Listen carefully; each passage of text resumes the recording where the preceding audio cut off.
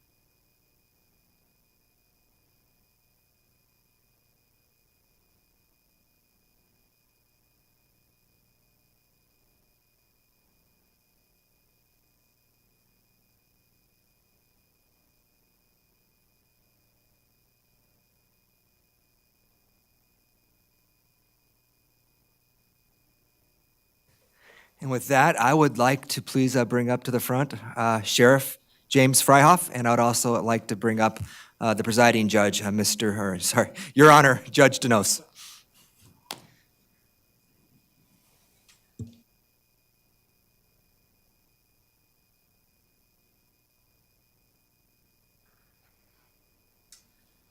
Please raise your right hand to be sworn in and repeat after me.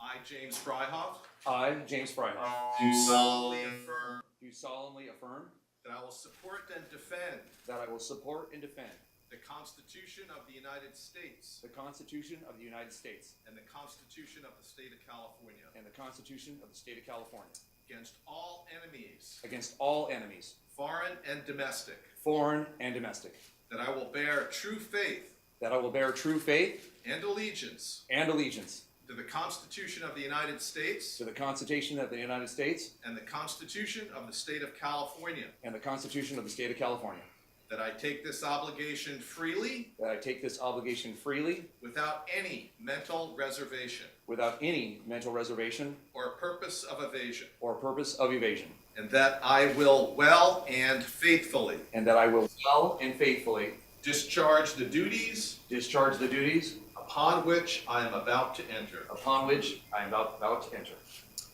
Congratulations, ladies and gentlemen. I introduce to you the Sheriff of the County of Ventura.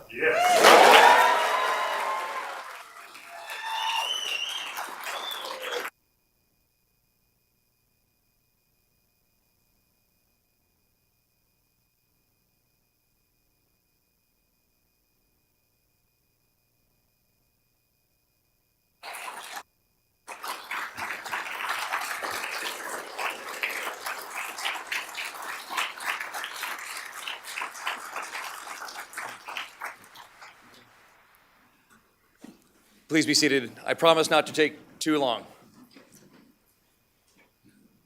Well, first, thank you, Board, for allowing me to have my swearing-in ceremony here at the Board of Supervisors Chambers. Thank you to everybody here in attendance. But I'm going to start by thanking my wife and my daughters Vanessa, Savannah, and Tracy.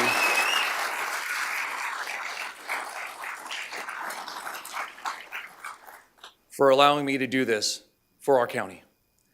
I want to thank all of you who voted for me, and for those that didn't, I'm here to represent everyone in our county.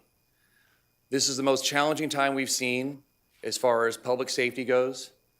We are here for you. We are here to support you. We are not your enemy. We can only do this together. That is how we all have to see this. Sir Robert Peel had said a long time ago that the public is the police and the police are the public. We just do this officially. But we are your neighbors. We're your family members. We're your friends. This is our county too. We want to see it be successful. We want to see it safe. We're going to support the officers who do this job. We're going to hold accountable those who fail the public trust.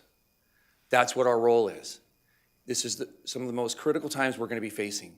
We need strong leadership who's going to stick up for what is right and call out what is wrong. I'm thrilled to be your sheriff. I'm thrilled to work with all of you. This is for all of us to do together. I'm Jim Freihoff, and I'm your sheriff.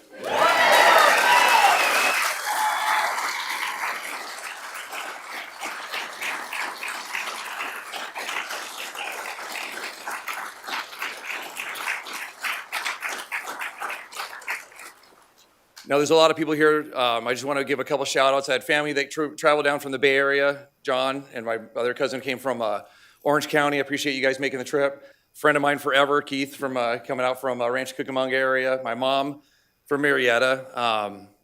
My dad passed away 4 weeks ago. He was not able to make it here today. Thank you, Mom, for making it. I appreciate it. Hey, Mom.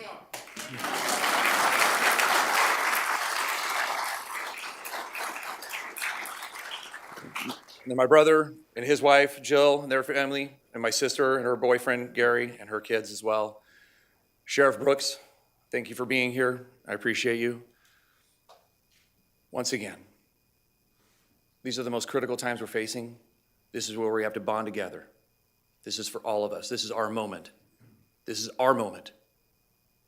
So I want to introduce my team to the county so you can all see who your executive staff is. Under Sheriff John Riley.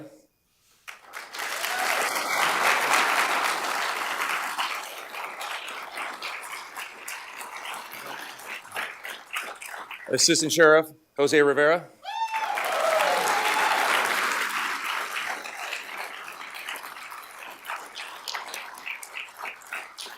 Assistant Sheriff Shane Matthews.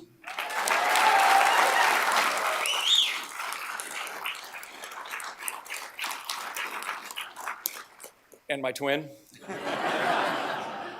Assistant Sheriff Andrew Salinas.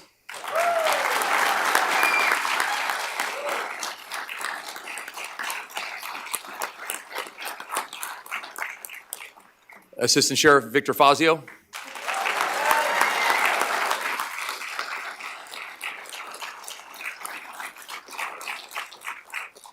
And one of the restructurings that I've done recently is I've added our professional staff, commander levels, as part of the executive team, because diversity of thought is important. I want to have as many people at the table that we can to help make the best decisions for our county. So our HR director, Becky Wilhite.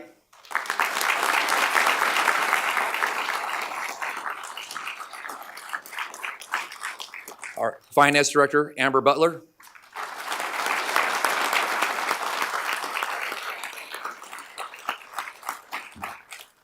And our Office of Emergency Services Director, Patrick Maynard.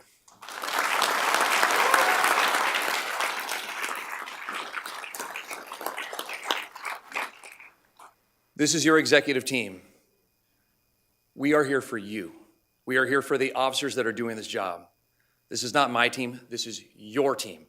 And we're gonna do this together, and we're gonna do it right, and we're gonna support our supervisors who are supporting us.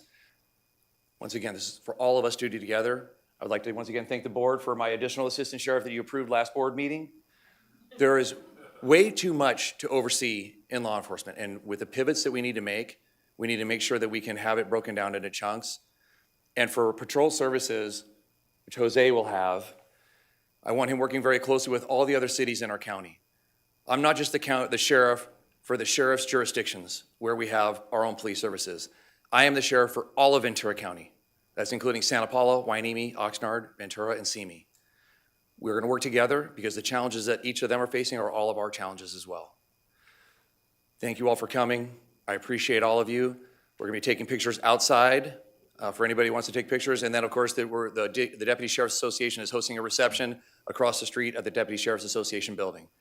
And a quick shout out to my FBI National Academy graduates. I went to the Quantico, Virginia with for 10 weeks. Thank you guys for being here. Appreciate you.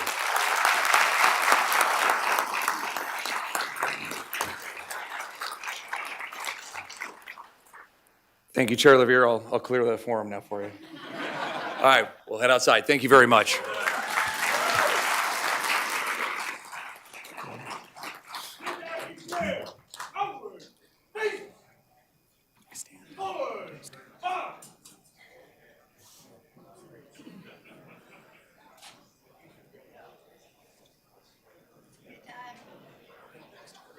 Congratulations. Feel free to bring us some cookies from the reception. Feel free to bring us some cookies from the reception.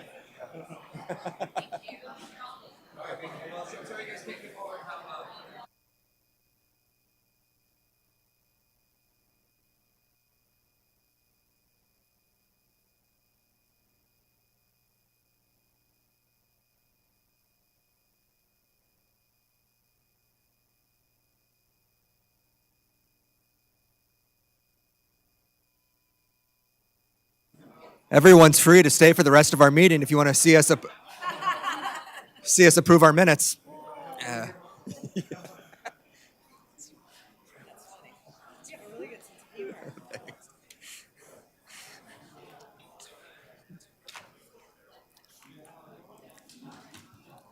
Give it a couple minutes to clear out.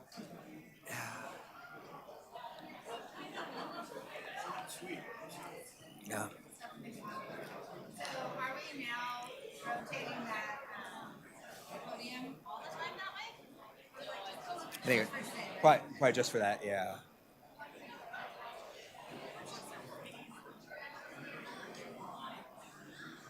That one goes your way. Okay.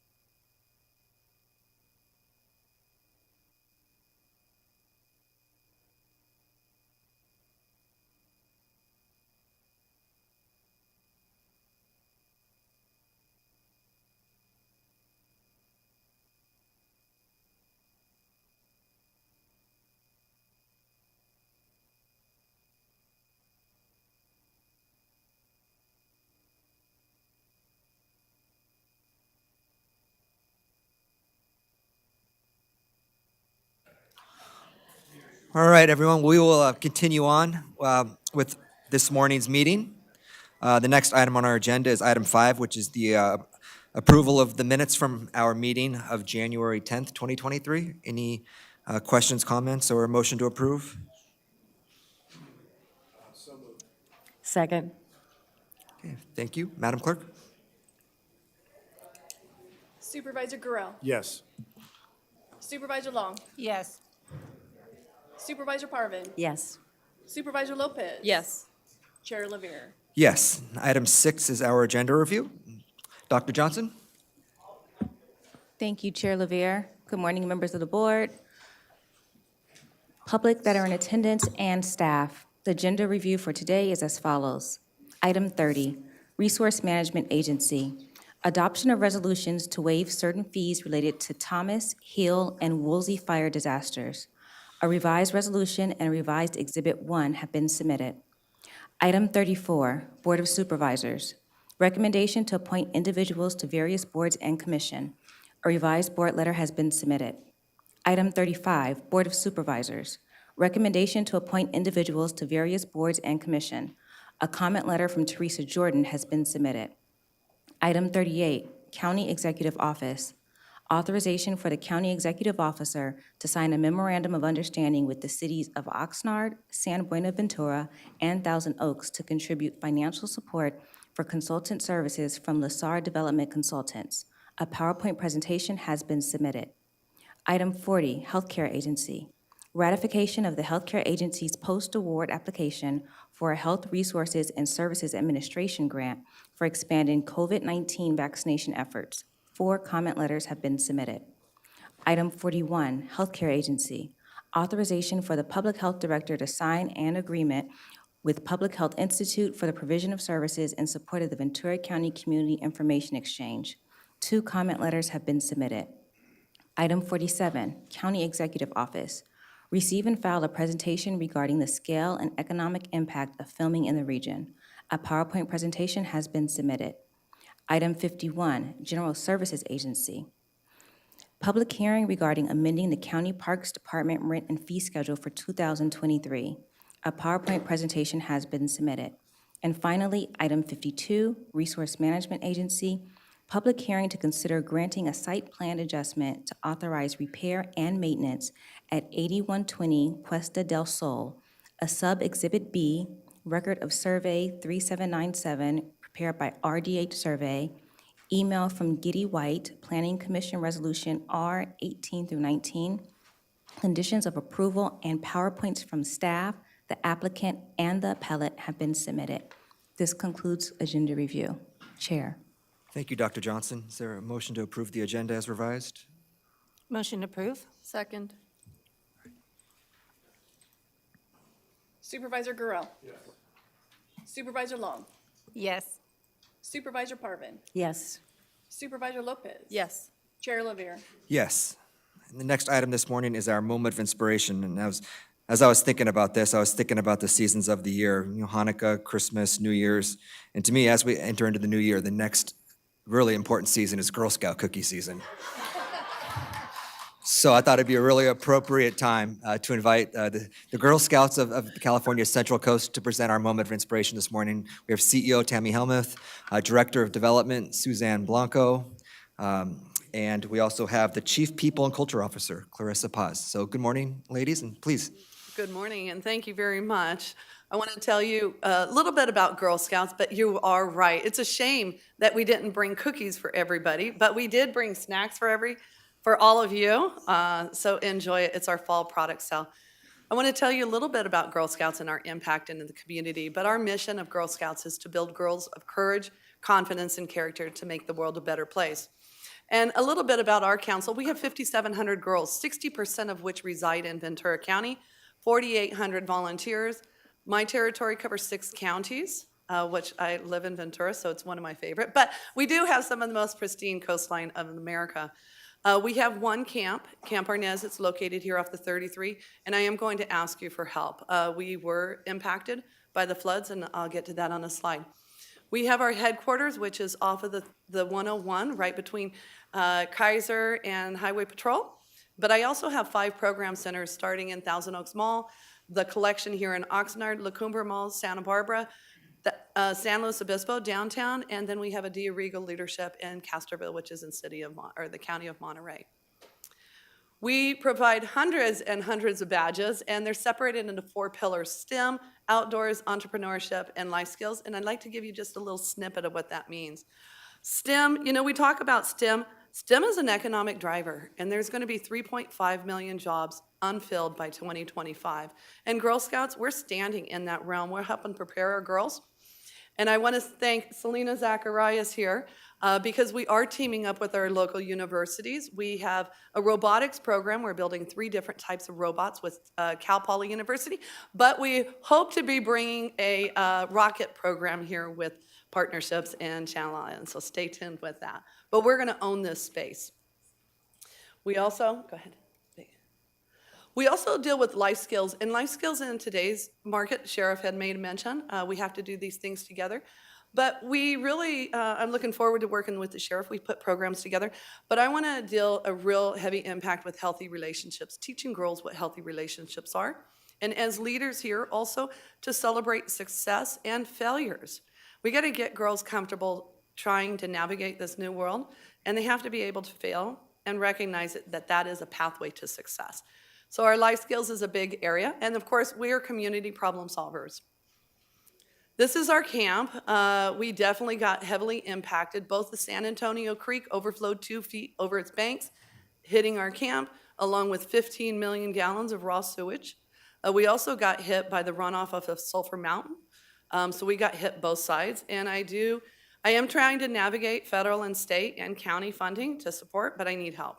So I invite you all for a tour of the camp. We have thousands of girls coming back. I'm going to go back one more. This is Sulphur Mountain Creek that overflowed, tore our, tore our security parameter. And then what's interesting, we have a herd of 12 horses, and we were good stewards of our neighborhood. We actually evacuated neighbors' horses. Meet Pip and Squeak, they're dwarf ponies, and we brought in about a dozen of evacuated horses to our property. Entrepreneurship, right, here we go. Largest entrepreneur program in the world. Girl Scouts are hitting hitting the streets this weekend. If you ever want to go see a mega drop, we have trucks that come in, drop 1.5 million packages of Girl Scouts this weekend. What's interesting about this is we provide girls, they earn $1.8 million is forecasted this year in cookie troop proceeds to reinvest back into their community. So it's more than just a delicious treat. There's a lot of knowledge inside the box. And then they take those funds, go ahead next, and they invest in the communities through our higher awards. I just want to take a couple seconds. We have 3 higher awards, bronze, silver, and gold. Bronze, 4th and 5th graders, go ahead. This is the program they do. It's absolutely amazing. They're making hygiene kits for the homeless, creating community gardens, help with forgotten pets, and really paving the way for racial justice for children of migrant workers. Those are your young girls.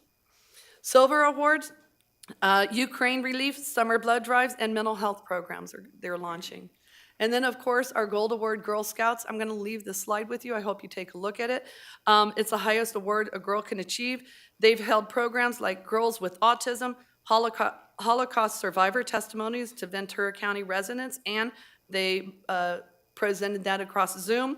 And the LGBTQ pronoun education to teachers is just a few of the amazing programs, impacts to our community. So that's what Girl Scouts do in a 5-minute presentation. Please reach out, support their cookie sale, and watch out for that sweet substance hitting the ground this week. And you can find your dealers. They go by the pronouns of, seriously, of daisies, brownies, juniors, cadets, but please support them. Thank you very much. And I do ask for your help with Camp Arnaz, please. Thank you. I should ask, is there any questions? Well, yeah, thank you so much, Tammy. Any Thank you. questions or comments? Supervisor Long? No, I was a brownie. It was fabulous. Just have to say, I've done a lot of sewing on those badges. But it really, the confidence that you instill in the girls and the mentoring, and it's a village. I just really appreciate all of it. Yes, the cookies are amazing. I think you eat one and you eat the whole box, but, that's the story for another time. But just thank you so much for being here and doing all that you do, everyone. Thank you. Thank you very much. And I wanted to add one more thing about the camp. It's not just a camp for Girl Scouts and programs. We also are environmental friendly, and we have a monarch breeding program that Tammy has started, and that we really need help getting that off. And it's part of our awards for girls that are doing monarch butterflies. So we just need your support. Thank you. Thank you. And I did mention, I forgot one of my team members, Summer. Summer is our Director of Equine and Programs at camp, so if you ever want to come out, shoot some bows and arrows and archery, we have an astronomy pad. I would love to host you guys. Thank you so much. I think we have a few more comments. Oh, yes. Supervisor Parvin? well, I'm looking forward to hearing what you're going to be doing with your rocket program. But aside from that, I was a Brownie and a Girl Scout. I didn't earn my Gold Award. I'm not even sure if it was in place at the time that I was a Girl Scout. But I do know a lot of young women that have received their Gold Awards, and they're doing amazing things beyond that. So thank you for the work that you do, and I know that you love what you do. I can see it in your face. I do. Thank I you. think it's important, 78% of elected officials did go through Girl Scouts at one time or another. Yeah. We have proven success record of building female leadership. Yeah, So- keep going. We will, thank you. And I will say, we did talk about the Monarch Breeding and Research Center at camp, but it's also, we serve thousands of kids, not only Girl Scouts, but we have day camps that come in from all over the county, and we need help to get those kids back on our sites. So thank you. Thank you. Anything else? No, just thank you so much Board, for everything, thank you. everything you're for raising the future leaders of tomorrow. So thank you.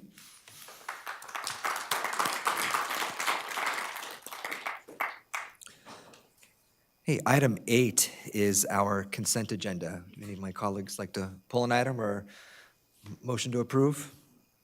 Motion to approve? Second.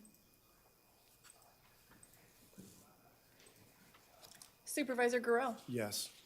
Supervisor Long. Yes. Supervisor Parvin. Yes.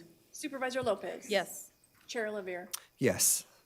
And next, we are going to receive a quick storm update. And for that, I turn it over to our CEO, Dr. Johnson. Thank you, Chair Lavere. As many of you are aware, and just starting January 8th, we had a significant storm event. Because of that, on January 17th, the sheriff issued a proclamation declaring an emergency. This will help us to be reimbursed for funding. So what we're going to do today, we have Patrick Maynard, the Director for OES. We have Deputy Chief Chad Cook with the Ventura County Fire Protection District. We have Melissa Livingston with the Human Services Agency. And I believe we have David Fleisch from Public Works to come and give an update of what has been done to date, the pre-assessment of the damage, and the work that they are doing in order to advocate for our county, working with FEMA to bring relief to our residents. Thank you, Patrick. Good morning, Chair Lavere, members of the board, Dr. Johnson, Patrick Maynard, Director of Sheriff's Emergency Services. A little more sleep behind me today, so nice to see you all again.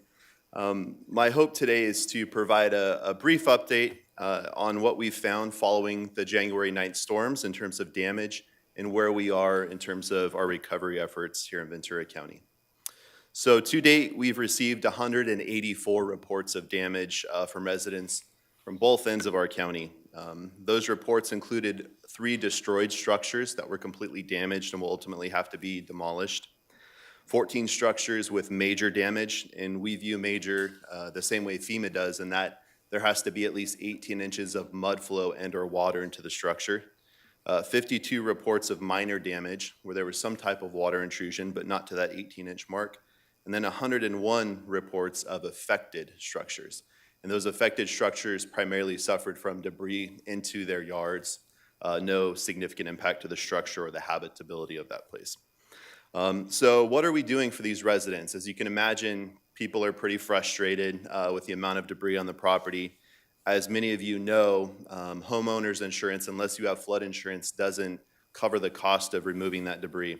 So there's a couple of avenues to help our local residents. The first option is the FEMA Individual Assistance Program.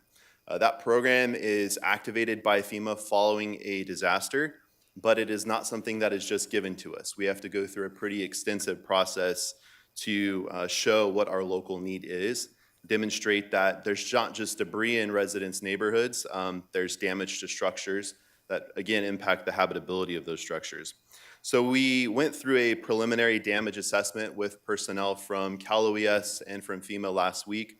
We have and continue to provide them data on the damaged structures and the impacted structures in our county. And we're very hopeful that within the next few days, as early as today, we receive an approval from FEMA for the FEMA Individual Assistance Program. That program offers several types of assistance to residents. The first thing is temporary rental assistance. So if you have to relocate because of damage to your home, they'll help you with that. They'll help with repairs that need to be made. And most importantly in this event, they'll help with the costs associated with removing debris from private property. So again, we've submitted data pretty much from the day after the storm until present. We continually update that data. We've had some great support from our supervisors, also from our congressmen and women. We've done tours with both. They've both sent letters of support to FEMA, encouraging them to approve this program. And I expect approval here within the next week or so, again, as early as today. One of the other things that we've done to help residents out on private property is partner with Team Rubicon.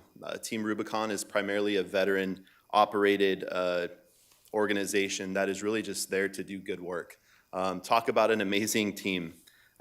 Team Rubicon has brought out over 30 volunteers. They've been assessing structures since last week, and just yesterday they established their command post, if you will, and they're actually starting cleanup efforts today. So they're headquartered out in Fillmore for this event. They'll be doing work in Ojai, Oakview, Miners Oaks, Piru, all of our hard-hit communities, and they'll be going out just helping residents clean the debris from their private properties. That work is work that we in the public sector can't do or pay for directly, so it's great to have an organization like Team Rubicon step up to the plate. While we can't pay for that service, we can pay for their logistical needs to get them out there. So we are helping them with hotel stays, meals, equipment, all that good stuff, so they can go out and do the good work that they do. I can tell you that over 80 requests have come in from private residents requesting assistance with debris removal.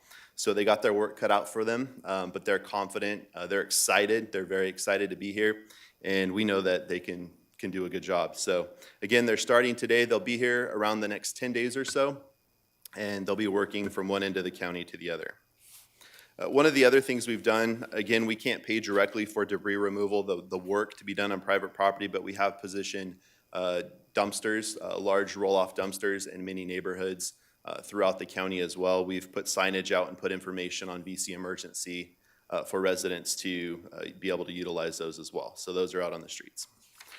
Switching gears, I'll go over to damage to public facilities and share with you that, again, since day one of the storm, we started tracking damage to public roadways, other types of public infrastructure. We saw a lot of impacts to water districts and water facilities, water treatment facilities, as we heard earlier.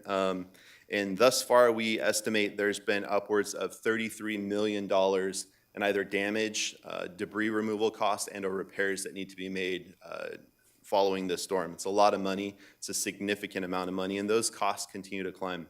I don't want to steal some of the other speakers' thunder, but I will tell you that within the county alone, including public works, response costs, things in that realm, we're looking at well into $14 million. All of those things will be eligible for FEMA reimbursement, thankfully. The city of Ventura experienced around $8 million in damage, and then the balance of that is primarily damage due to infrastructure at water districts, Senior Canyon, Ojai Sanitation District, and Casitas Municipal Water District. They all suffered extensive damage. The good news is there is the FEMA Public Assistance Program here in Ventura County. We have our share of disasters, so we're very well versed in the FEMA Public Assistance Program. We've already received partial approval for some of those funding categories, and we expect full approval in many of those other categories in the next week or so.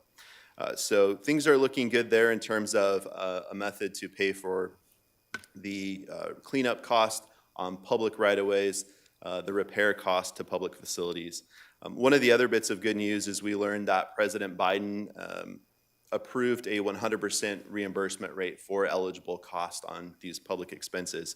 Typically, there's a local cost share that we encounter with those, It ranges from 6 to 25%, and at this point, the federal government has approved, at least for debris removal and emergency protective measures, 100% reimbursement, which is a good thing for our county. And lastly, Dr. Johnson highlighted this earlier, but last week, Sheriff Freihoff signed an emergency proclamation. That emergency proclamation can be used, it's a tool used for a lot of different things. In particular, in this case, we weren't asking for any emergency powers for procurement. We had master agreements with vendors to basically do what we needed to do. We weren't thankfully asking for an emergency curfew, but in this case, we were really just looking to formally acknowledge the existence of a local emergency. And we did just that. That also puts us in the realm of eligibility for those FEMA funds. So that was done last week by Sheriff Freihoff, and again, the request today is for your board to then ratify that emergency proclamation. That concludes my updates. I'm happy to answer any questions. Thank you, Patrick. It's just, the team is just very impressive. It's sad to say that we lean on 6 years of experience on this. And to be able to plug and play with this next disaster is just horrendous. But we're here, and we're even in better hands because of it. I wanted to ask you in regards to the farms. You've talked about individual assistance. I know we were looking at Piru and how even their cars, mud up past their wheels, all that, and then also into the property. You've done a fabulous job cleaning all the roads and so forth, the access roads, and really appreciate Public Works and all the team doing it. But what do we have for the farmers? I was talking with our farm bureau the other day, and I think there's some forms or something. Could you elaborate? Yeah, thank you, Supervisor Long, for that question, and I should have covered that in my update. We continue to work with the Ag Commissioner, who's working pretty diligently to tabulate damage to our ag industry. And right now, that damage is looking to be in excess of around $8 million and continuing to grow. It's a slow process gathering that information. As we've learned, many of these farmers, ranchers can't actually access their properties just due to mud. So the bulk of the damage we're seeing is really to infrastructure. It's not due to crop loss. But there are programs available. One of the requests that we did make to the state and to the federal government at the onset of signing that proclamation was for access to the USDA's emergency relief programs. That will offer financial support to farmers to cover things like crop loss, damage to infrastructure. Pretty much all of their losses will be considered. Of course, they look to see if those things are insured before they assist, but there will be an option for farmers to seek reimbursement. We are collecting information, so if there are any farmers or ranchers watching or you have constituents, we ask that they submit a damage report, and there is something specific on VC Emergency, so go to vcemergency.com and fill out that damage report. Most importantly, that lets us know how we can communicate to you. So we have your email address, your phone number. We can send you an email when those programs are ultimately activated and let you know how to get that information. And then, perfect, thank you. The other thing is on the Sespe Creek, Santa Paula Creek, we had our team staff go out with a bunch of people. Is that included into the costs that we were talking about? Also Lake Piru, making sure that's stable. And also the bridge, everyone saw the picture of the railroad where the bridge was there a minute ago and then it was washed away. And I know that's 1.5 or something. All of these costs, is that included in it, or are we working with state, federal? It's a huge group. Lot to unpack in that question. I'll try to be brief. As it relates to the damaged bridge and the damage done to Lake Piru, those costs are eligible under the FEMA Public Assistance Program, and they are included in the $33 million estimate that we're providing. Remediation work to the Sespe Creek or San Antonio Creek, all of our creeks, is something that will be a long-term project. One of the good things, if you will, that come along with this federal disaster assistance is funding through the FEMA Hazard Mitigation Program. And that allows us to go out and do work following these disasters to hopefully prevent future issues. So I'm sure the team at Public Works and perhaps Deputy Director Fleisch will mention this. We'll be pursuing those hazard mitigation funds and looking to do work in some of these locations like Sespe Creek and Fillmore. Thank you very much, because I know we have a lot of individual homeowners and so forth that are really concerned, so thank you. Absolutely. Supervisor Grill? Yeah, thank you for the presentation, very helpful. You mentioned the FEMA Individual Assistance Program, and you also mentioned the work that Team Rubicon's doing. Is all of that information included on VC Emergency? And so it's a repository for all constituents to go to try to seek more information on that program? Absolutely, and thanks for asking, Supervisor Gurrell. All that information can be found in both English and Spanish at vcemergency.com. And just one other question. I was glad to hear that there's 100% reimbursement for the public impacts. Do you know what the percentage of reimbursement is for the individual assistance program? Great question. It caps out at $41,000 under the highest case scenario. So if you lose your home, you are uninsured, FEMA assistance caps out at $41,000, so far from what you would need to actually rebuild your home. In terms of replacing damaged property, all that's done on a case-by-case basis. And I would just encourage people to take lots of photos now, keep receipts for any work that you're doing ahead of FEMA reimbursement. All of those things may be eligible, but I will be honest and sincere when I say if you did lose your home, FEMA will not pay to completely reconstruct your home. It's something that is often misunderstood by residents, in that there's been a disaster. Where's FEMA? They're going to rebuild my home and buy me new stuff. That's not how this works. So under the best case scenario, again, that assistance from FEMA tops out at $41,000, which is far from what you would need to do much. The important part is that FEMA does provide that assistance to provide you some temporary shelter. If you need to rent an apartment or a condo or something on a short-term basis, replace clothing, your baseline expenses, they will help you with those things and at least get you started on the recovery process. Thank you.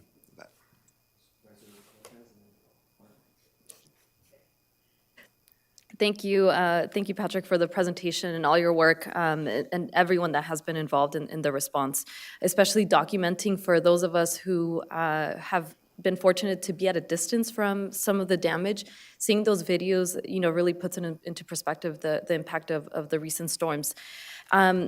You mentioned that the individual assistance notice is expected sometime today, so correct? Or that's more or less. Is that the same as having the FEMA emergency declaration that we saw other counties receive closer to the storms? Yes, so thank you for the question, Supervisor Lopez. The FEMA Individual Assistance Program is similar to what we've seen in Santa Barbara County and one of the other counties to the north, I believe San Luis Obispo County.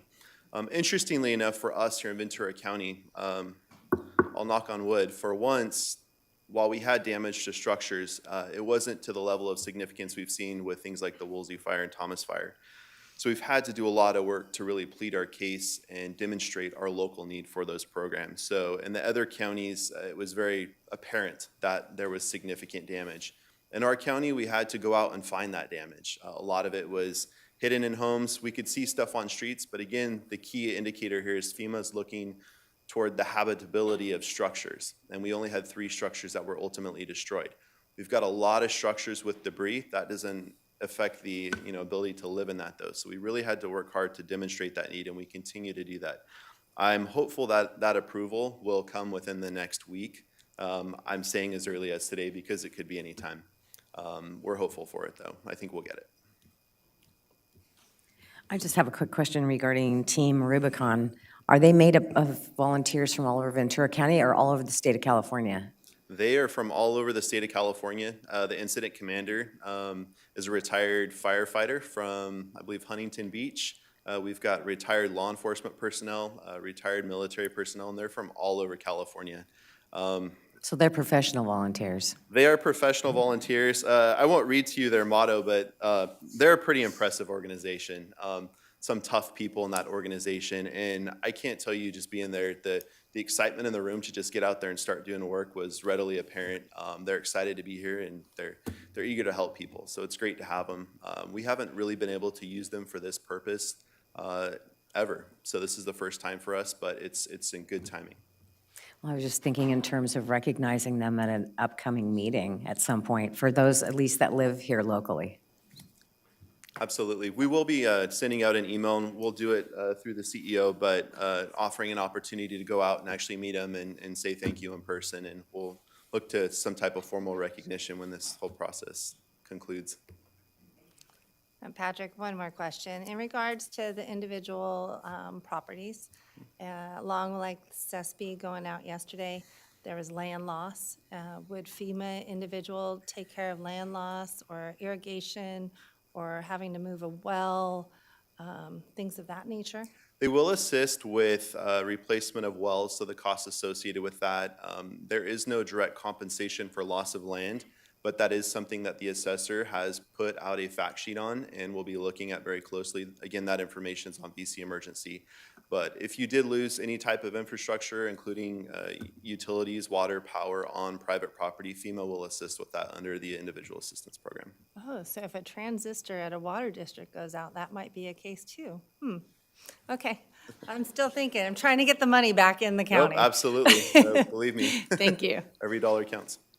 Well, first, thank you. I know you and your team have been working around the clock the past 2 weeks. I feel like we get emails from the OAS team all hours of the day, and it's just much appreciated how hard you're working for the public and also keeping us abreast of all of the updates. So thank you. The one question I had is, we have public assistance, and we're saying our prayers that we get the individual assistance. But where do like businesses and nonprofits fall into this? Yeah, so under some cases, the FEMA public assistance and or individual assistance programs can be leveraged for NGOs. So there may be an opportunity, and I hope to speak to the Girl Scouts team about their losses or their challenges that they've had. So there are some opportunities there. The business community, it's a little bit different. And again, the Small Business Administration does jump into the disaster assistance realm to help out with low interest loans. One of the downsides to that though is those are low interest loans. They are not grants. So there's no open grant program for just general businesses, so to speak. Really the SBA goes out to provide those low interest loans. I can tell you that representatives from the SBA were present with us last week when we actually went out and did those assessments. So they're well aware of the circumstances. We had 2 representatives here to see all of our damage, and I anticipate when the individual assistance program is activated, SBA will be activated alongside it. And the low interest loans, I assume that covers business losses, but does that also include damages to businesses? It does, Okay. absolutely. And interestingly enough, although it's the SBA, they will also provide low interest loans to residents. So back to the FEMA individual assistance capping out at that $41,000, they then will assist with a low interest loan, very easy to qualify for. There's virtually no qualifying for to rebuild. So there is an option, path forward for individuals through the variety of those programs. One thing probably worth mentioning is when these programs are activated, FEMA will establish a disaster recovery center here in Ventura County. We've seen those in the past, but that's a physical location where FEMA staff are present, where our residents can actually visit and ask questions, sign up for assistance, get help navigating through this complex process. We deal with it every day, and it's a complex process for us, so I can't imagine what it's like for our residents. One more question. On the road to Matilaha area, that's going to be covered? Yes. Okay. So $5 million plus, and I'm sure Mr. Fleisch will speak to that, but that should be an eligible expense. Very good. Thankfully. Great. Thank you so much, With Patrick. that, I'll pass it over to Deputy Fire Chief Chad Cook.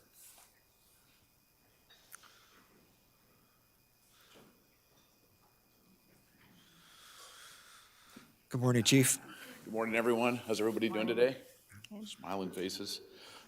Chairman LeVere, thank you. Board, Dr. Johnson, thanks for allowing me to speak just a little bit today on a couple of items.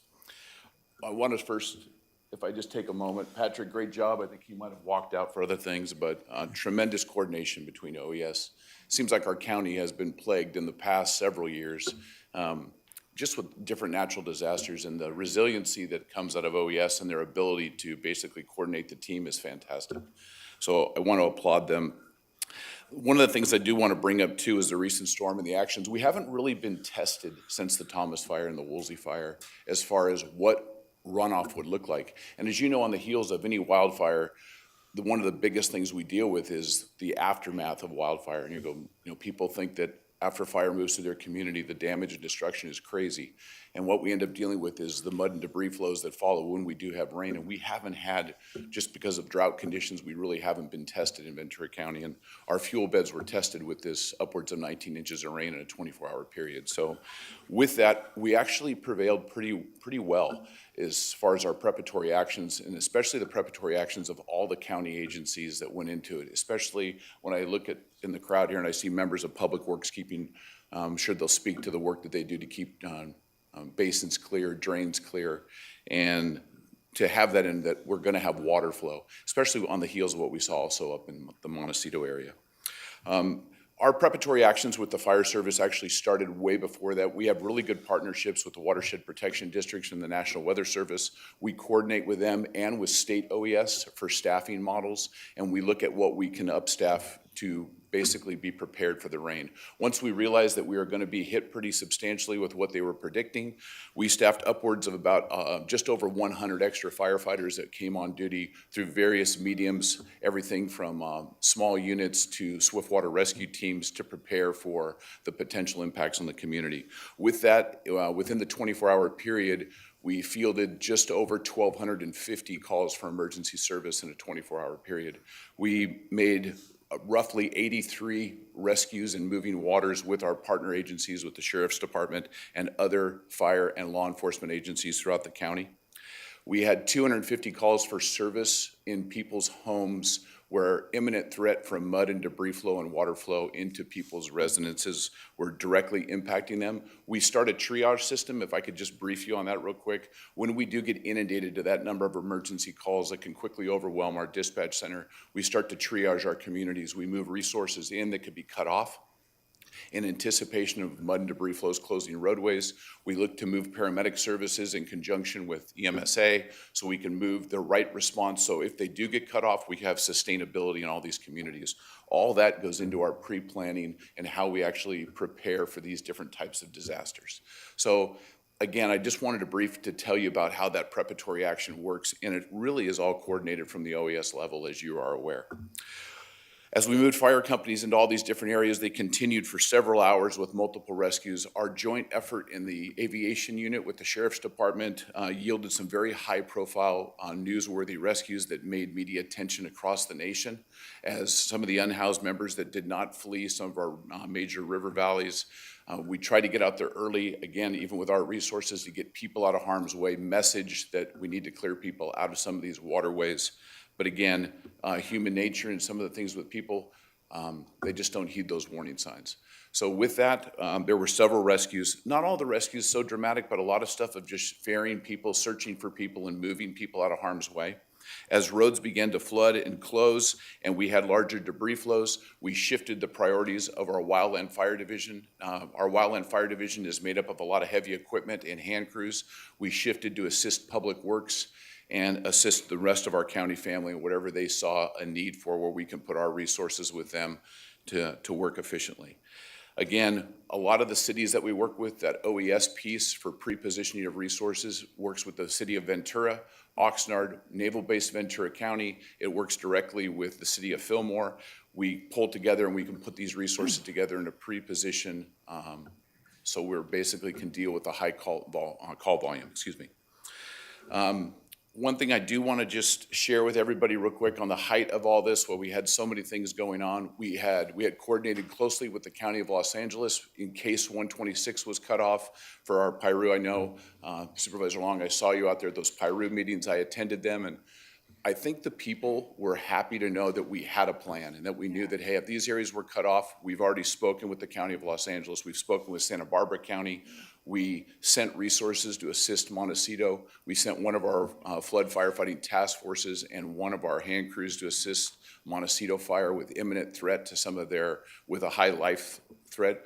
We use that through the mutual aid system to help them out, and we had a short leash on them to pull them back in case we had imminent threats here. So it was a sharing of resources.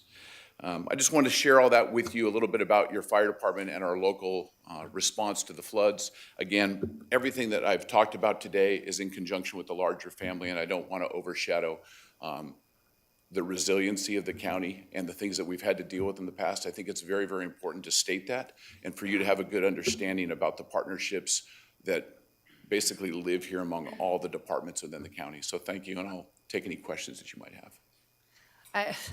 Just always so impressive, just our team of people and what they do to rescue.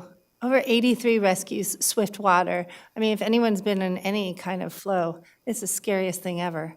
And to have our men and women be rescuing others in those and just risking their life as well is just so impressive. Just so responsive. Thank you so much. We had many residents really concerned when we went from one storm to another, and how roads got cut off so quickly. But the pride of our residents, I just saw so many videos of Ventura County being caught doing well. Public Works, Fire Department, CHP, OES, everyone working as hard as they can to keep that 126 open. It was fabulous to see the pride out there, and I just really want to say thank you. I mean, I'll continue to say thank you, but yeah, it gets scary when you're in those situations, and to be able to have someone to help you with that is really important, so thank you. Thank you. Well, thank you so much, Chief. Thank you. Yeah, appreciate you being here and giving that update. Thank you, Chief.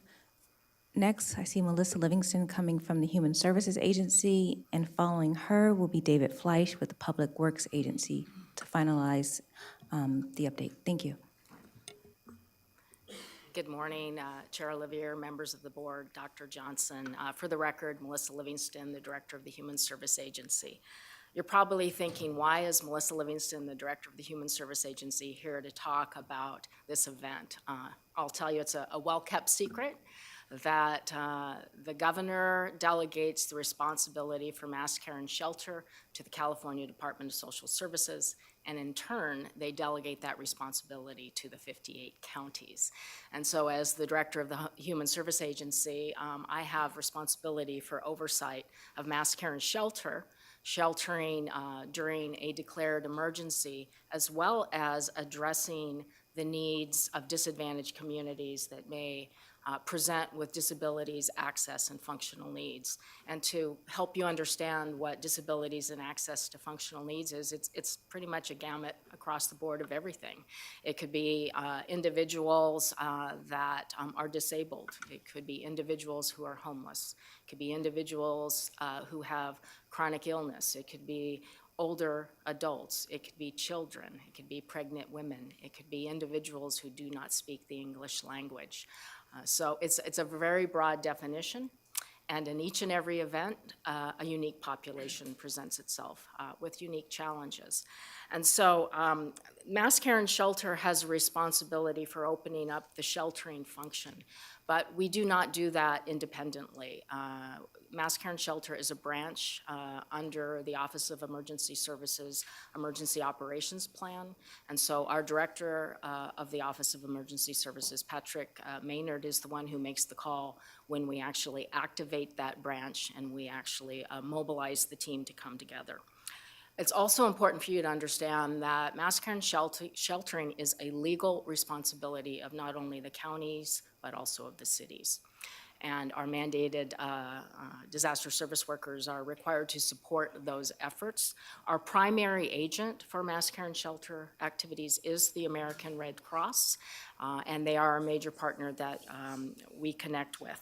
So when we open up the mass care and shelter branch, all of the partners come together, and that includes identifying what cities are impacted, bringing them into the fold, bringing in all of our county partners, as well as community-based organizations that support these types of efforts. Traditionally, the partners that come forward during these events are American Red Cross, as well as the Salvation Army. So as shared, this event was most unique, as most of us responded to and started to settle in and, if you will, take sanctuary, whether it be at home or in our offices for that first set of storms that came. At the end of those storms, most of us all still had a roof over our head. We had warm meal. We had a place to sleep. We didn't lose our possessions. And we might have had some flooding, minor or not. Our unsheltered population is a disadvantaged, underserved community that always bears inequities during these types of events. And they bore a very significant inequity as, for many, what they call home no longer existed. The riverbed flooded, there were debris flows, and for those that lived in the riverbed, they lost all of their possessions as well as their homes. And others that lived in other locations, unsheltered, also lost their homes and many of those possessions. So we knew going into this event that that was one of the major populations that we needed to serve. So there were actually two events that happened. There were two sheltering events.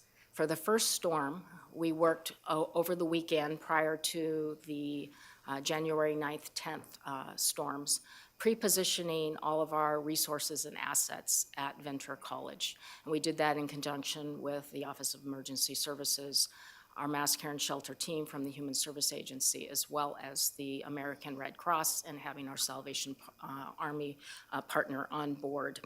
A decision was made to open that shelter on Monday. It opened, but unfortunately, by the time it opened, with the quickness of how the storms started to actually flow and actually start to close down roads, we had a lot of road closures. And unfortunately, many of the exact residents that we thought that we would be housing, specifically those on evacuation order from La Conchita, from the RV park in Ventura, as well as the Ojai area, were not able to get to that shelter.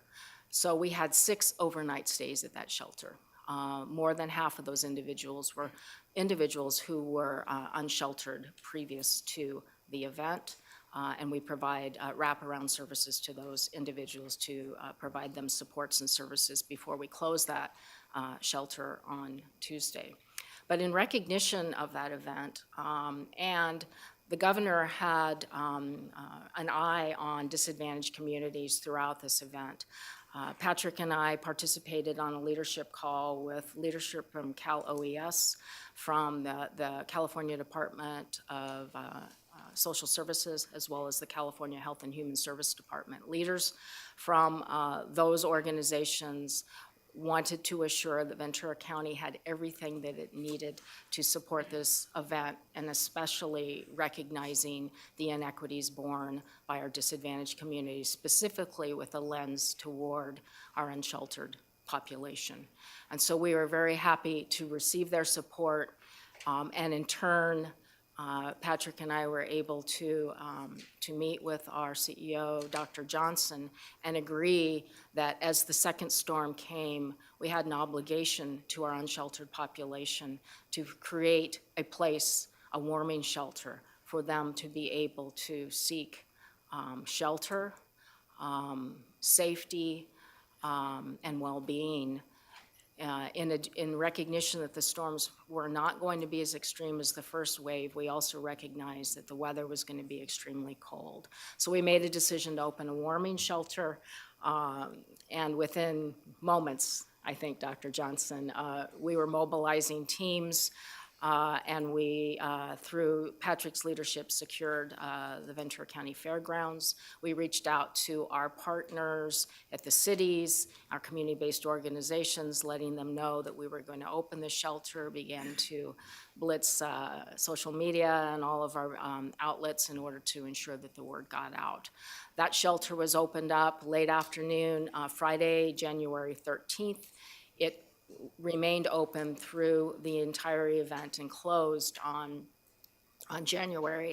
Tuesday, January 17th. And during that time, we saw 187 individuals actually registered to seek services and support. And 97 individuals actually had overnight stays during that period of time. I want to recognize that that event was not easy to carry off without the leadership of our Mass Care and Shelter team, who has been drilling and stockpiling all of the things that we need to do to open mega shelters. We were prepared, and our Office of Emergency Services oversaw the event, ensuring the facility met our needs and ensuring that all of the logistics were in place to make that shelter functional. And so I want to recognize that those events don't happen magically, and they don't happen without commitments from disaster service workers, our volunteers, and community-based organizations. We had 150 volunteers who supported the event. 75 of those came from our Human Service Agency. We also brought in what are called FAST workers, which are functional assessment service teams that actually come in and do one-on-one assessments with each individual to ensure that they do not have any disabilities or access and functional needs that need to be addressed. One, determining if a shelter is an appropriate environment for them, or two, making sure that they're safe and well as they stay in the shelter. We had 25 other county partners who stepped up as disaster service workers, and about 50 volunteers that came from our community-based organizations. They all put in 12-hour shifts, either a day shift or a night shift during that period of time. So I want to tip my hat with great gratitude and appreciation to all those who participated, of course, starting with our Offices of Emergency Services in the leadership of Patrick Maynard, our public health and emergency management services. We brought public health nurses in, medical doctor corps, as well as our whole person care team, our behavioral health case managers who came to ensure assessments and wellness of the residents.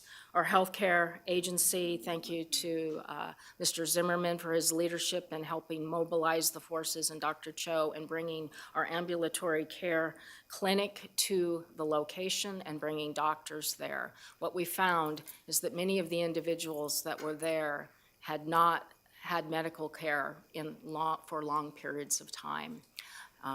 Some had conditions that required them to be in a different location, and others had wounds that had not been addressed over long periods of time. So we were very grateful to the service of our medical professionals in coming in and supporting the event.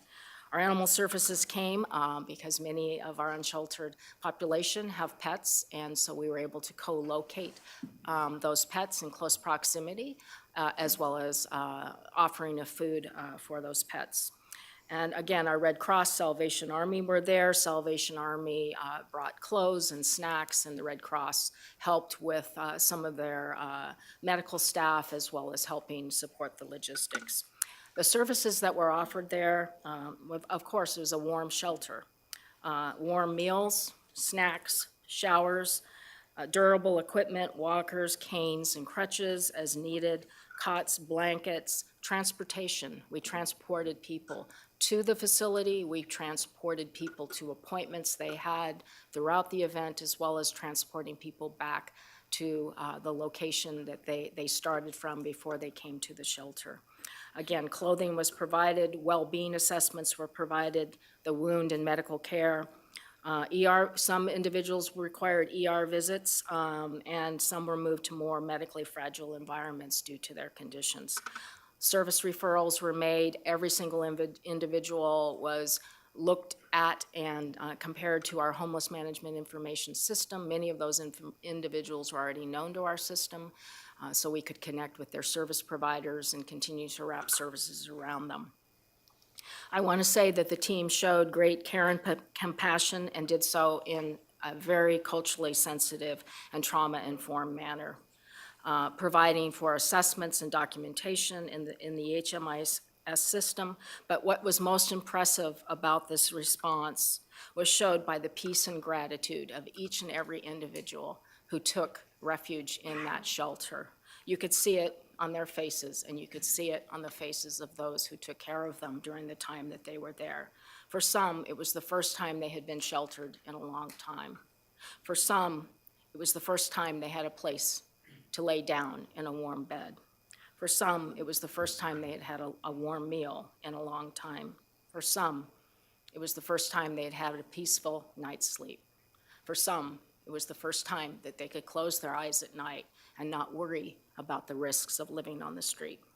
And for some, it was an opportunity for seeking wellness and medical care that had gone unattended for a long period of time.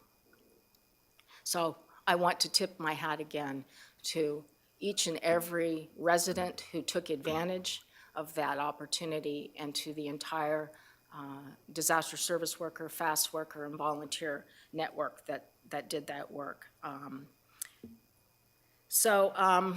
In closing, I really want to call out item 38 on your board's agenda today. It's an important item as you look at approving an MOU with the cities and the work of a consultant to develop a plan, a comprehensive plan regarding prevention and ending homelessness, because the priorities that you make in that plan and the policy decisions that you make in that plan will help us do this work of response and recovery in a more successful fashion.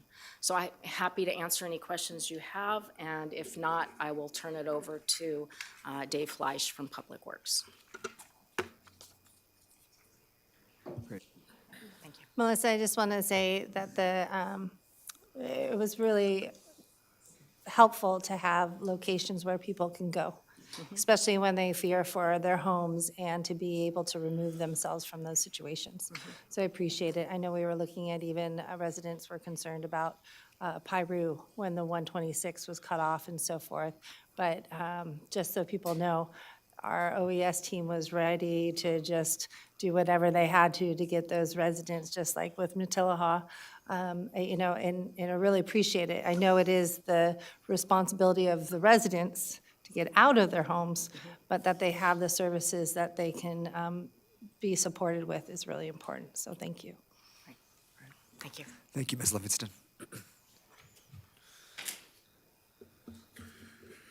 Good morning, Chair LaVere, Supervisors, Dr. Johnson. For the record, I'm Dave Fleisch with the Public Works Agency.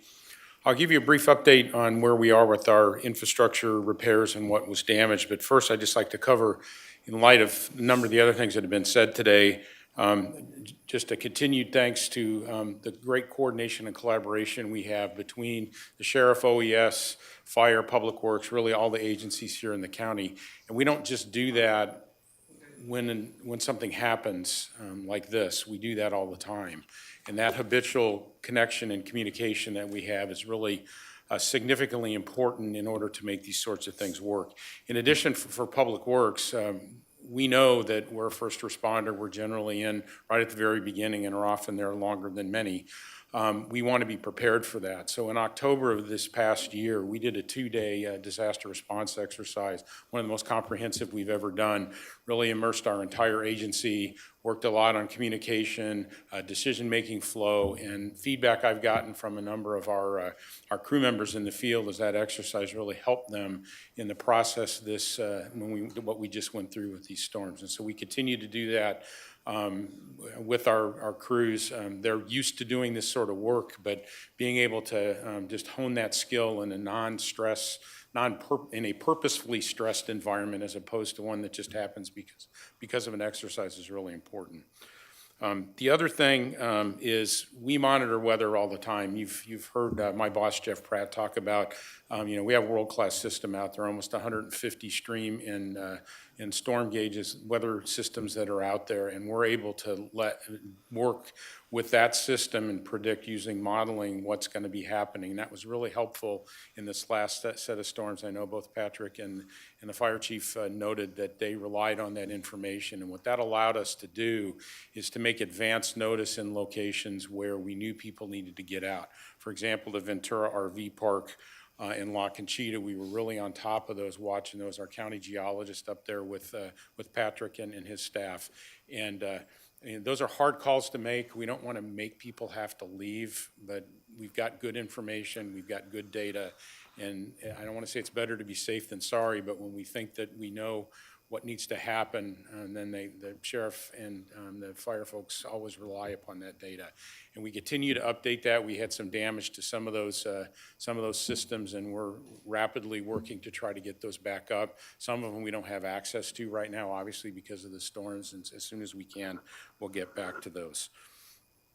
In addition, we routinely, when we know storms are coming, we have patrols that are out from both our watershed group and from roads and transportation to the chronic prone areas that we know that we have. If you've seen, there's a lot of areas where we have flooding signs where we can actually just turn the sign, and when it's obviously not flooded, they're not turned that way, but we turn them so people know that. We also know where those problem spots are, and we try to notify people, and we let them know when we're out there to help them. But as I said, people don't want to leave their homes, people don't want to leave their property, and so we have to really work that and coordinate that very closely with the sheriff and the fire folks. So where are we with the status of what we have? Initially, at the beginning of the storms, we had about 55 miles of road closures, which was about 75 roads. That 55 miles is about 10% of the unincorporated county roads. Today, we have 40 miles of those fully open. Now, that doesn't mean everything's cleaned up, but the roads are open, and I'll come back to that in a second. Of what's left, there are 13 miles of that 15 that are not fully open, that are open to local and emergency traffic. Those are Matilaha Canyon Road, Casitas Vista Road, Creek Road, Guyberson, and Torrey Road. And 3 of those, Supervisor LaVere, are in your district, and 2, I believe, are in your district, Supervisor Long. And it was important, we talked about the systems, the water and sewer systems. The reason why Creek is closed is because Ojai Valley Sanitation had 2 major sewer line breaks, and that portion that's closed on Creek is to facilitate their repair of that line. The residents can get through there and emergencies can get through, but it's not open to the public. If you're not familiar, a lot of people like to take that road instead of Highway 33. It's a little more scenic route. I don't know, I would want to do that today, but it is a little more scenic route. Those that are permanent or that are fully closed, we have repairs underway. It's just 2 miles of roads. There are 3 roads that are fairly short. 2 of them have low water crossings, which by definition, when we have a lot of rain, they get flooded, and it takes some while to clean those up and let the water recede. And that's Camp Chafee Road and Creek Road and McNell Road. Those are the 3 that are closing. Again, Supervisor LaVere, those are unfortunately all in your district, but that's a kind of a common problem in those areas where we have a lot of creeks. What's been really wonderful in this process to getting them open, again, a shout out and thanks to the fire department. They had several crews out helping us specifically on Creek Road and Santa Ana Road to try to help get things open. And that was a huge help for us because we don't have enough staff to be able to get everything open right quickly. And so the more resources we can put on, the better, the quicker and the better it is. We also had over 20 local contractors that are out there, were out there and are still out there. We got Matilaha open a lot faster because the contractor that we had out there just got on it and wouldn't get off until he got it done. The question Supervisor Parvin you asked about, is that covered? We've got we estimate now about $15 million worth of damage to county roads, and that's rising because we haven't been able to do all the assessments. All of that data has been provided to Patrick, and that way, and we were out with the FEMA team last week, both on the road side and on the watershed protection side, and so we're continuing to track that. The good news is we've got experience in this, and so from the very beginning, we were counting hours, counting material, counting all the things we needed to do.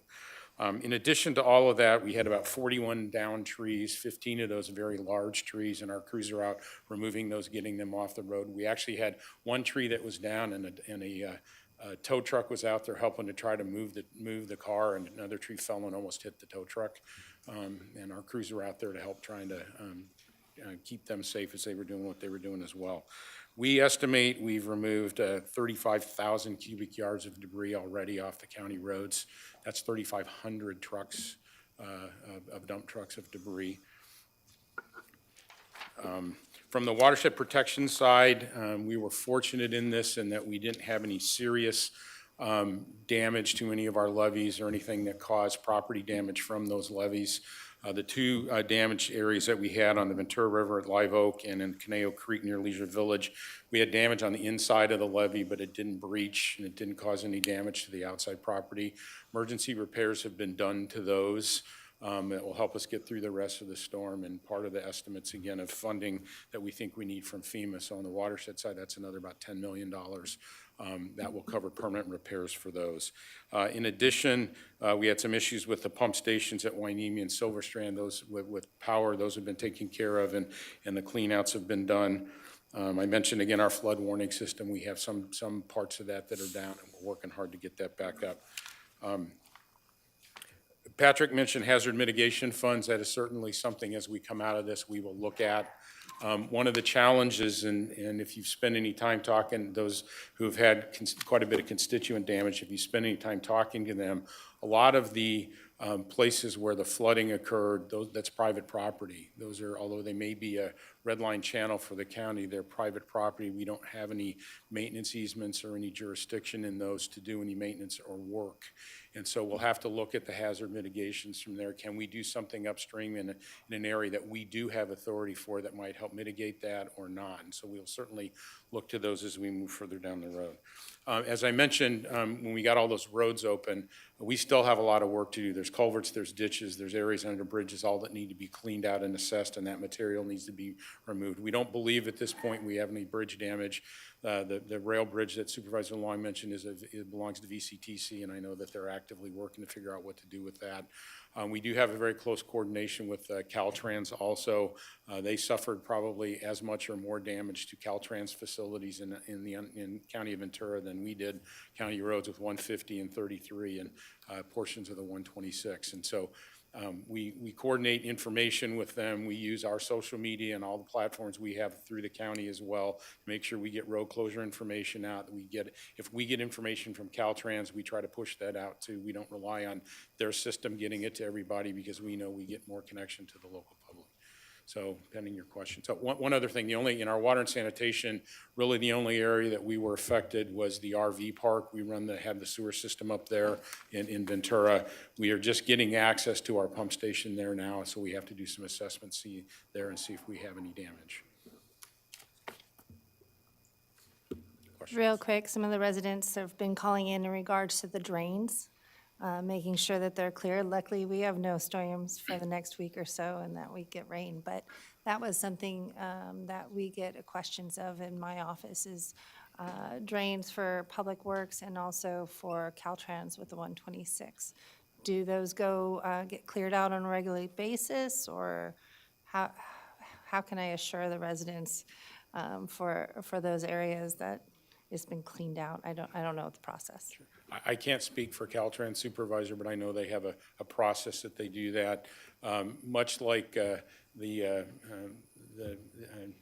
fire chief said, we have to triage what we do also. We have lots of issues, and so we work through those areas. We try to clean out in those areas. We know the most prone areas where if we don't clean those, it's subject to much more flooding, and we'll get out to those as quickly as we can. Thank you. So eventually they will all get cleaned. I know the 2 debris basins up above Piru are scheduled to be looked at and cleaned out. They were fortunately not full and are still not, but we'll get out there and clean those out. I just appreciate all the hard work. There's a lot going on. Thank you. Yeah, I want to echo that. Your team, the roads and transportation, your contractors, you have been working day and night. And I've gotten a lot of positive feedback from the community about how fast you were able to reopen roads. The Matullah Canyon was mentioned. That road completely washed away. And you were able to rebuild that road on a temporary basis in the matter of a few days and get it open for the residents back there. So thank you. Sir. I want to thank the Public Works Department too, but there's just, who knows, all these moving parts are going on. Most of us don't know all of these things are happening behind the scenes, and yet we make a quick recovery, which is very impressive. So I just want to thank you and fire and all the finance people in the county that have to handle all the money that's going to be coming through to help pay for all this impact that we've had. First in, last out. That's your motto, right? Yes, ma'am. I'm taking the training right now. I'm not done. I actually think they had to cancel one of the meetings due to the event. Too bad we couldn't have hands-on experience that day. I would have been out there in the mud to bring you with out with the shovel, ma'am, if you'd like to go. I would have done it. You didn't call. Okay. Well, thank you. Are there any public speakers on this item, Madam Clerk? No? Okay. Chair Levere, Dr. Johnson? request to speak for this item. No, okay, thank you. So I just want to clearly state that the item before your board is to adopt the attached resolution, which is Exhibit 1, that's ratifying the proclamation, the Sheriff's proclamation on January 17, 2023, of a local emergency in Ventura County due to the rain events. And with that, Dr. Johnson, can we make sure we get a press release out so that our community, the newspapers and all that can really try and help get that information out to the community? I just think that's really important. Absolutely. Thank you. Is that a motion? And I'll motion to approve. I'll second.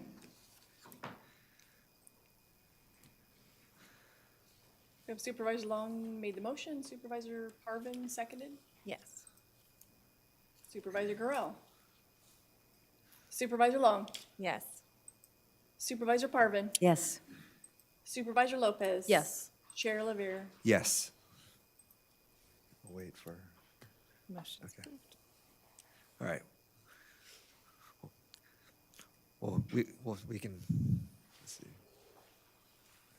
We can move on. Yeah.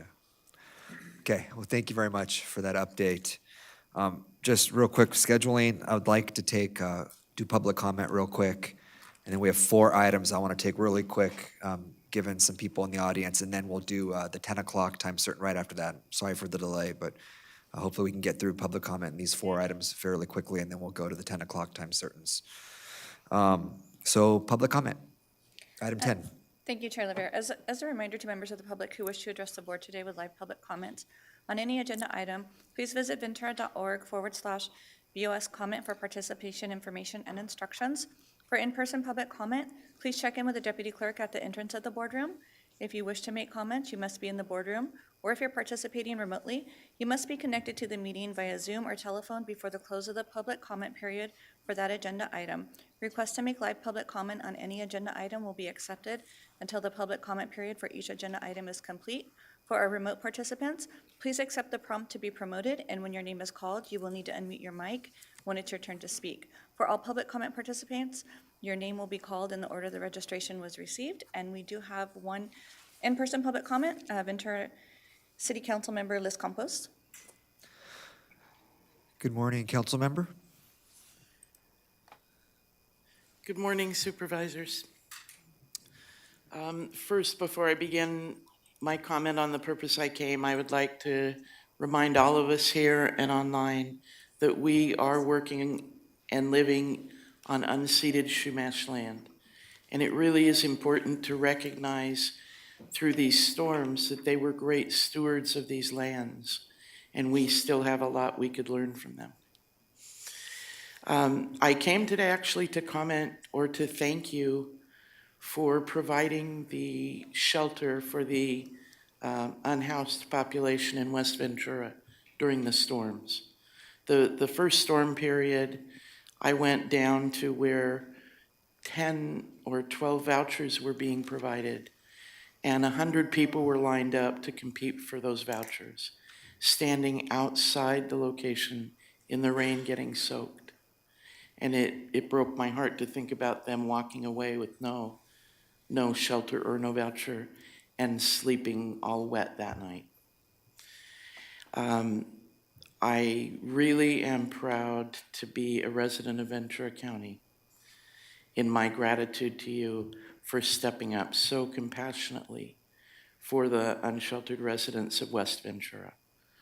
The ones who took advantage of the shelter are also grateful. Thank you very much. Thank you. Our next speaker is going to be Maria Ventura. Maria, you have 3 minutes. Good morning, Supervisors, Chair, and Dr. Johnson. How do I follow all this wonderful news when I have something that's actually not the greatest news? I wouldn't necessarily want to share this, but I do think it's important. Again, my name is Maria Ventura. I'm a Senior Public Affairs Manager for SoCal Gas, and I wanted to inform customers that natural gas prices are going to be higher than usual this January due to several unprecedented factors beyond our control. Customers may see a winter natural gas bill double or higher than 1 year ago. So we want to make aware our customers what the challenge is and what they can do to possibly help minimize some of that additional cost. The high bills are a result of historically high natural gas prices in the western United States. SoCal Gas doesn't set the price for natural gas. Instead, natural gas prices are determined by national regional markets. SoCal Gas buys natural gas gas in those markets on behalf of residents and small business customers, and the cost of buying that gas is billed to those customers with no markup, meaning SoCalGas does not profit from gas commodity prices going up. So in a nutshell, what does that mean? SoCalGas, whatever we purchase that natural gas product, that's what we sell it to the customers. What customers see on their bill is the cost for transporting the natural gas through our pipelines. That's the service fees that they see. So I just wanted to explain that a little bit more because, for the average citizen, that might necessarily make sense why we don't charge additional costs above and beyond what we purchase the natural gas for. To help our customers reduce energy bills, we encourage them to do a couple of things. Lower their thermostat 3 to 5 degrees, install proper caulking and weather stripping. This could roughly save 10 to 50% of heating and cooling cost. Wash your clothes in cold water. Reduce your temperature on your water heater. And it's also good to know when you leave on vacation, that's also a good time to do that as well. Lowering the temperature on a water heater to a setting of 120 degrees can save up to 22% energy cost. You can limit the use of non-essential gas appliances. We're talking about spas, pool heaters, fireplaces. We have more tips on SoCalGas.com. And then also, we also offer several different assistance for income-qualified customers through our bill assistance and forgiveness programs, home improvement assistance, and several level pay programs. In addition, SoCalGas, recognizing that this would be a challenge for some of our customers, announced a $1 million contribution to our gas assistance fund, a program that helps income-qualified customers pay for their natural gas bill. And again, I would encourage anybody who has questions about the natural gas bill, they can call our customer service line, and they can also look on our website. For the bill assistance program, they can look at SoCalGas.com and search assistance. I thank you for this time. Can I ask a quick question? For our lower income residents, disadvantaged communities, so they can log on to sce.com to register, or what do they have to do to try to reduce any of their bills? Is there any programs that are available for them? So we do offer several languages. They could call our SoCalGas customer service line, and we have multiple languages available. And also when they go on the SoCalGas.com website, they do have the option to click on Spanish and Espanol. And we have, proud to say, a lot of bilingual employees that can assist them in language. Thank you. Okay, so we are getting calls at our offices, I'm sure. They're pretty significant. They're more than double in some cases. My question is, you mentioned January, that the cost is high in January. Do we know what February and March look like? Is it going to be similar? No, I'm just not, that I heard your question. Okay. Yeah, I'm not able to necessarily say what it's going to look like in March. I would have to, honestly, it's almost like real time. We purchase gas, and the cost of that gas, we transfer that over to the customer, but it's pretty much real time, if that makes sense. Yeah, it does, okay. As the gas commodity goes up and down, that's why I'm kind of hesitating to answer that, because I can't necessarily 100% certainly predict this is what the commodity's gonna cost in March. So that's the challenge, but what I can do, Supervisor, is as March approaches and February approaches, I can reach out to your office, and if the other supervisors also would like that, and just give you advances. Okay, this is what it's going to look like. But right now, today, I truly can't answer what March is going to look like. Okay. I wish I had a better answer for you. Thank you. Thank you. Chair Lever, there are no other requests to speak for this item. Thank you. Thank you. Okay, well, then let's do items 32, 33, 40, and 41 real quick, and then we'll do the 10 o'clock time certains. So we'll start with item 32. Ms. Livingston? Good morning again, Chair Levere, members of the board, Dr. Johnson. The item before you this morning is requesting approval to increase the goodwill contract with the Human Service Agency in the amount above the $500,000 that was already approved last year as part of the annual renewal of this contract by $350,000. And for the CalWORKs expanded employment program. And for your board members' informations, we use a lot of acronyms, and it's going to take a while for our newest board members to learn all of those, so I'm going to help you here. The TANF program is the federal program that's temporary assistance to needy families, and so that's the federal program that provides support to adults with dependent children who have no income or low income.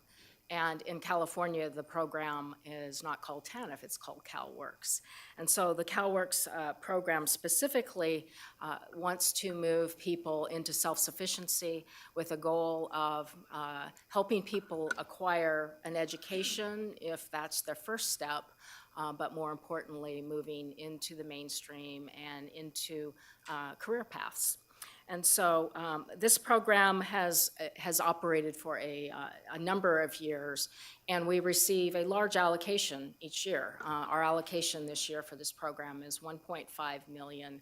We have traditionally not spent up to that level, but previous to COVID, we were spending at higher levels, somewhat similar to what we're asking today, is to bring it back up to the pre-COVID levels. Because during COVID, a number of our CalWORKs population did not increase during COVID, and there were relaxation of some of the requirements during that period of time.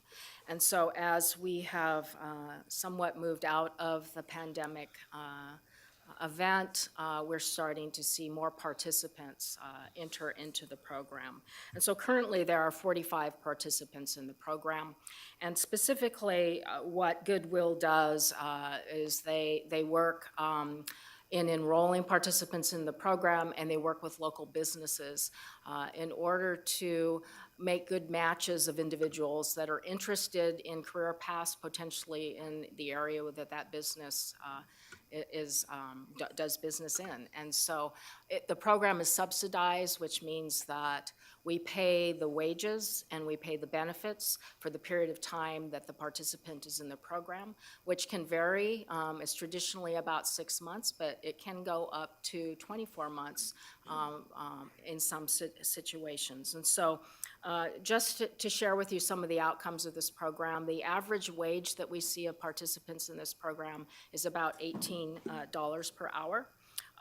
And some of the industry sectors that they engage in and the hourly rates, here's some examples. We have a fiber optic installer who's making $21.50 an hour in the program, an assistant estimator who's making $18 an hour, a medical assistant at $18 an hour, and warehouse assistant at $16.50 an hour. So obviously, these are career paths into living wages, is which what we'd like to see with our CalWORKs population, as well as an opportunity for them to move into self-sufficiency and independence and no longer require public assistance. So the request today is recognizing that we're starting to see more participants. Currently, we have 45 in the program. We project that by the end of this fiscal year, from February 1st of 23 to the end of June of 23, we expect to add 18 more participants. So the $350,000 that we're asking is to cover the cost of those wages and benefits for those individuals, as well as a fee that is paid to Goodwill to provide the service. So I am happy to answer any questions that you might have. Supervisor Guerrero.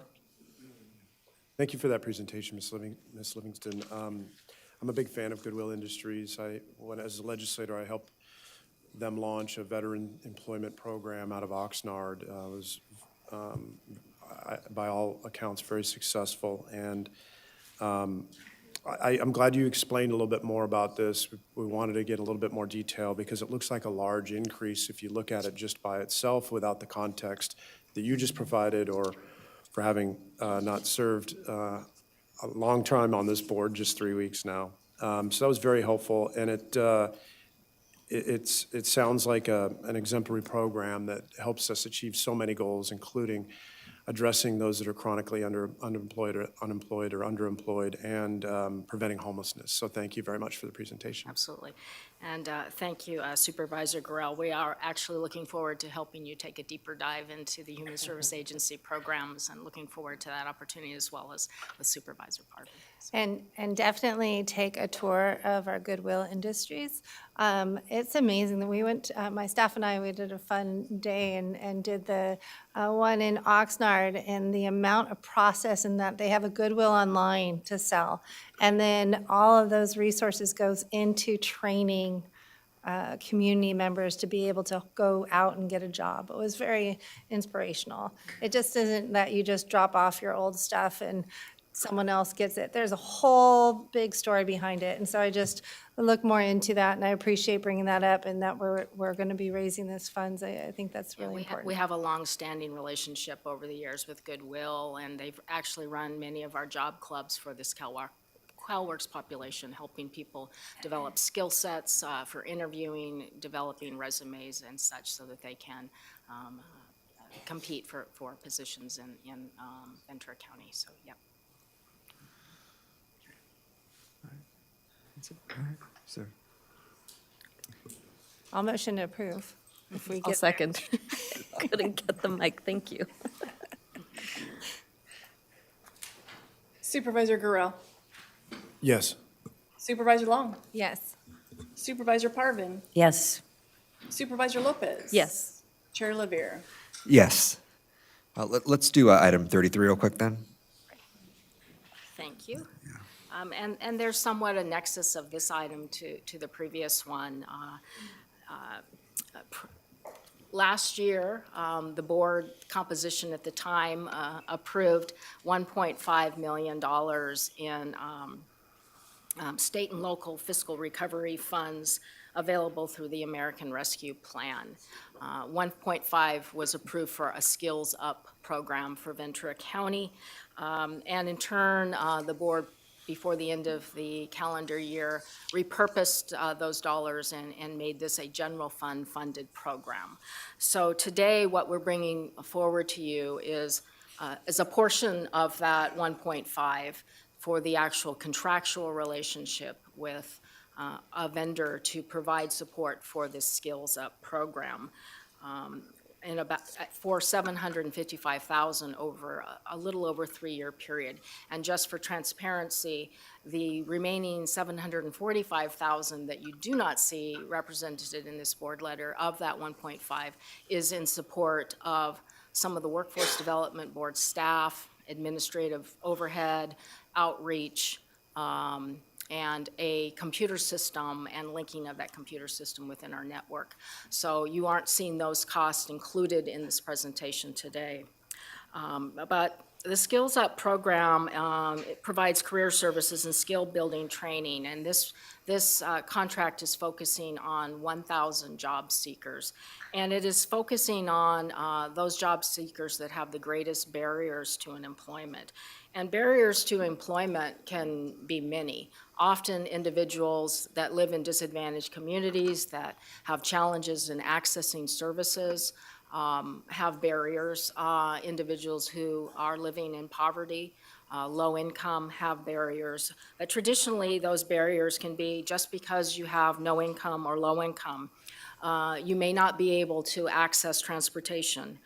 You may have a lower level of educational attainment. You may be homeless or may be struggling to cover your housing.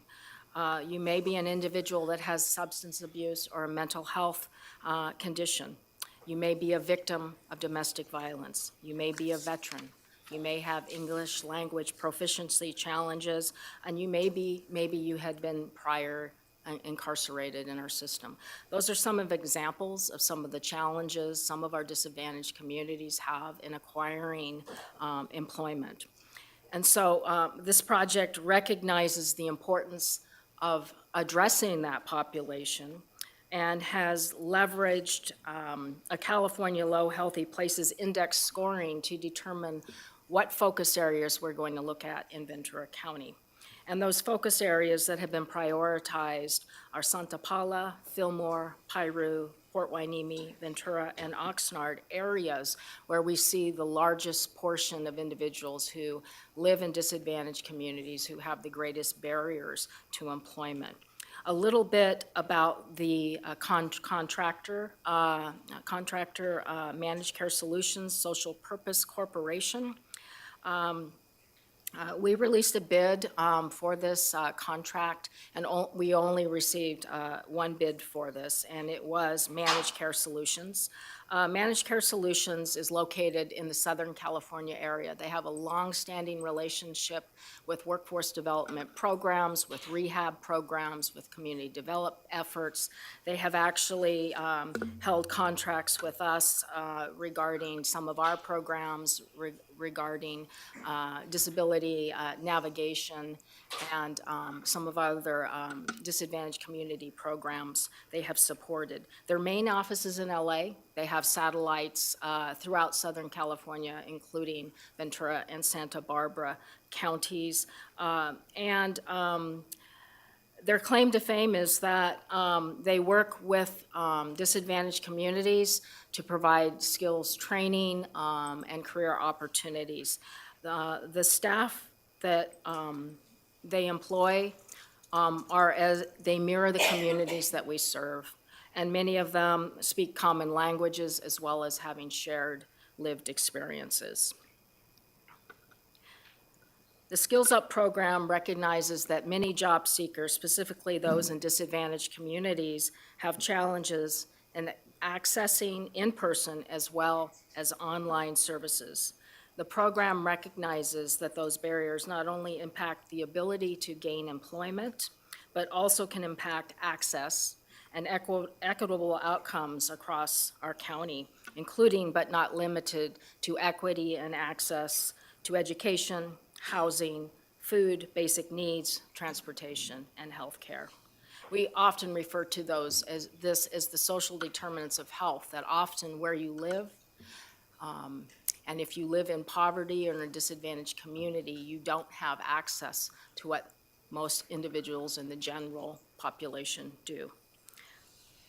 So this program is designed to provide for multiple access points as shared in Santa Paula, Fillmore, Piru, Port Hueneme, Ventura, and the Oxnard areas.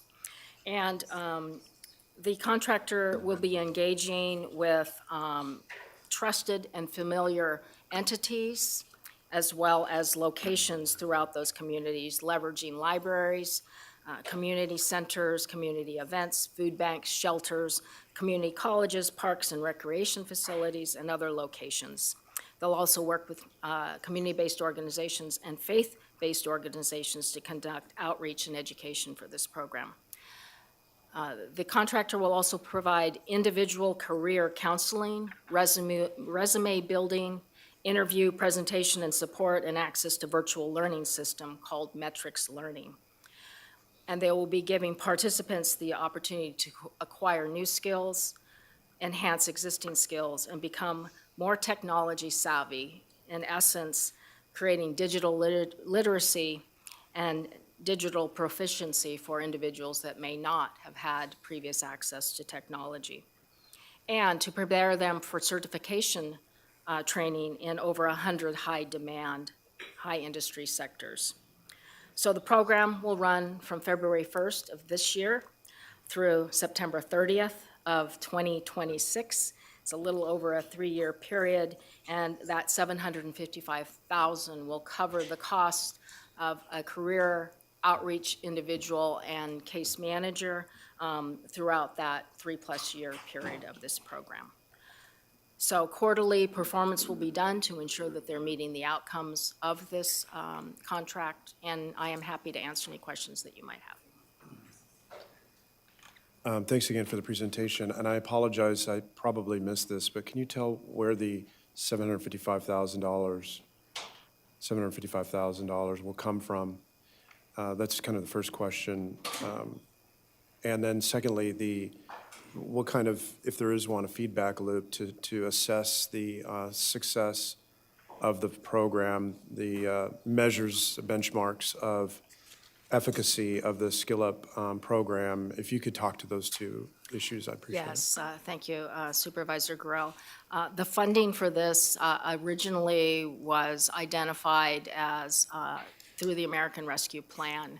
The board last year approved a comprehensive plan of how they were going to invest those dollars. And then before the end of last year, it was determined that money would be repurposed for other county needs. And so that you may be, Dr. Johnson, you may be able to speak more to that issue of that decision-making. Right, it was ARPA allocation, it was funded by ARPA.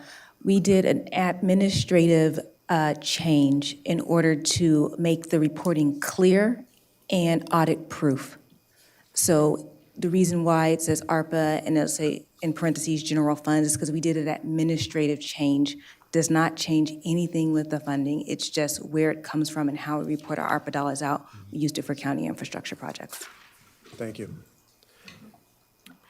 And the contractor will have a monthly performance report that they will be submitting, and we will be meeting with them on a quarterly basis, looking into the number of enrollments, those that are moving through the system, those that are attaining certification, those that are obtaining unsubsidized employment. So there will be metrics that they will be meeting that will be included in their contractual relationship with us.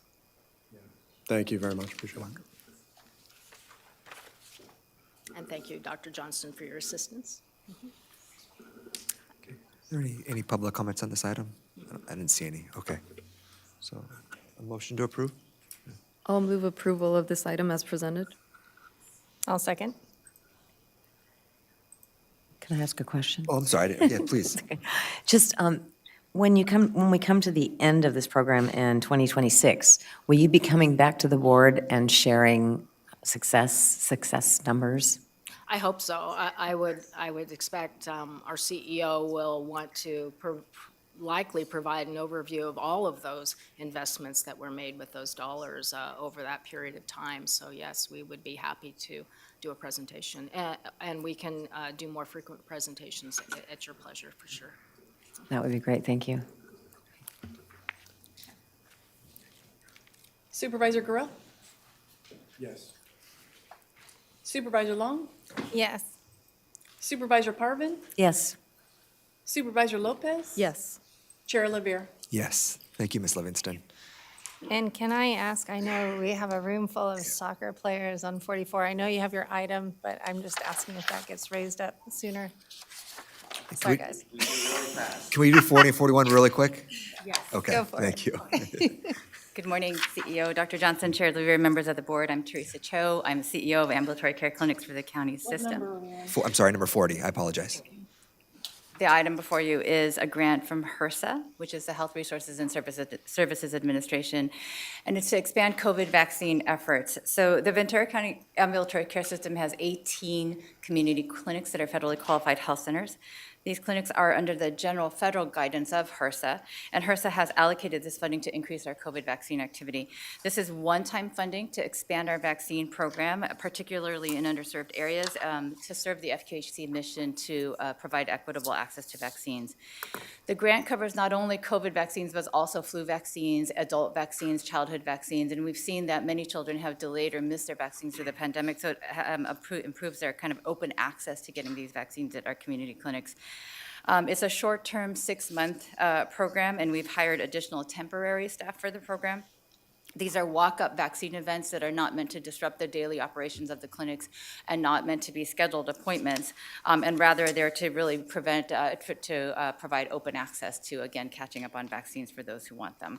Our goal is to reach those areas of low health equity, which can be difficult to reach populations through this program, and I'm happy to take any questions. I don't see any public speakers, Madam Clerk? There are no requests to speak for this item. Thank you, Dr. Cho. Chair, I'll move approval if there's no further comments or questions on this item.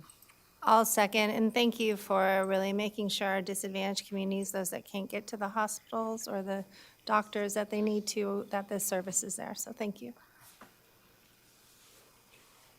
Supervisor Gorell? Yes. Supervisor Long, Yes. Supervisor Parvin, Yes. Supervisor Lopez, Yes. Chair Lavere. Yes. And item 41. Good morning, Chair Lavere, members of the board, and Dr. Johnson. The item before you is to ask your approval in changing a fiscal agent from a previously approved fiscal agent for our Ventura County Community Information Exchange. The fiscal agent's responsibility would be to oversee the release of requests for proposals for a community organization to help us with the social service referrals, and also a request for proposals for the technology vendor that has not been selected. We have a variety of community members, both from the health sector and community not-for-profit, that are involved in the CAE as per my previous presentation. And we are working closely with legal counsel on all the privacy issues that would be taken very serious. There's other CAEs throughout the state that are further along with us, so we would learn from them as well on how they've further refined their privacy and other issues. But the main thing here is for the benefit of the client, where a closed-loop referral will be made for those seeking social services after they go and get healthcare delivery services. Then the follow-up will be made to a community-based organization to connect them with transportation, childcare, other social needs. And we are in a timeline to be able to need to implement at least a pilot of this project this year in order for us to maximize current funding and also the funding that we are waiting from Gold Coast for this project. So there is a PowerPoint that was submitted on I think yesterday by noon, so it should be part of the record, and you should have copies. It provides additional information. So in order to make it quick, I'll end here, and I'm happy to answer any questions. Thank you for the presentation. The CIE was new to me until this board packet arrived, so I did some research. I had some questions for staff. They're very helpful in answering those. But to clarify, this is also ARPA funded, not out of general fund dollars. I saw this originally was in consent, and it's a $7.2 million item, so I was nervous about leaving that on consent without having a discussion about it. But this is ARPA funded?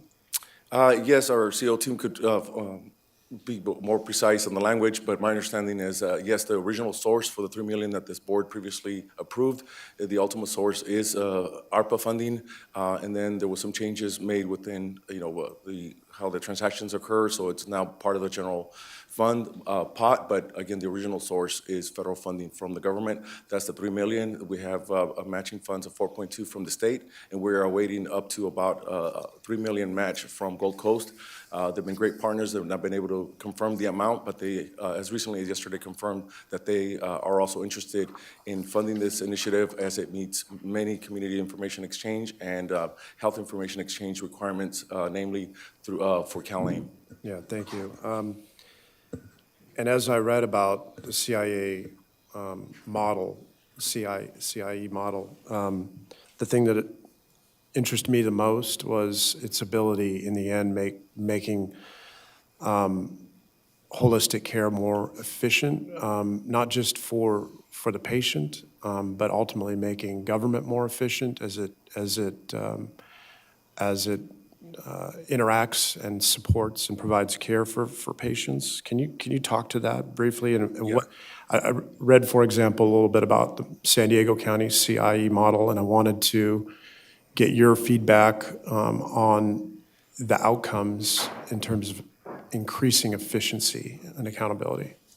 Thank you, Supervisor Gorel, for that great question. Yes, there's been other, at least 10 counties in the state that have started different phases of this similar project, and the ultimate goal here is complete patient-centered, increased efficiency and effectiveness of the wraparound services for patients, clients, when they come in, especially at the entry door at a healthcare setting. Oftentimes, it's the social determinants of health or poverty level or other housing insecurity, transportation, childcare needs that would help them complete their path towards recovery is if they get the additional assistance. And so the referral system is a closed-loop referral system on the technology platform where the physician, the referring, social worker from the hospital, for example, will see where that referral went to and what the outcome of that referral was. Did they receive housing? Did they receive food? And so it does increase the efficiency for the referrals for both the healthcare sector and the social service sector.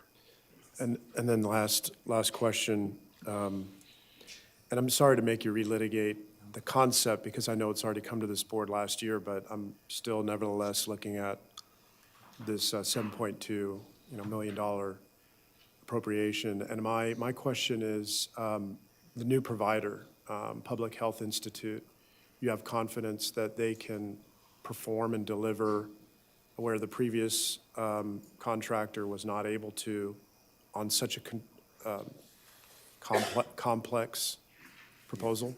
Yes, thank you for that question as well, Professor Guerrero. Absolutely, Public Health Institute is a well-established organization that has direct experience in overseeing large contracting and awarding and oversight of both the program management, but the fiscal oversight of contracts through RFPs.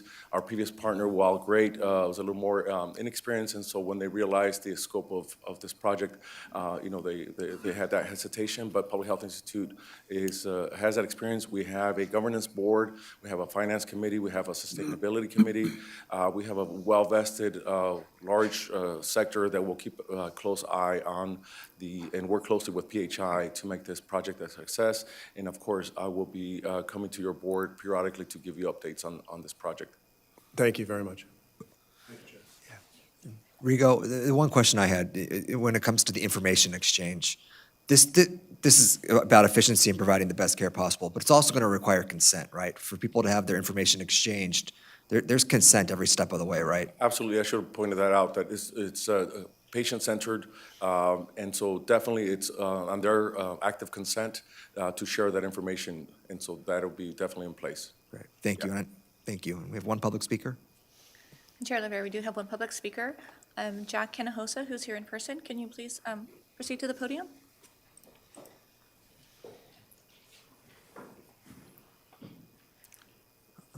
I'm sorry, Sorry, sir. this is for Jack Hinojosa. Excuse me. This is for Mr. Hinojosa. Oh, I'm sorry. Good morning, Chair Lavere, Vice Chair Long, Supervisors Guerrero, Parvin, and Lopez, County Executive Officer Dr. Saved Johnson, and of course Rigo, and county staff. My name is Jack Hinojosa, and I'm the Chief Executive Officer of Child Development Resources of Ventura County Incorporated, commonly known as CDR. The mission of CDR is to provide a foundation to build promising futures for children, and CDR collaborates with parents and the community to deliver programs and enrich lives.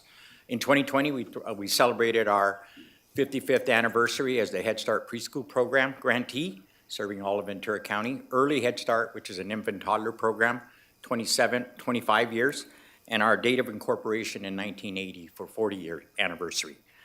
I'm going to skip because of the time. This morning, I'm here also as the co-chair of the Ventura County Community Information Governance Board. Aaron Slack from Gold Coast Health Plan is also the co-chair and couldn't be here today. Last January, I was contacted by the CIE Governance Committee and asked if I was interested in participating in the CIE Governance Board. Given CDR's far reach of our programs and communities we serve, I was happy to accept the invitation to serve on the Governance Board and the Executive Committee, and now as co-chair of the Governance Board. I'm honored to be here as a representative of the Cross-Sector Governance Board that provides oversight to the CIE development and operations leveraging its diverse views and varied community systems. I support Agenda Item 41, the approval of an authorization for the Public Health Director to sign an agreement with Public Health Institute for the provision of services in support of the VCCIE in the amount of not to exceed $7.2 million, effective February 1st, 2023 through December 2025. As noted, the CIE focuses on providing person-centered comprehensive care for populations' increased risk of severe illness or death by addressing social determinants of health such as housing, food, transportation, mental health services, and childcare, etc. Based on the preliminary work performed to date, it is anticipated with the support of PHI, a request for proposal can be ready to release the identity of a community hub vendor by the spring of 2023. A subsequent RFP will be conducted to identify a technology vendor to integrate data from various systems shortly thereafter. On behalf of the VCIE Governance Board, we support the approval of the recommendation for the Public Health Director to execute an agreement to engage the Public Health Institute support the CIE initiative here for our county. Thank you in advance for your ongoing assistance and support of the VCCIE initiative, which will make a significant contribution towards improved health and well-being for families in our county. Thank you. Chair Levier, there are no other requests to speak for this item. Thank you. I'd motion to approve. I'll second. Supervisor Parvin, did you second? Yes. Thank you. I have to get used to your voice. Supervisor Gorell? Yes. Supervisor Long? Yes. Supervisor Parvin? Yes. Supervisor Lopez? Yes. Chair Levier? Yes. All right, let's do item 44, and then we're going to do item 42. Thank you, thank you, thank you. So we have a fabulous presentation. We had such great news that our Oxnard Condors were the 2022 CCAA state champions. And this is a huge mark for our Oxnard County College men's soccer team. And so today I have Dr. Oscar Cobian and Jonas Crawford here. First of all, I just would like to welcome the whole team. Thank you for, I know we don't run on time and I apologize, but I really just appreciate that all of you are here and congratulate you on your impressive 2022 season and conclude by winning the California State Championships. I was truly impressed by the perseverance of this team, winning 17 games in a row, and just in that process, overcoming numerous hurdles along the way, such as injuries, travel, rainstorm, playing in the mud, anything to get that goal and win. I really want to also congratulate the head coach, Ross Greeny, who I understand had to go based on time, so I'm so sorry, for his dedication to the program to build one of the strongest teams in California, but also for his ongoing effort to motivate and encourage his athletes to earn good grades and pursue higher education. And I think that when achievements like this are won, we should all share in our good fortune.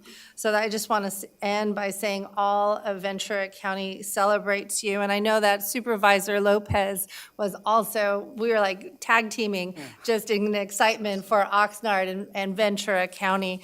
And so she and I are bringing this together. And I just wanted to ask Supervisor Lopez to make any comments. Thank you, Supervisor Long, and want to welcome Oxnard College and the Condors here, especially the soccer team. I know I speak for our entire community in the city of Oxnard to tell you how proud we all are about this championship and this win for yourselves, for your families, but especially for our community in Oxnard, that you are all setting an amazing example for all those who will follow. And I hope this is just a beginning and one of many wins, whether it's in athletics or it's in education or it's in your future career, that you will continue to pursue those goals and cherish this moment as part of the history that you are making for the community in Oxnard and Oxnard College. So thank you to the administration and the leadership for providing the resources to support the team. Thank you. Good morning, Board of Supervisors, and thank you so much, Supervisor Kelly Long, Supervisor Lopez. Thank you so much for this recognition of our team and Oxnard College. So we really appreciate your support. One thing I want to note is all these players all grew up in Ventura County. They all grew up, they went to Ventura County schools. The majority are from the city of Oxnard. And so we're very proud of them. I call this team the Giant Killers. because they defeated teams that were much larger than Oxnard College, with more resources than Oxnard College. Yet they persevered. And they always approached each game with a sense of teamwork and passion. They used the term juntos as their chant, which in Spanish means togetherness, that they're tackling these obstacles not as individual players, but as a team. So we have much to learn from their perseverance, their passion, their teamwork. And they really exemplify the resilience and passion of Oxnard College and our communities that we serve. So thank you so much to to you all and to our coach, Ross Greeny, who unfortunately had to leave, our dean, Paloma Vargas, and all our supporters. It was wonderful last week to see a group of young students come on campus. And the first thing they asked, can we meet the players? Can we walk on the field? So they're having an impact on our community. And I've asked each one of these players to commit to receiving their degrees and moving on. And some of them have already left to four-year institutions. So we want the best for them, and we wish them much success. I'm going to introduce Jonas, who's going to talk a little bit more about the team. Hi, everybody. I'm Jonas Crawford. I'm the athletic director at Oxnard College, and I really want to appreciate and thank you guys for having us here and recognizing these wonderful student athletes. I start out by saying that, I was here in 2015, so thanks for having me back. It was a pleasure to be here then, and now I say that this team here historically is the greatest team we've ever had at Oxnard College. So they were 22-1-1, and Ms. Long, you mentioned 17 wins in a row. So they couldn't have done it and I couldn't have done it without our administration. Dr. Cobian has been great. Our new dean, Dr. Paloma Vargas, has been super supportive of everything that we've done on the field. These guys, not only were they 22-1-1, our head coach and his staff earned national recognition as college staff of the year for men's soccer. And we had a player, Mr. Odin Rosten, who is a national player of the year. So it goes beyond, obviously, California. That was recognized at the national level. These guys were perfect in Western State Conference play. They were perfect in the playoffs, obviously, and under the most difficult conditions, which you mentioned, there was lightning, there was rain. It was the greatest soccer game I've ever watched. I was there in person and witnessed what was going on. It was incredible. And having said all that, and Dr. Cobian mentioned that they beat a team that was their only loss. They avenged their only loss in the season. And that school is 10 times bigger than Oxnard College, so they truly are giant killers there. They're proud to bring the trophy back to Ventura County, as they all are Ventura County residents, which is super special. So, and besides all these great things I've mentioned, these guys are truly incredible young men. I've got to know them throughout the couple of years for the sophomores and 1 year with the freshmen. And they are great students and incredible human beings. So beyond all the wins, I appreciate your recognition, and it's truly special for Oxnard College to be in this room and celebrating their victory. Thank you. Well, thank you. And I mean, just speaking for myself, I think this win is like as big as World Cup because it just gave such great honor to our college and to all of you. The dedication, I mean, how hard is it to get to school, hold a job, do all your things you're supposed to do for your family, do your soccer? The commitment is just impressive. And so we wanted to bring you here just so that you know what great mentors you are for all those other kids that are watching you, or students or parents or whatever. So I'm going to give this opportunity for the other supervisors to speak, but just know, I don't know if we can do as big of a celebration as you had at your college, but we're going to invite each of them down so that we can take a picture and be cool like that with the players and the supervisors going to come down. So with that, if I can just open it up to any of the supervisors who'd like to speak. Oh, we do have a public speaker. Okay. Well then, you can tell I'm really jazzed. Let's have the public speaker then. Thank you. We do. We have Gabe Turan here in person who'd like to give public comment.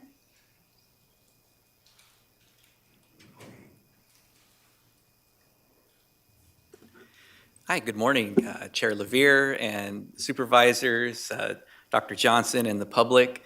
I'm really excited as well, and I want to thank Supervisor Long and Supervisor Lopez for this item and the recognition that these young players have earned in the work that they've done as athletes, but also what they're bringing to the city of Oxnard and the county of Ventura as role models for so many young people who look to strive and accomplish something either through athletic ability, through their academic ability, or whatever natural abilities that they have. And I think Dr. Cobian said it best that the city of Oxnard really is exemplified by these young men and their ability to overcome these other teams who had far more resources and far more available to them and still come out ahead. And that, if that isn't the definition of perseverance and never giving up in dedication, I don't know what is. And as a city council member for the city of Oxnard, I always love hearing these stories about the great things that come from the many amazing, talented young people who reside in the city of Oxnard and the future that they will bring to the city of Oxnard and the residents and those around them. And the great thing about it is that nobody's stuck within a box. They can do amazing things in Oxnard, but they have the potential now to move on to undergrad or other post-secondary opportunities or career or anything they do and create additional greatness wherever they go. So I just want to thank them and thank both of you as well for bringing this forward and recognizing them. Thank you. Thank you. And with that, if you want, maybe we'll do every other name. Okay, so the first one, come on down, will be Jimmy Flores. And they already have their certificates as well. And we're going to stand by the podium. Next up, Jonathan Alvarez. And then Odin Roston. Then we have Noe Eloqui. Danny Orozco. Diego Briceño. Alfonso Lopez. Alex Cruz. And Ross Greeny. So we have a whole list of other team members that are here that will be getting a certificate, but if you could, supervisors.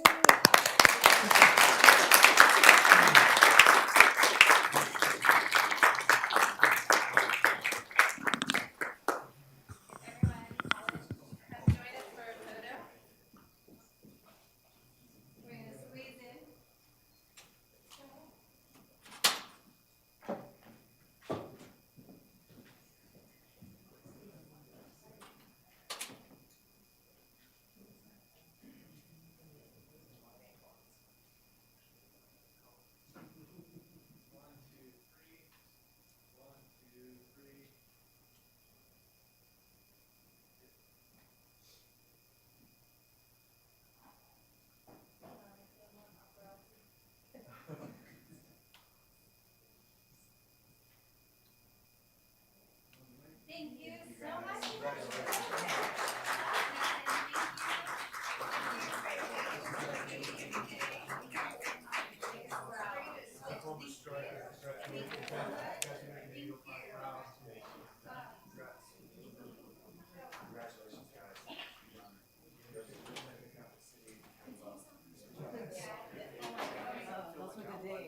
We were so young. I can take them.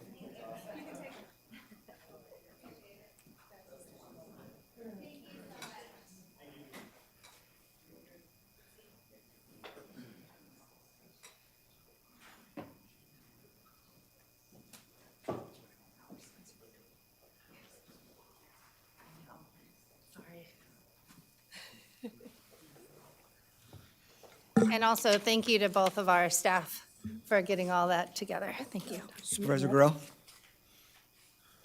Chair Levere, Oh, sorry. before we go on to the next agenda items, it's my understanding that on item number 9, the ratification of the local emergency in the presentation, Supervisor Guerrero had to step away during the vote, but he had heard the discussion. And I'd just like to confirm that he would like to be counted as a yes vote on that item. Exactly. Thank you. Thank you. Tiffany. I'd like to be considered a yes vote on the 9 with the receipt and file, but also the resolution. Appreciate it. Thank you. All right.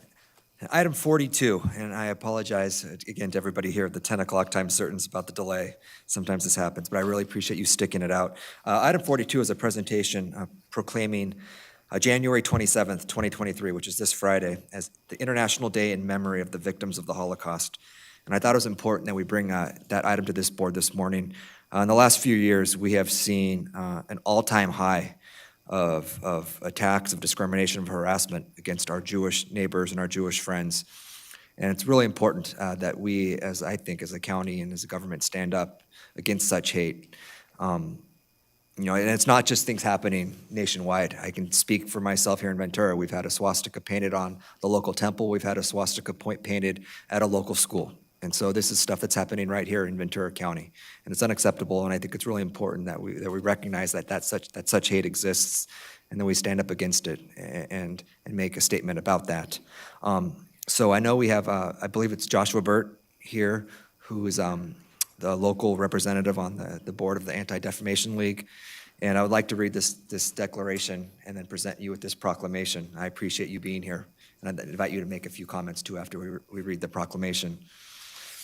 And that is, whereas the County of Ventura commemorates the 27th day of January as International Day in Memory of the Victims of the Holocaust, and whereas the United Nations General Assembly designated January 27th, which is the anniversary of the liberation of the Auschwitz-Birkenau concentration camp, as the International Holocaust Remembrance Day. And whereas the purpose of the International Day in Memory of the Victims of the Holocaust is to remember the over 6 million Jewish people and the millions of other victims murdered by the Nazi regime during World War II, and to develop educational programs to help prevent future genocides. And whereas employers, schools, and other community organizations in the County of Ventura are encouraged to commemorate the Holocaust with appropriate educational programs and activities to advance the vital message that the lives of those killed should not be forgotten, and that future acts of genocide need to be prevented. Whereas in 2022, the County of Ventura, led by our District Attorney Eric Nazarenko, partnered with community groups from across the county to recognize that we are united against Hate Week, to call for action in every community to stop hate that is so dangerous and a threat to the safety and civility of our neighborhoods, towns, and cities. And now, therefore, be it resolved that this Ventura County Board of Supervisors does hereby commemorate the 27th day of January 2023 as the International Day in Memory of the Victims of the Holocaust. And be it further resolved that the County of Ventura rejects anti-Semitism in all its forms and other acts of hate, and pledges to remember those lives lost during the Holocaust, and to take steps towards reducing acts of hate, however they may be expressed throughout Ventura County. And so, Mr. Burt, I'd like to invite you up to the podium. Thank you for being here. Chair. Thank you for inviting me. Thank you to all the supervisors, Dr. Johnson, and everyone else up here. I just want to correct one thing. I'm not here on behalf of the ADL because I'm not on the board yet. That'll be about a month away. Soon to be. Soon. But I did confer with Dan Meisel, which is the regional director for the ADL for Tri-Counties, which includes Ventura County. I direct you to his letter of yesterday's date regarding this proclamation and his appreciation for it, and a few action items as to what could be done next. For me, personally, first, I'm very appreciative of this. You know, my nephew was just in Poland visiting Auschwitz, and he memorialized a plaque there for our direct relatives who passed away. Both my grandparents lost dozens, maybe, of cousins, and some unnamed. So this is personal. You know, we have two branches of a very large tree that survived, that live here safely in the United States, and we hope that to be the case to continue. On behalf of Temple Beth Torah, who I'm here as a representative for, I know Rabbi Lisa is incredibly impressed with this proclamation, as am I, as are the majority of people, I think, in this county. To commemorate something that happened, yes, 80 plus years ago, and to call attention to something that happened not just to the Jewish people, but to other minorities, disabled persons, LGBTQ persons, the Roma people. It's a major impressive step. We're all the way out here in Ventura, and that was all the way out in Europe.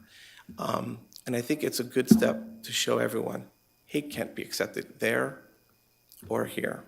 As you said, we've seen a great deal of anti-Semitism increase throughout the United States and in the county. As you might know, the ADL reported that there was a 34% increase in 1 year for anti-Semitism, both in America and in the county. That's no knock on the county, that's individuals. But it's great that the county is recognizing and seeing what's actually happening on the ground in this county.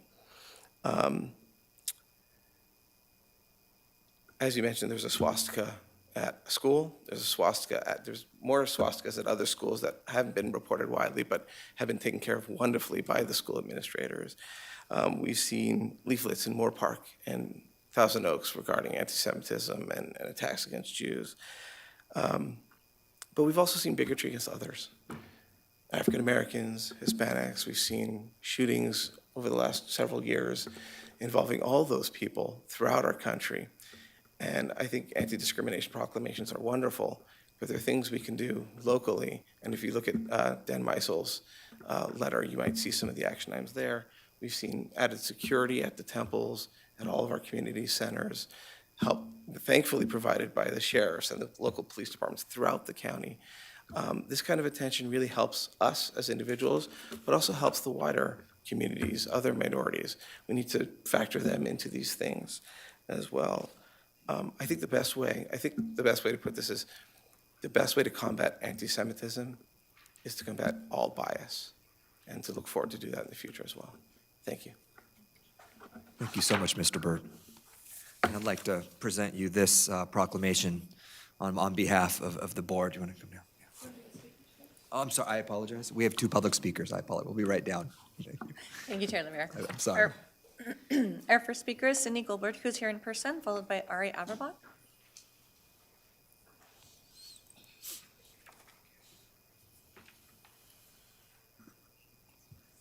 That's a hard act to follow because he pretty much said everything that needs to be said. But good morning and thank you all for this. My name, as you said, is Cindy Goldberg, and I felt it was important to come here because I know all too well that resolutions like this sometimes go with little fanfare or notice. And after almost 30 years, I didn't want this resolution to become that. It's no secret that there has been a rise in anti-Semitism. We've all witnessed it. We've watched banners unfurl over freeway passes. We've seen the leaflets. Some of us have had personal attacks in Moore Park and Thousand Oaks. There's a shocking lack of knowledge about the Holocaust in our adult population, and that trickles down into our younger citizens. I was recently speaking with a friend of mine who's a local teacher, and she shared that most of her teenagers in her class, they know nothing about the Holocaust, that they saw the swastikas and they thought they were just beautiful geometric shapes, and they started drawing them. And the level of anxiety in some of the students in her class rose, as did hers. I can only imagine, like the previous speaker, what my family would be like if we hadn't lost a majority of them in the Holocaust. The number of survivors living and able to tell their stories is dwindling. The number of people who believe that it never happened and these stories are a hoax is alarming. My mother-in-law is a survivor, and we're lucky to have her with us, but one of my favorite aunts just passed this week. She's a survivor of Auschwitz.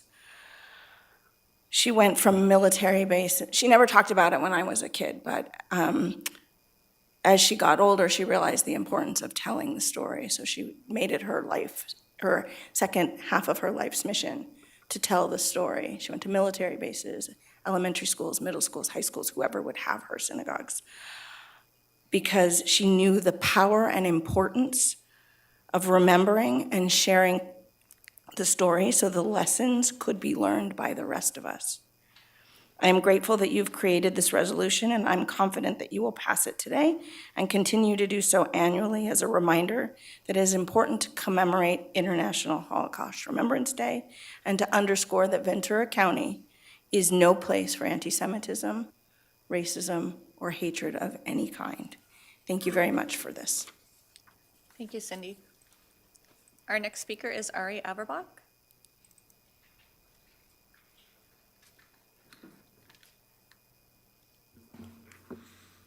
My name is Ari Averbach. I am a rabbi in Thousand Oaks. I grew up in the area, and I really appreciate this time. I want to express my support and appreciation for the proposed resolution. Last night, our community was lucky enough to have Ava Perlman come and speak and tell her story. When she was a child, she escaped Berlin with her family. Half of her family made it to Paris and then to Lyon and then kept on going down further and further south, escaping bombs that were raining down on them. She's 90 years old and a wonder and a miracle, and her story is just incredible. And she was our last-minute replacement because the scheduled speaker is 95 and was feeling unable to speak. And I realize that as our survivors, as our first-hand witnesses get older and older, we'll have fewer of them around. Our area, as has been said, has had an uptick in anti-Semitism and other hate crimes. It's appalling how many people don't know about these atrocities and are adamant that they didn't happen because it seems impossible. Going over there, being eyewitness in Poland, in Berlin, in Prague, in Austria, it just seems like this isn't possible for a government to do this. And so having a proclamation like this from the government is so important. As the Holocaust targeted not only Jews, but anyone the government saw as different, it's vital to reinforce the lessons we learned from history to address and prevent bigotry in all its forms. As Chairman LaVere said, I appreciate this important first step the county is taking and look forward to continued work on the local and county level to recognize and eliminate hate. Thank you very much for this opportunity. Thank you, Rabbi. Chair LaVere, there are no other requests to speak for this item. Thank you. Thank you, Madam Clerk. Present this proclamation.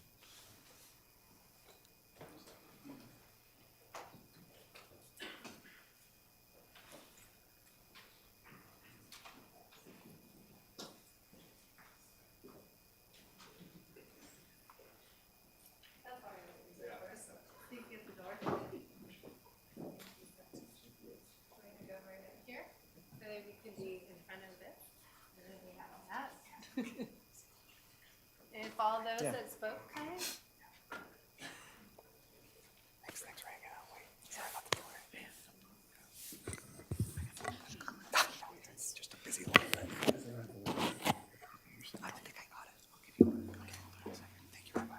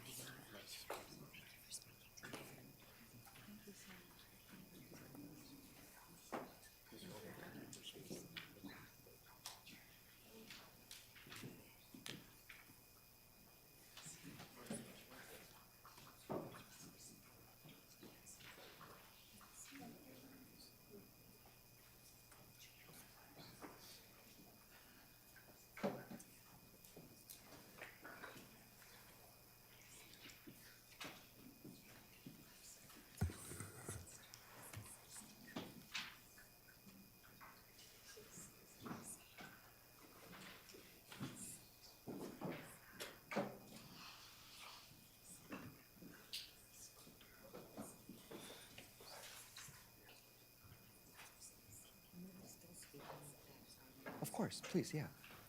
You know, and I apologize. I completely, in my angst to get a picture taken, I forgot to ask my colleagues if they had comments, so. Well, first of all, that was a wonderful presentation, and I really think we need to focus a great deal on education. To me, the best way to avoid these kinds of things in the future is to educate. But I do want to bring to your attention that the Ronald Reagan Presidential Library Museum is going to have an exhibit in late March. I'm sure everyone's familiar with that. It's entitled Auschwitz, Not Long Ago, Not Far Away. Really is not long ago or far away. but it's going to have a powerful collection of items and artifacts that were witness to the horrible chapter in world history, so that I hope that you will come out and look at it and teach your children this story if it's not being taught in their schools. So it's very important for us to promote that. Thank you. Thank you, Supervisor Parvin. And I just learned that we missed one public speaker during the public speaker comment. So if I can have that gentleman please come, we apologize for missing that.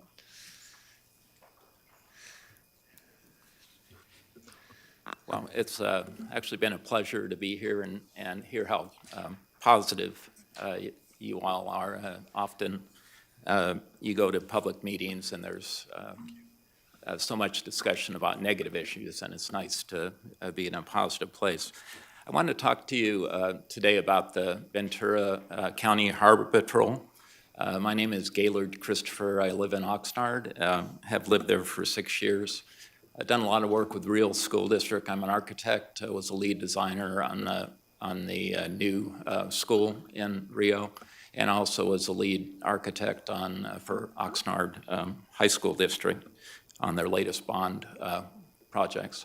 I love this area, and the reason I moved here is just spending a lot of time out here. The weather's so nice, and it's a beautiful community, has incredible potential. I'm concerned, though, about some of the big bickering and nepotism that is happening in my own community in Oxnard, and it seems like they're trying to involve the county in that type of dealing.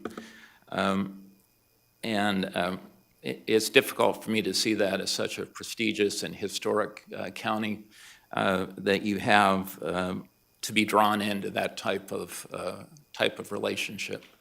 Last Christmas Eve, both my boat and our kayak were stolen off our deck, and you can imagine when I came out to use my kayak the next morning, my chagrin. Spent Christmas morning instead of with my children, talking with the Harbor Patrol and the police. And they were very gracious. We were never contacted by either agency after that day, and we've never received our goods back. This theft happened a few months after the Harbor Patrol stopped patrolling our area, and there's been numerous thefts. If you look at the neighborhood site for our community, there's been numerous thefts and vandalism, speeding in our harbor with no consequences. I've asked the harbor master on a few occasions why our area is not patrolled. And his answer is that, well, it's Oxnard. It's not part of Ventura County. I would beg to differ. We are part of Ventura County. The lower channel is part of Port Hueneme. Why is that still served? Why is that still patrolled when our area is not patrolled? The handout that I gave to you, the website, still lists that you patrol our area, but you don't. And actually, when I pointed this out to the harbor master yesterday, he immediately took it down off the site. I think it's the only time that he's moved quickly in the time that I've been here. Every morning I load up my kayak and I go out for a little tour with my dog of the harbor, and I see the Harbor Patrol sitting around on their phones, or when it's a cold day, they're in the rowing club and they're taking advantage of the warmth, and I rarely see them moving around. According to my review of your budget, the Harbor Patrol's budget has not been decreased. They just have half the work to do because they're only patrolling half the area. Okay. Just last comment, I would hope that you would restore this. As the sheriff said, we're all part of Ventura County, and I would like you to restore the patrolling of our area and keep us safe as you did in the past. Thank you very much. Thank you, sir. The next item on our 10 o'clock a.m. time certain is item 43, which is a second hearing of an item that was brought at our last meeting on January 10th, and that's just the slight ordinance amendments to the Children and Families First Commission of Ventura County, first 5 minor changes to the ordinance, eliminating just some language that is no longer necessary and will help the commission with its appointment process. And I know we have some of those appointments coming later today. So it's just a second hearing. I'll open the public hearing. Are there any public comments on this? No? No, okay. Well, then I will close the public hearing, and I would move approval. Second.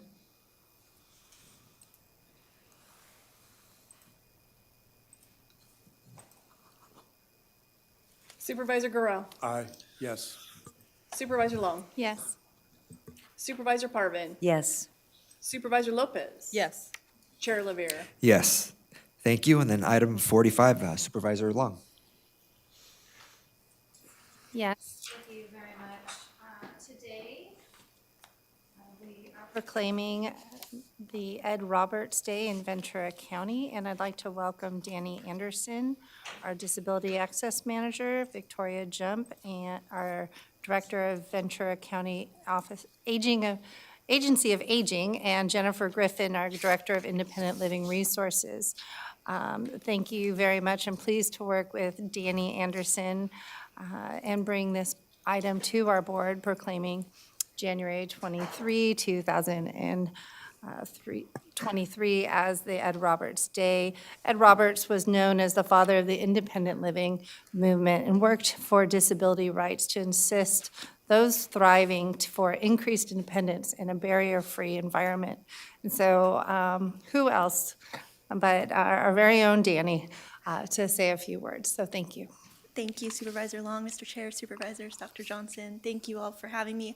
I'm going to keep it very brief because I would really like to have you all hear from our Director of the Independent Living Resource Center and our Director of the Area Agency on Aging, who are partners in a Ventura County Aging and Disability Resource Center, which is a wonderful program that helps bridge the gap between services for people with disabilities younger in life and older in life.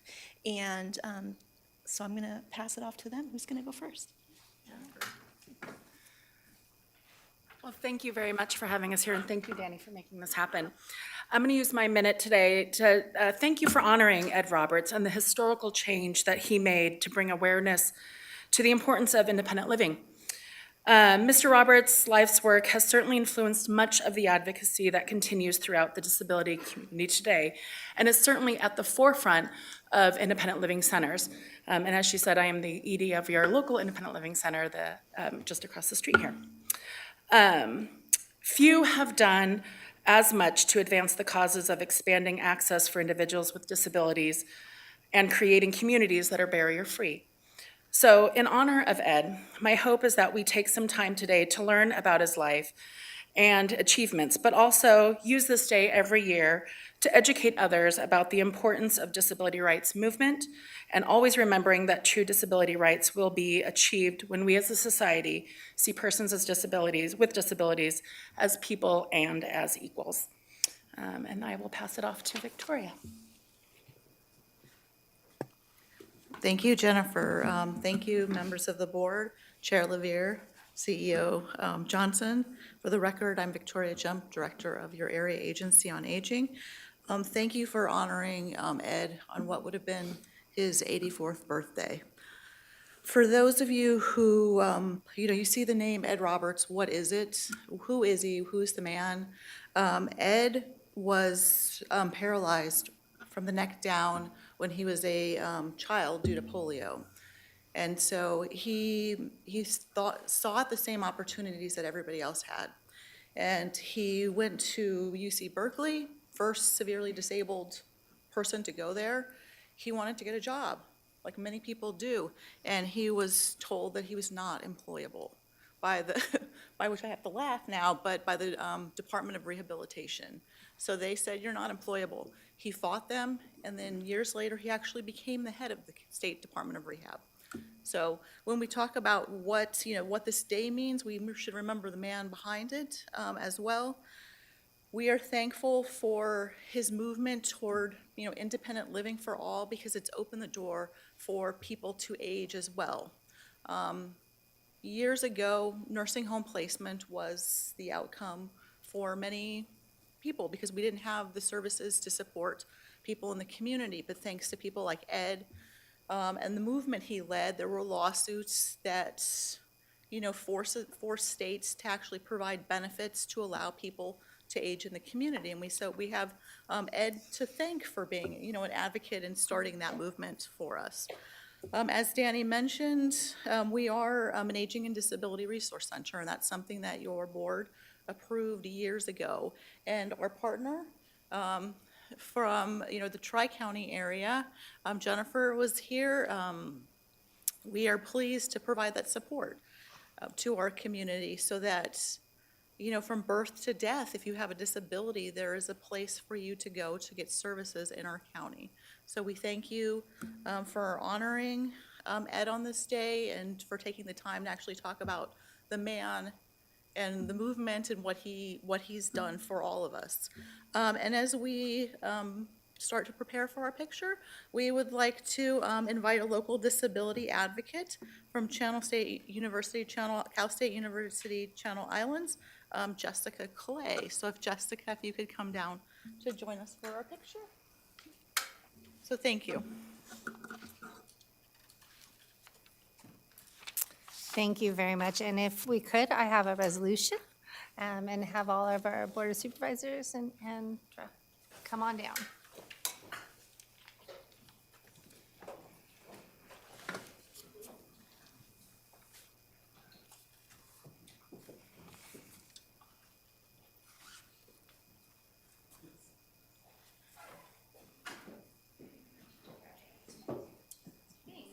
Where would we like to go?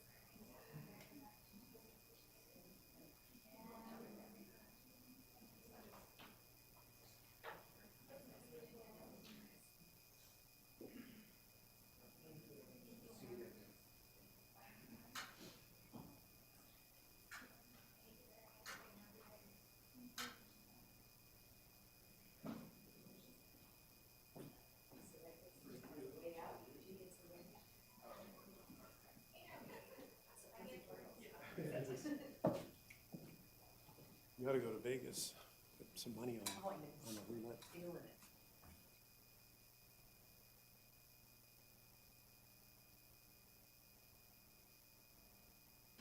Yeah, thank you Supervisor Long. And our last 10 a.m. time certain is item 46. Supervisor Lopez. Thank you, Mr. Chair. And today I would like to bring attention and recognize our 2021-22 Youth Poet Laureate, Angelina Leaños, who is here with us. And first of all, thank you for your patience as we had quite a busy agenda today, but want to take this moment to recognize you for your contributions to the arts, especially as a poet. Angelina is a second-generation Mexican-American from Oxnard, and in 2021, she became the third Youth Poet Laureate of Ventura County. She has read her work at numerous community celebrations and festivities throughout Ventura County, including this past year, in our 2022 State of the County Address, where she delivered just a wonderful, wonderful poem.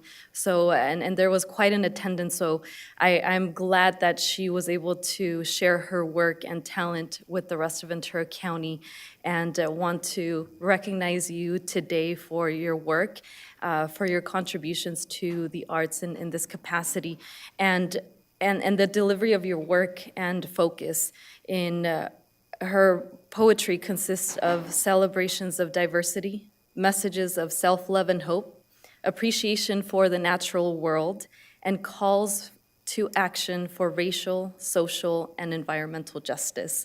So with that, Angelina, thank you for what you do, for being so committed to this work, and looking forward to seeing you in the future and what you will continue to bring to our community. So with that, Mr. Chair, if there's any comments from our board. I just want to say, I've been able to listen to your original work at the Tourism Summit at the State of the County, and you just have an absolutely beautiful way with words. And it's always such a joy to listen to your creations. And so thank you so much for serving the past year. You just did an incredible job. I completely agree. I enjoy hearing your poetry, and it's far more mature than your appearance. Great, thank you, Mr. Chair. And so with that, we will come down for a picture with you on the resolution that I did read a portion of it. But again, want to thank you and commend you for what you are doing for our community, for representing the city of Oxnard and the county of Ventura in the most amazing way. And really, congratulations, and continue to do this great work.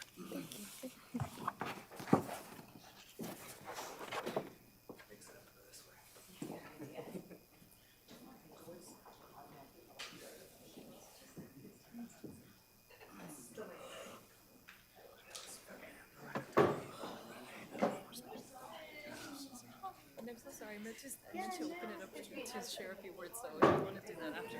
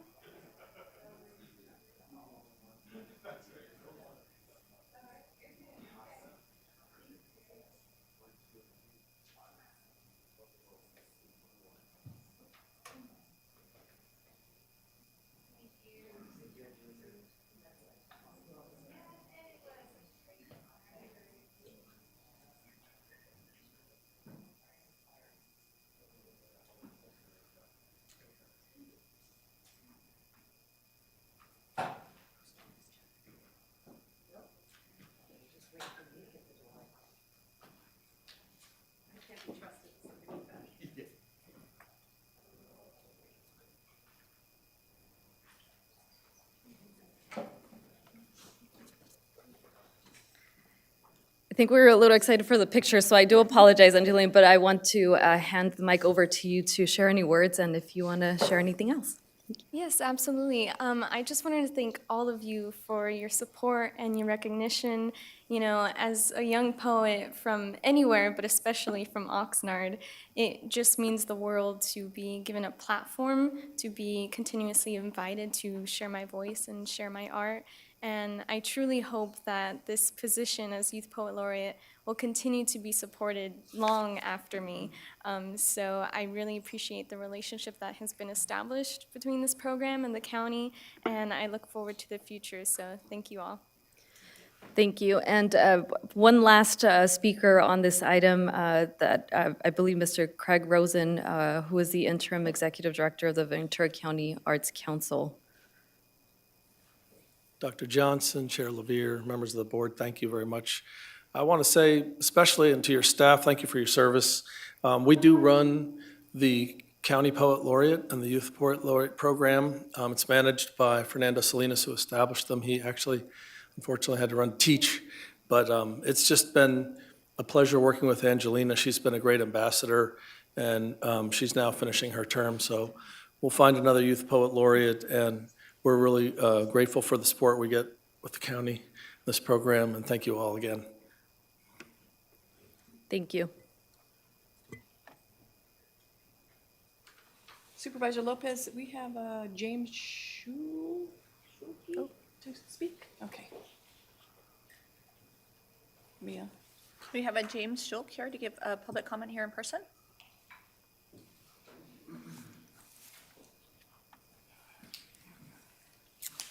Yes, hello, good morning. I'm James Schulke. I'm the Director of Outreach and Marketing at Oxnard College. I was here earlier to have our soccer team recognized, which we certainly appreciate. But I'd like to say just a few words about Angelina, who's been a student worker in my office at Oxnard College.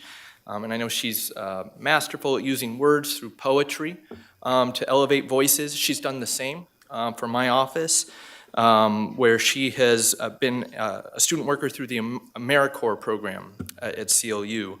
She's passionate about helping South Oxnard families access education and build better futures for their kids. She's written press releases and social media posts and op-eds for the college, including to celebrate our soccer team. She's worked at our outreach events in the high schools, talking to a lot of kids just a few years behind her, trying to help them access a higher education. She's a kind, talented, and dedicated young woman who's passionate about public service and writing. Thank you. Thank you. Chair LaVere, there are no other requests to speak for this item. Thank you, Supervisor Lopez. We'll move on to our 10:30 a.m. time certains, beginning with item 47, which is to receive and file a presentation regarding filming in Ventura County. Mr. Yoshitomi. Hello, Chair LaVere, Board of Supervisors, and CEO Johnson. I am David Yoshitomi, the Arts and Culture Manager from our CEO office.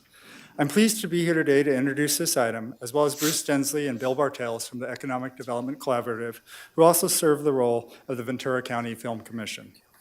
The Ventura County Film Commission is an essential community partner that contributes to the overall economic prosperity of the county.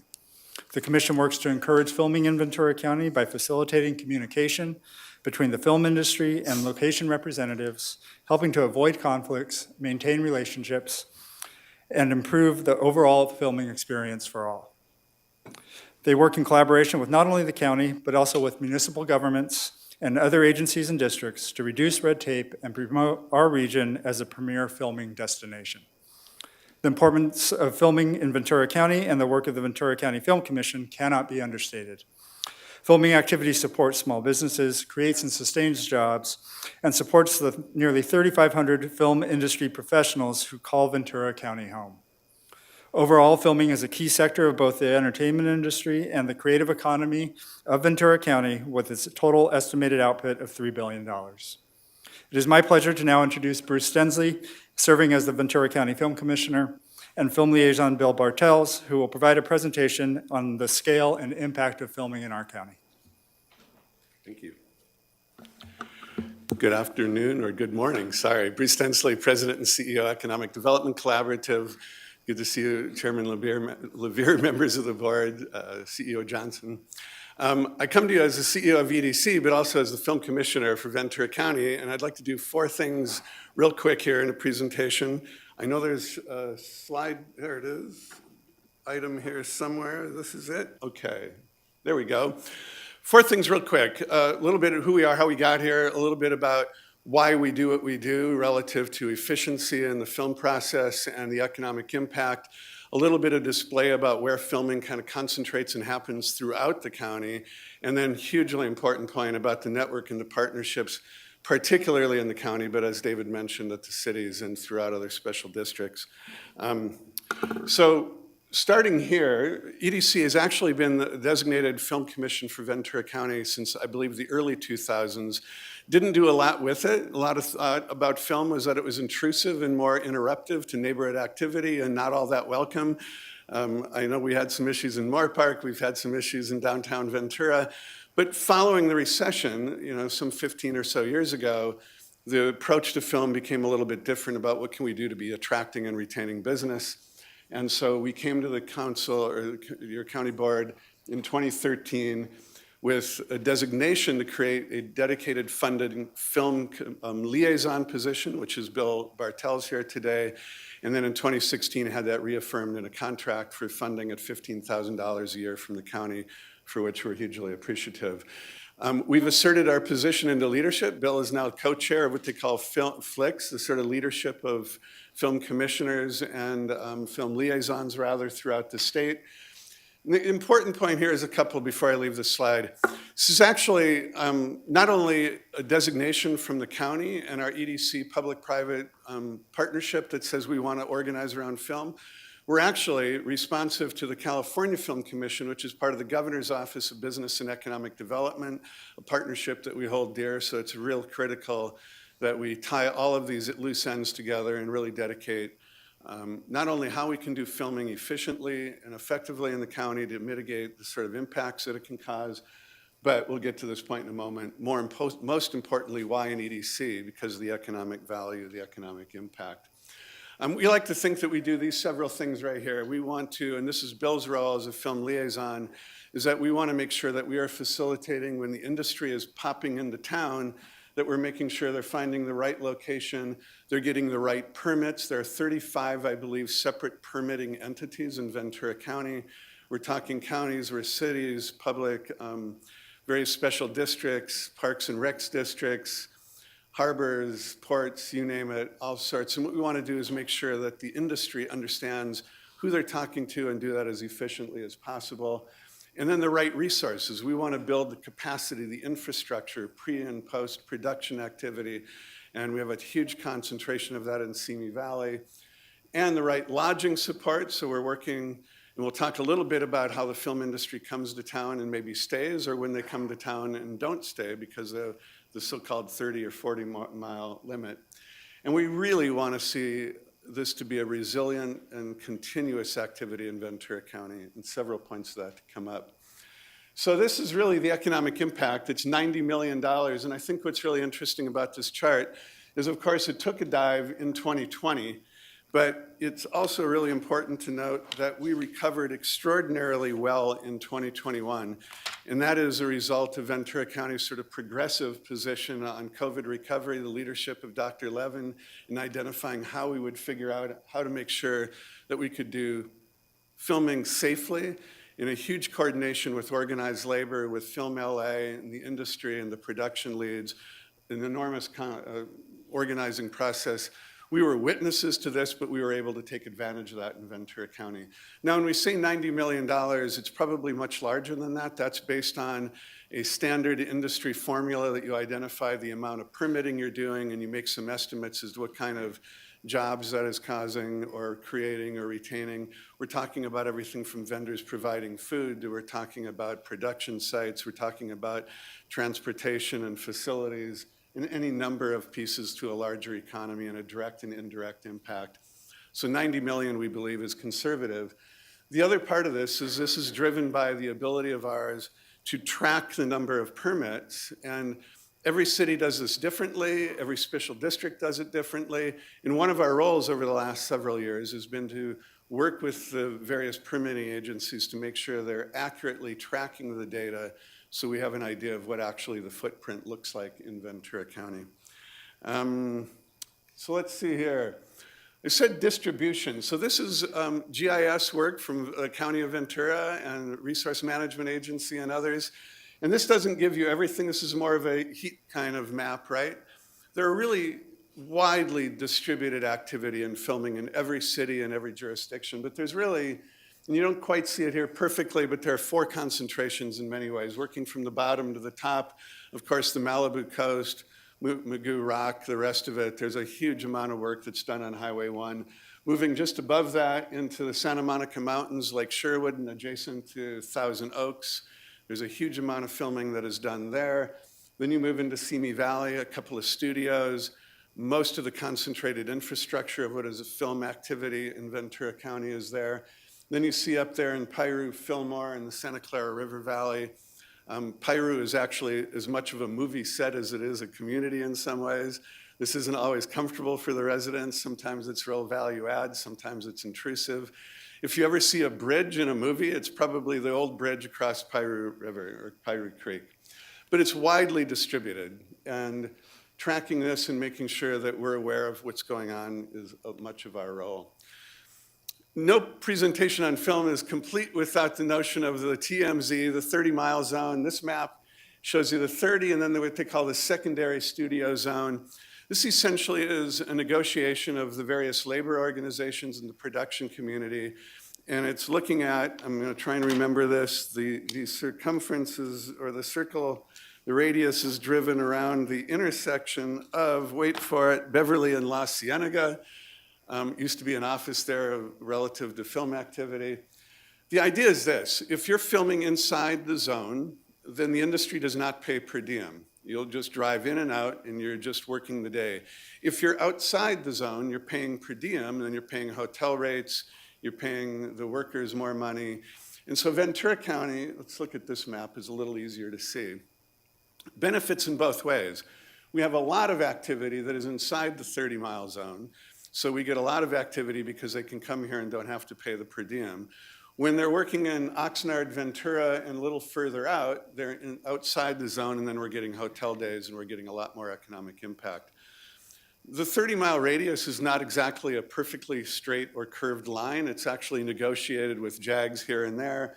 Piru is actually pretty much considered inside the zone, even though maybe physically the map will show you that it's not.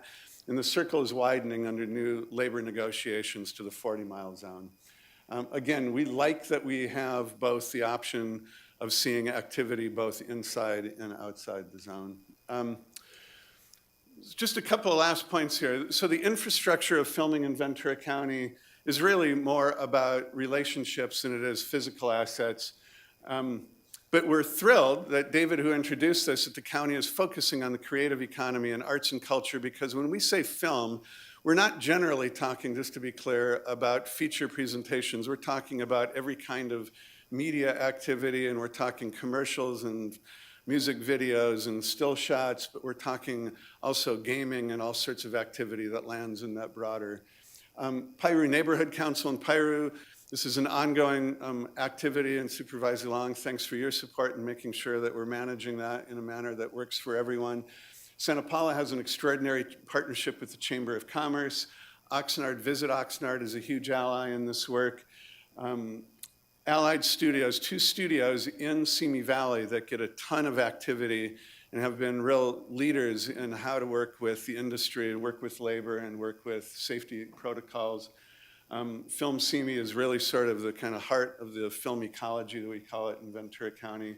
And code compliance. I haven't mentioned Kim Prilhart in planning yet and Resource Management Agency. I don't know this because I don't work in other counties that much, but it has to be as the most efficient in dedicating resources to figuring out how we do permits. And the important thing is that we're not just giving permits away. We're doing, what you're doing in the county is making very clear rules, telling the industry what it means to comply. Don't come and try and bend the rules. Don't come and try and ply us with whatever. We're very rigorous, we're very specific, we know how to do this. If you comply, we're very film friendly, but we're not crazy. We're doing this in a manner that we want to drive economic outcomes, but we don't want to do it in a manner that disrupts community. There's a new operator in the branch line, the Fillmore branch line. The Fillmore region now in Santa Paula is a huge economic driver of film. Just a couple of mentions, NCIS beats a path to Ventura County quite frequently, the Port District. And our role really is to try and figure out how we facilitate the smooth and consistent communication between the stakeholders, whether that's the production folks, whether it's the people on the ground trying to identify locations, whether it's vendors in the community that are providing services, whether it's neighbors trying to figure out how not to have their lives disrupted.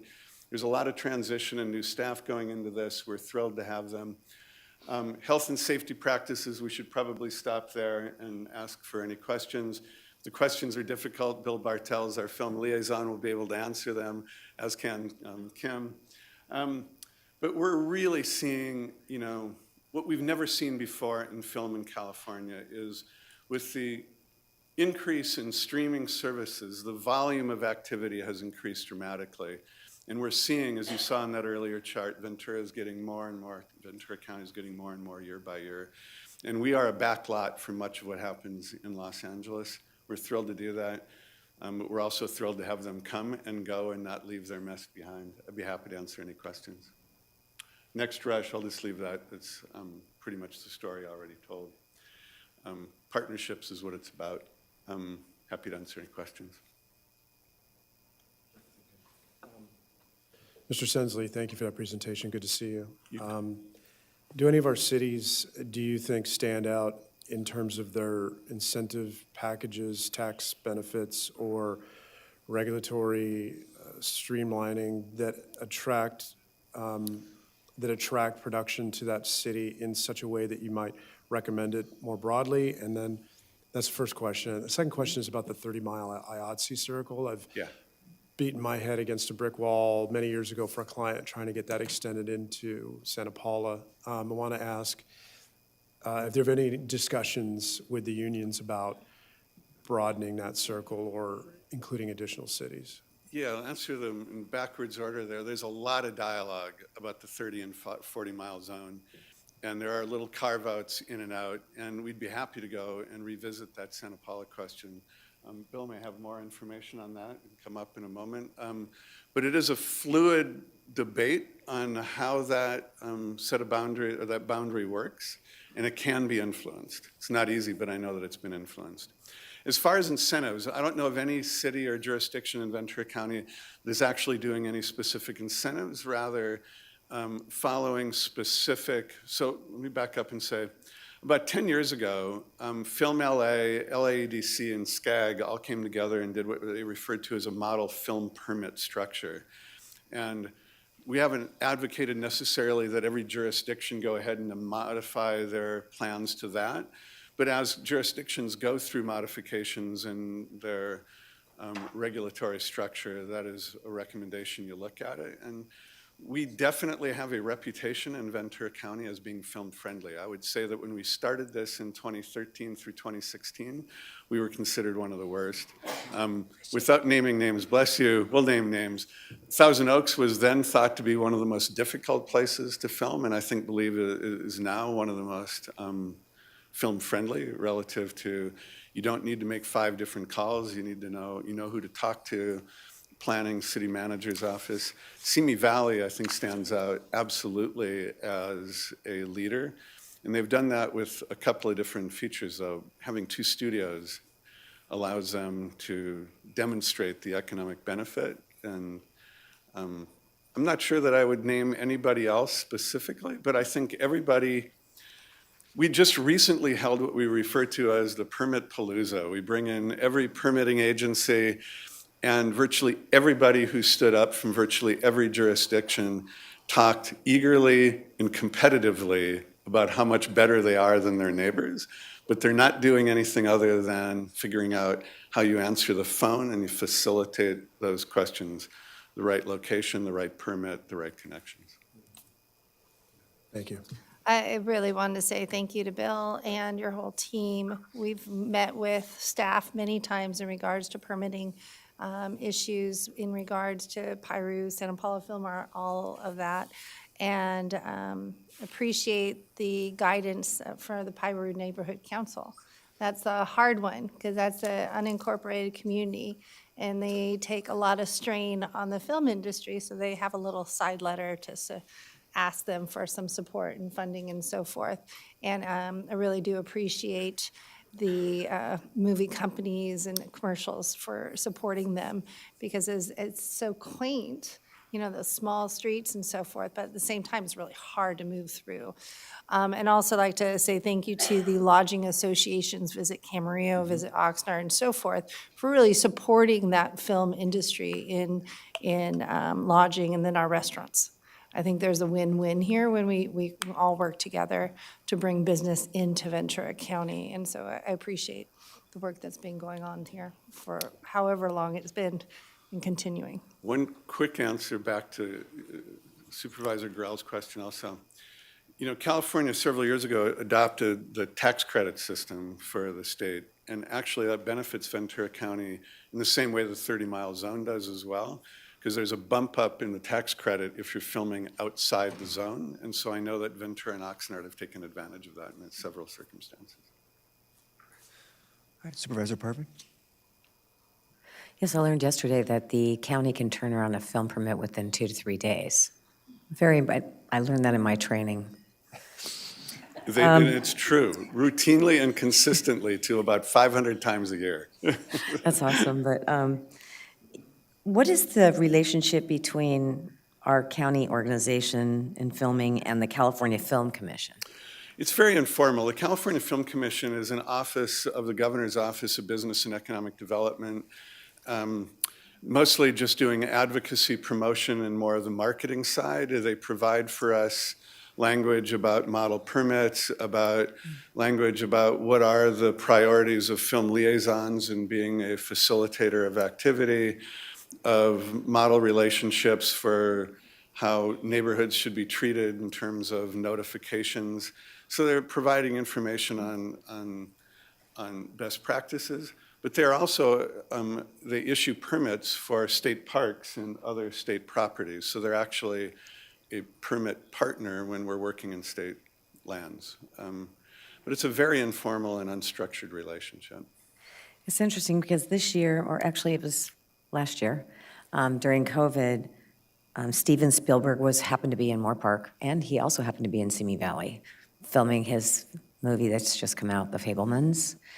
And I actually got an opportunity to talk to him for quite some time, which I was very pleased that he took that time to talk with me. But he mentioned how difficult our state is in working with the film industry. That's surprising. Yeah. And so I thought I'll share that with you, and Okay. maybe we could give him a call and see if he'll take our call and share with us what that challenge is. We'll show them that Because- Ventura County does it better than the Yeah, state, that's, right? I told him that. I told him to come back, too. I know he really enjoyed it, but I also want to make a plug that Little House on the Prairie will be 50 years in March 2024, and we're having a big event in Simi Valley celebrating it. And I don't know if that would be possible to even have a set like that in the current environment. Would that be possible? I think so. Okay. We'll follow up. My All right. answer is yes, with a little anxious tick in the back of my I'm just wondering, because what a great program. We're really proud in Simi Valley of that history. Yeah. Who didn't grow up with her? Laura Ingalls. Indeed. The whole question of whether California is difficult to film in is a troubling one, and we'll take a look at that. I mean, very briefly, and this may not be a question, we should move on, but Yeah. a number of other states, of course, just prior to California, created all sorts of tax incentives, and then California's been competing. I haven't heard in the last several years that California's structure, at least in the tax credits, is less competitive or less valued than what, say, Louisiana and New York and some of the other real competitors did. But I may not be close enough to the fire, so we'll look into that. Well, I think we should give him a call. I really do. I think we can get him to pick it up. Maybe we can get him to a board meeting and have him, yeah, good. Yeah, Mr. Chair, if anything, you've created a good-natured competition here. My colleague, Supervisor Parvin, is gloating about having 2 studios and hanging out with Steven Spielberg. I think that we filmed Green Acres in Second District and at MASH, and I could probably go on, but I'm going to let her have her moment. So you'll notice that we tried to stay away from the celebrity side of the presentation. Okay, just, yeah.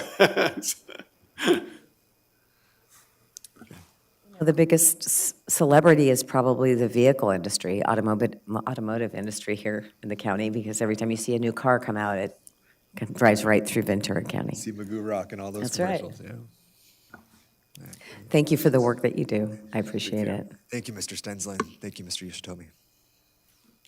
Thanks. Yeah, great. Any comments? Oh, yeah. We need a motion to receive and file, okay. So moved. And second. There are no comments, right? Public comments? Okay.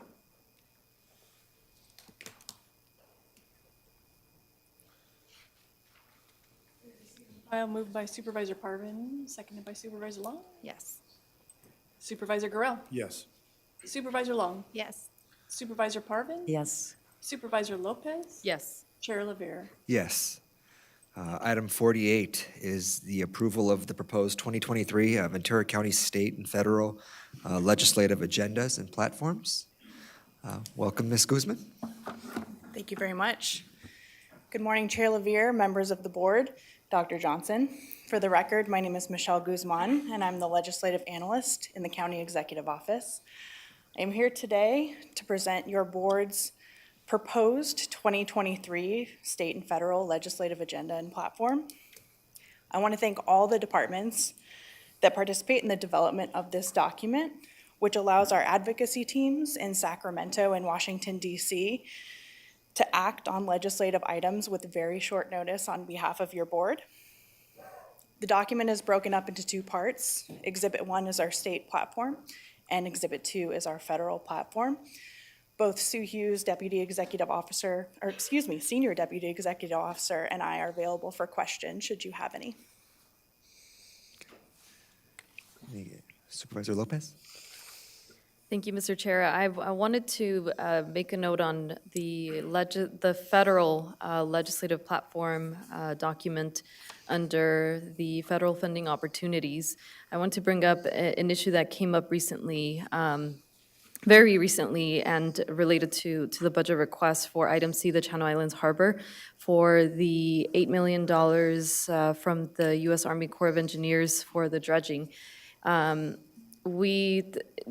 current dredging project recently had some challenges that required some additional funding because of the coarse sand that was found during the dredging, extending a little bit more of the funding that was needed. And so I just want to flag that in terms of how that, if that needs to be reviewed on the amount that can be requested, just to plan for any issues that may arise in the future dredging projects. So I don't have a number, but I just want to flag that as, I think, an item to be further reviewed. But Thank you so much, Supervisor. thank you.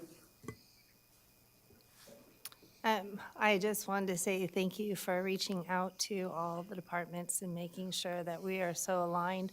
When I'm up at the state or on national, I'm always told, oh, yes, we heard from your director.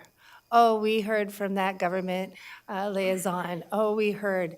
And it just makes me proud because our staff is really working hard for our community. I know not everyone can agree on all the items in the legislation plan sometimes, but I really do want to say thank you because this is an easier process for us to be fast on our feet, to really position ourselves well for laws and bills that are coming through. And I've seen it work really well. And putting this together, I appreciate Sue Hughes, who we're going to recognize in a little bit. But, and Michelle, congratulations on the first one for your role, and just a pleasure to work with. Thank you. And I also want to just confirm that as projects come up, like we've had with our disasters and so forth, if there are any one-time projects, we can always come to you to make sure it's on our list in case an assemblyman or a congressman says, hey, what's going on in Santa Paula? We can give them that list of projects that we're working on and so forth. So I think that's really provides us the flexibility we can to be as responsible as we can. So I just appreciate all the work going in here. That's correct. Thank you so much, Supervisor. Awesome. Well, Michelle, I know how much work goes into this. Just the months and months of meetings with 26 different agencies to make sure we have a comprehensive platform. And so thank you for all of that work. And I think this is a great start for county advocacy at the state and federal level. And as Supervisor Long said, if issues come up, we can always come back and revise it. But this is a great start. And thank you for all your hard work. And thank you, Ms. Hughes, for all your work putting this together as well. Thank you, Chair LeBear. And so we need a motion to approve the platforms. So moved. I'll second. Oh, and just real quick, so how will, once we approve this, how will the information get out, if we can make sure people know? Yeah, so once it's approved, it goes up on the county's website, first and foremost, and then we also distribute copies to our state and federal representatives in our delegation. Each board member will also receive copies should there be members of your constituencies that want to see those, read those.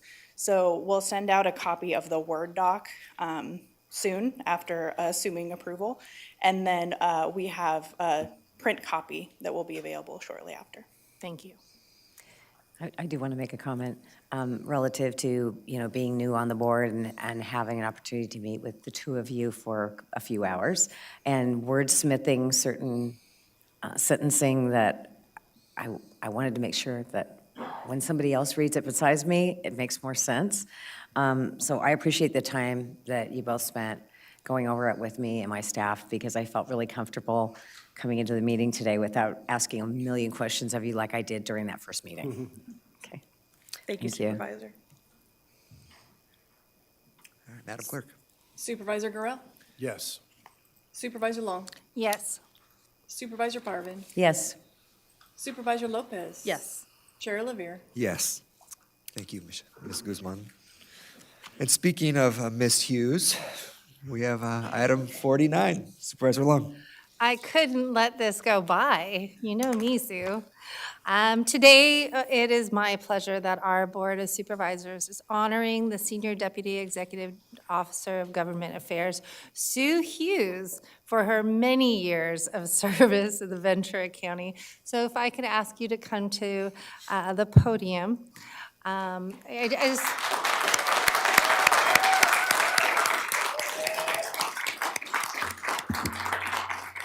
I am so bad at this part. yes, I know you'll be mad at me, but you'll get over it.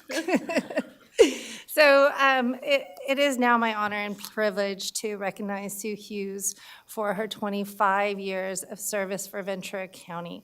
And when I came on the board over 6 years ago, I was assigned to cover the California State Association, the National Association of Counties, and the Urban Counties of California legislations. And it was one of the easiest transitions, I'd have to say, because of Sue in introducing me around and showing me the ropes, what I could say and not say in certain things. And I personally want to say thank you for that. Really do appreciate it. And I believe it all started actually working for the county in our sheriff's department. And then you were later hired to our CEO's office as the managing assistant 3 and moved up the ranks quite quickly into our sole legislation analyst for 2006.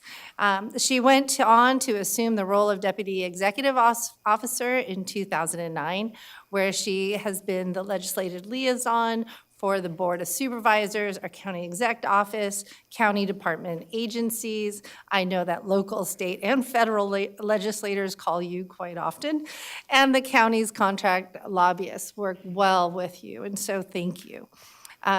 Sue has been dedicated her whole life for public service and has shown incredible innovation throughout thoughtfulness and perseverance, not only in legislative matters, but also in the interests of water and energy. You wonder how this all happened. Well, over the years, while Sue's got her job in legislation analyst, she also was asked to take on a myriad of projects and jobs, overseeing 4 rounds of integrated regional water management grants in Prop 84 for totaling $54 million for water grants. And you represented 26 projects, proponents across the Ventura County, and it was also, you acted as the chair of our Watershed Coalition with over 60 members. And then since you were able to handle that so well, along with her regular legislative duties, she was also asked to take on the role of the executive director for Ventura County Regional Energy Alliance. And if you can get all these acronyms, good luck, which has led programs for residential energy efficiency and other grant-funded programs. And since she could handle all that, she was also provided to oversee the development of the regional energy network proposed to the CPUC, a 10-year, $54 million effort on behalf of not only Ventura County, but San Luis Obispo and Santa Barbara counties. And as you can see, she is a woman of many talents. And as a personal note, I really appreciated all the time that we spent knocking on doors in Washington, D.C. and Sacramento. And if anyone out here, you know it was well over 10,000 steps a day going from one office to the other, through the art museum, down to the subway, and it was a lot of fun. And so, Sue, our board just would like to express our gratitude and appreciation for your 25 years of dedicated public service in an effort to better our county. And so we want to wish you all the happiness and good health and lots of traveling, I hope. And so, Sue, since you live in my district, and because we worked a lot together, I took this one on because I just going to miss seeing you around this county village of ours. And I'm really proud that you're going to be now serving, hopefully, if the board approves, which you should, the VC Area Agency of Aging, that you're going to serve on that for me. So thank you so much. And I wanted to open it up to any supervisors who would like to make a comment before I pass it down to you. Thank you, Supervisor Long and Sue. I am sorry that you're leaving. I almost want to vote no just for that and make sure we can hold on to you. But just want to thank you for all that you have done. I had the opportunity to work with you while I was working on the state side, and you were always just so wonderful in coordinating, communicating with the state offices and really representing the county in that capacity. So I want to thank you for that work, but just your personal insight the last couple of months in helping me come on board and getting a lay of the land and all the work. And while you will be missed personally, I know that you have done a fantastic job in working with Michelle, who is taking over. And we may not even be able to tell that you're gone, except for not seeing you. So, but that's, kudos to you, and wish you all the best in retirement. And I will be seeing you out in the community. Thank you. Ms. Hughes, it was an honor for me to lend my signature to this resolution. Thank you, Supervisor, for bringing it forward. I've been a county supervisor for 3 weeks, so I've had the honor of having you be a lobbyist on our behalf, but I also was on the receiving end as a former state legislator, where you spent a lot of time up in Sacramento lobbying me. So I've been on both ends, but you have a reputation for being an honest broker, accessible. You have a reputation of being passionate, but most important, doggedly determined to get done. And we, as a county, are gonna miss that. But congratulations on a very well deserved retirement, and we wish you the very best. Thank you, Sue. Thank you. Supervisor? Yeah, I too am on my third week, or I believe it's our third week.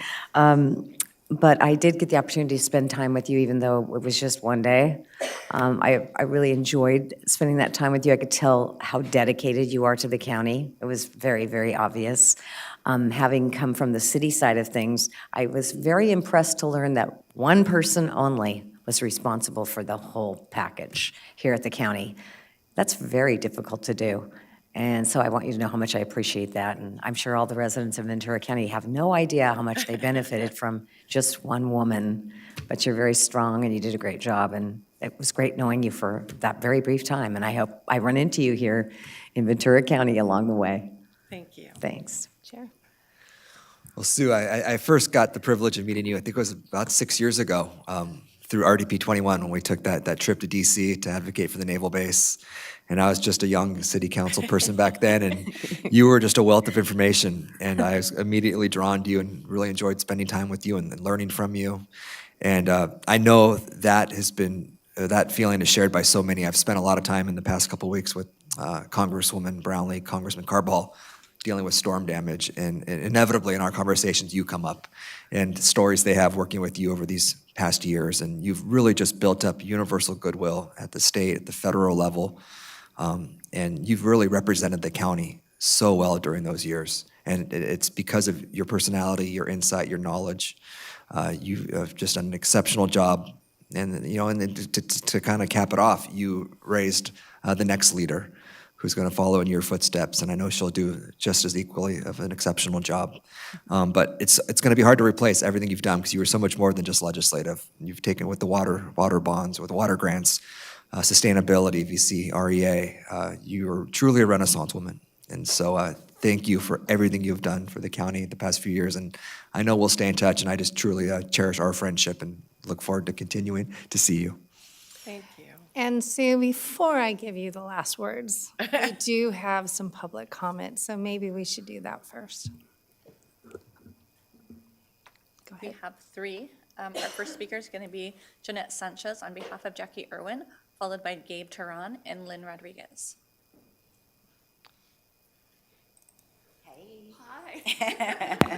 Well, it was good morning, good afternoon, everyone. Chair, supervisors, and Dr. Johnson, the public, thank you for allowing me a few words. On behalf of Assemblymember Jackie Irwin, really what everyone has already said, Sue, you've been phenomenal to work with. Thank you so much for always being a professional, and talk about someone who can get funding for our county as a whole. Sue has really led the way in water bonds and getting a lot of infrastructure support for our county, and so we really want to thank you. She's been integral in keeping the state office apprised of what the county needs, and that's always helpful for everyone here. So on behalf of Assemblymember Jackie Irwin, I want to present you with a state resolution for all the years you've done here in the county, and I can't wait to continue watching your clock as it counts down to the last day. So congratulations on your retirement. Yay!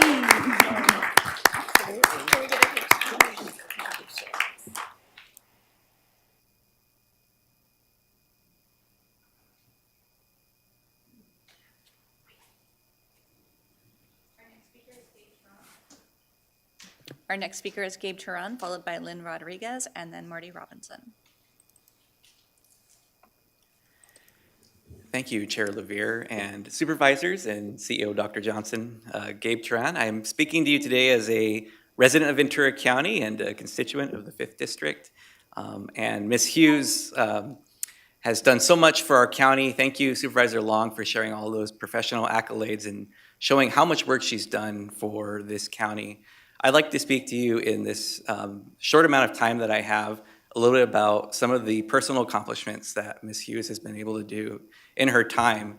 And I would like to share how I met Sue Hughes. And it was outside of my work, it was outside of the County of Ventura. I met her because she volunteered her time with the Camarillo Hospice for a young adult and teen grief group for young adults and teens who had lost somebody close to them. Many of them lost family members, such as parents and siblings, something very difficult to have to go through on top of regular adolescent development. And I was a young person in my early 20s, and I had recently lost a close family member to suicide. And it was something that was very difficult to deal with and acknowledge and talk to someone about. And I found the group and met Sue through that. And she volunteered her time to do that, and she was just such an amazing, personable person. And if you ever get the chance, I invite you to talk to Sue about her own story and her own personal loss that brought her to be able to want to give back to young people experiencing that. But I will share that I was so impressed with her ability to connect with young people, just be so genuine with everybody.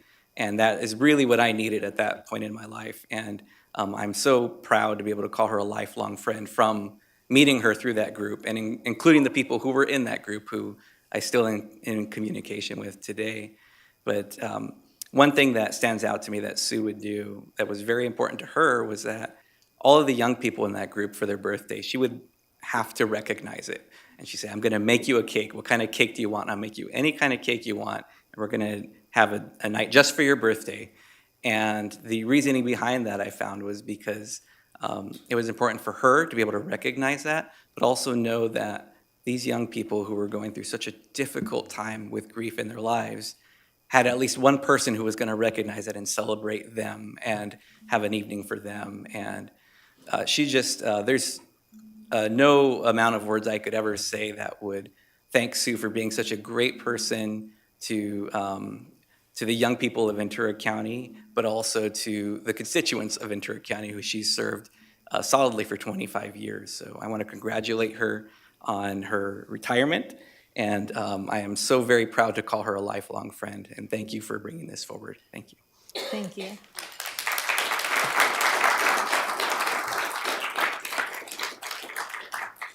Our next speaker is going to be Lynn Rodriguez, followed by Marty Robinson. Good morning. Sorry. Good morning, Chair Levere, members of the board. CEO Johnson. My name is Lynn Rodriguez, and I've had the pleasure and honor of working with Sue for 18 years. I can't believe how much time has passed since we started working together in 2005. And she loves to tell the story about how she really wanted to go after water funding. And thankfully, she had a county executive officer and boss who was very excited to see her do that. And as you've heard from Supervisor Long and others, a lot of money has been brought into the county for water projects. Right now, it's at $94 million that we've received from state funding to do many very important projects around the county. I have spent a lot of years working with Sue. We've laughed, we've brainstormed, we've complained, we've done all the things that people do when they work closely together, and many fond memories of things we've done outside of work as well as inside of work. Sue leaves really an incredible legacy behind her for the work that she's done to bring collaboration to the county around water resources, which, if you're not aware, is an extremely complex subject. It also can be very political. It's not an easy thing. She has managed those grants. She managed Proposition 50 and Proposition 84 grant funding, coordinating with the state Department of Water Resources, also sometimes not an easy entity to work with, and the State Water Resources Control Board, managing through ups and downs with different projects. We have had now 42 projects that have been enabled through that funding, as well as through local contributions. So Sue was a steady hand, a patient and calm person dealing with all of the issues that she had to face. And it's a very invisible thing that we do in water. Most people don't know what goes on and what work is being done behind the scenes. And Sue deserves a tremendous amount of recognition for all the work she's done to bring so many resources to county residents and for the community. So she leaves that legacy behind. I will miss her very much, but it's been a pleasure to be able to work with her and share all of those memories. So thank you, Sue. Thank you. Thank you.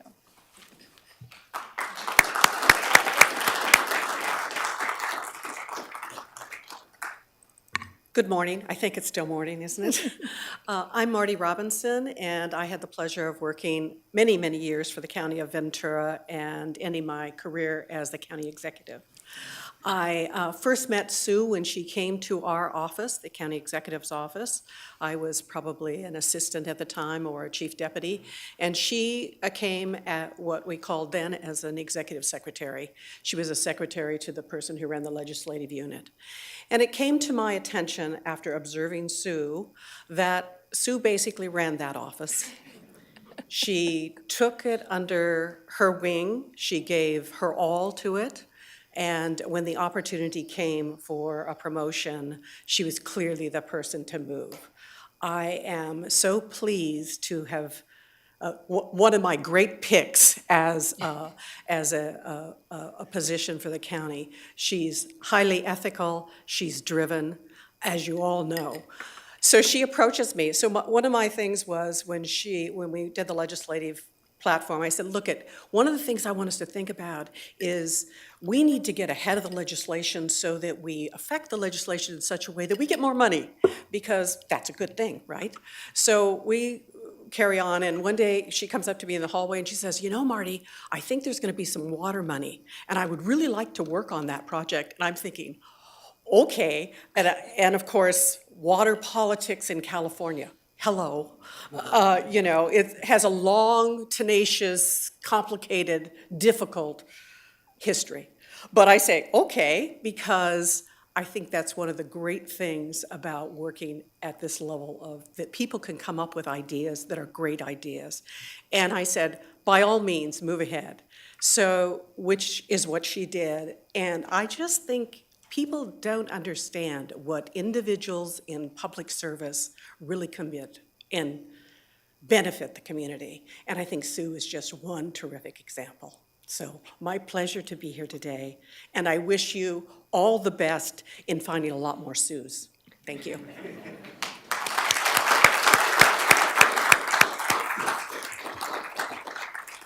And we also have Supervisor Kathy Long.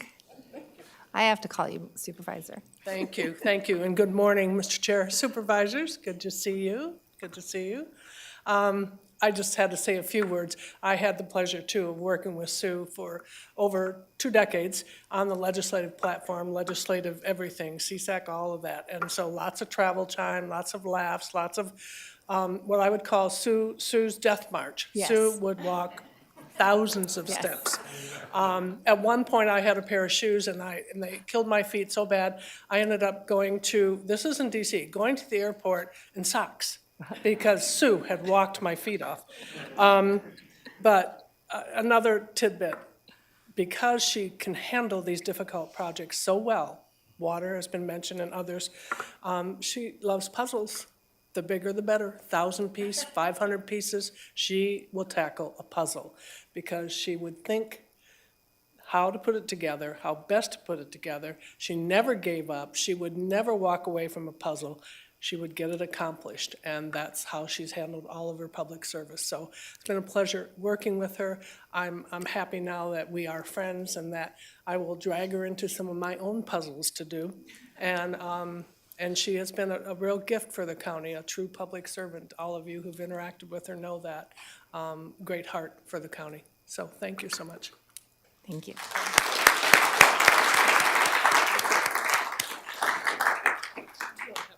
And I think that's the rest of our public comments, but I just wanted to check. Okay, Sue, it's all you. This is always really hard for me. I would much prefer to be in the background than in the foreground, if I said that right. I appreciate very much this recognition. Thank you, Supervisor Long. Thank you, all supervisors. I wish all of you the very best because, I grew up in the city of Ventura. I've lived the last 40 years in the city of Oxnard. I believe in my community. I believe in paying it forward.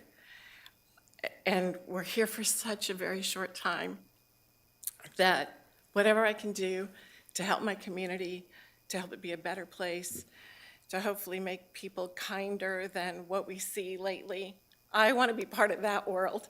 I have had the best career, hands down.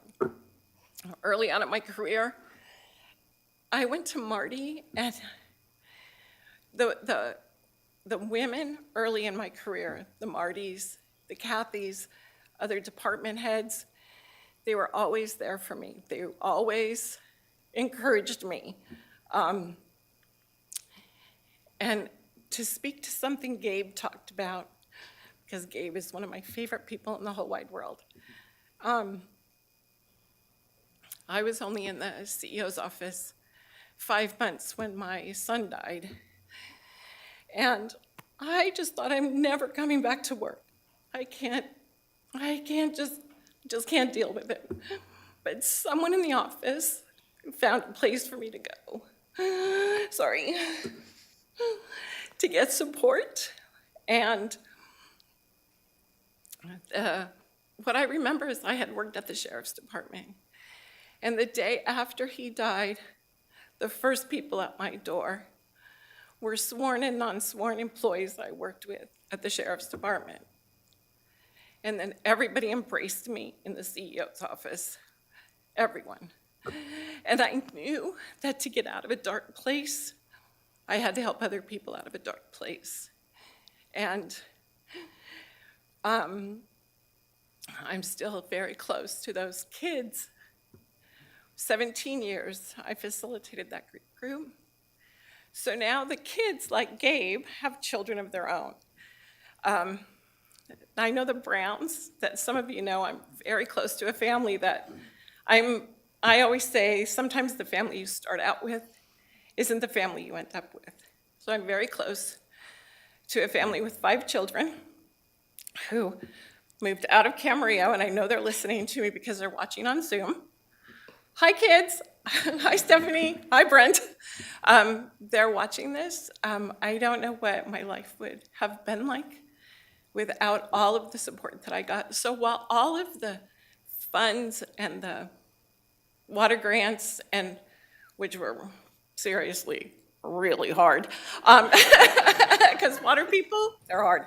But my personal life, I don't know what I would have done without all of the support I got from my coworkers, from the kids in the hospice group, just from everyone, and I want to make sure that I always pay it forward. I did not expect this. I very much appreciate all the kind words, and quite frankly, I'm going to miss this. This was a lot of my life, but as Supervisor Long knows, I'm on the volunteer list for things, so thank you so much for the recognition. I very much appreciate it. Thank you. And with that, supervisors, if we could join for a photo.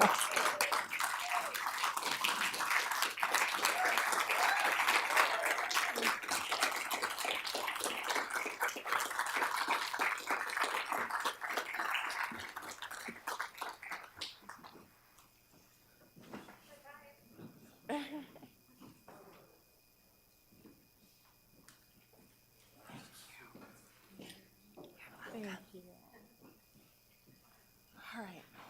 Okay. I knew that was going to happen.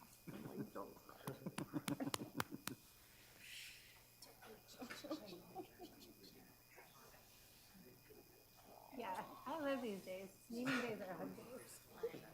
And you have nothing to worry about because Michelle, she's awesome. I'm about to say that. You get to hold this.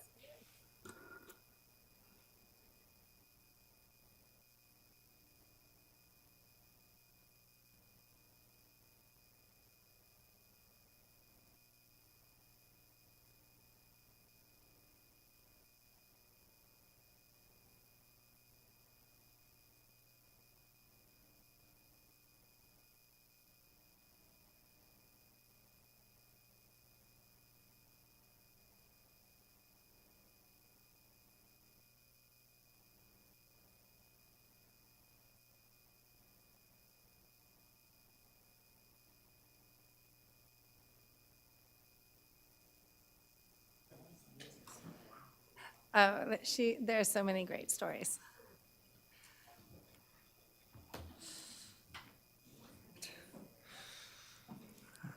Well, let's continue this tradition of honoring decades of honorable service to the Ventura County. And with that, I'd like to do item 50, which is a presentation honoring our Chief Probation Officer, Mark Varela. And again, Supervisor Long.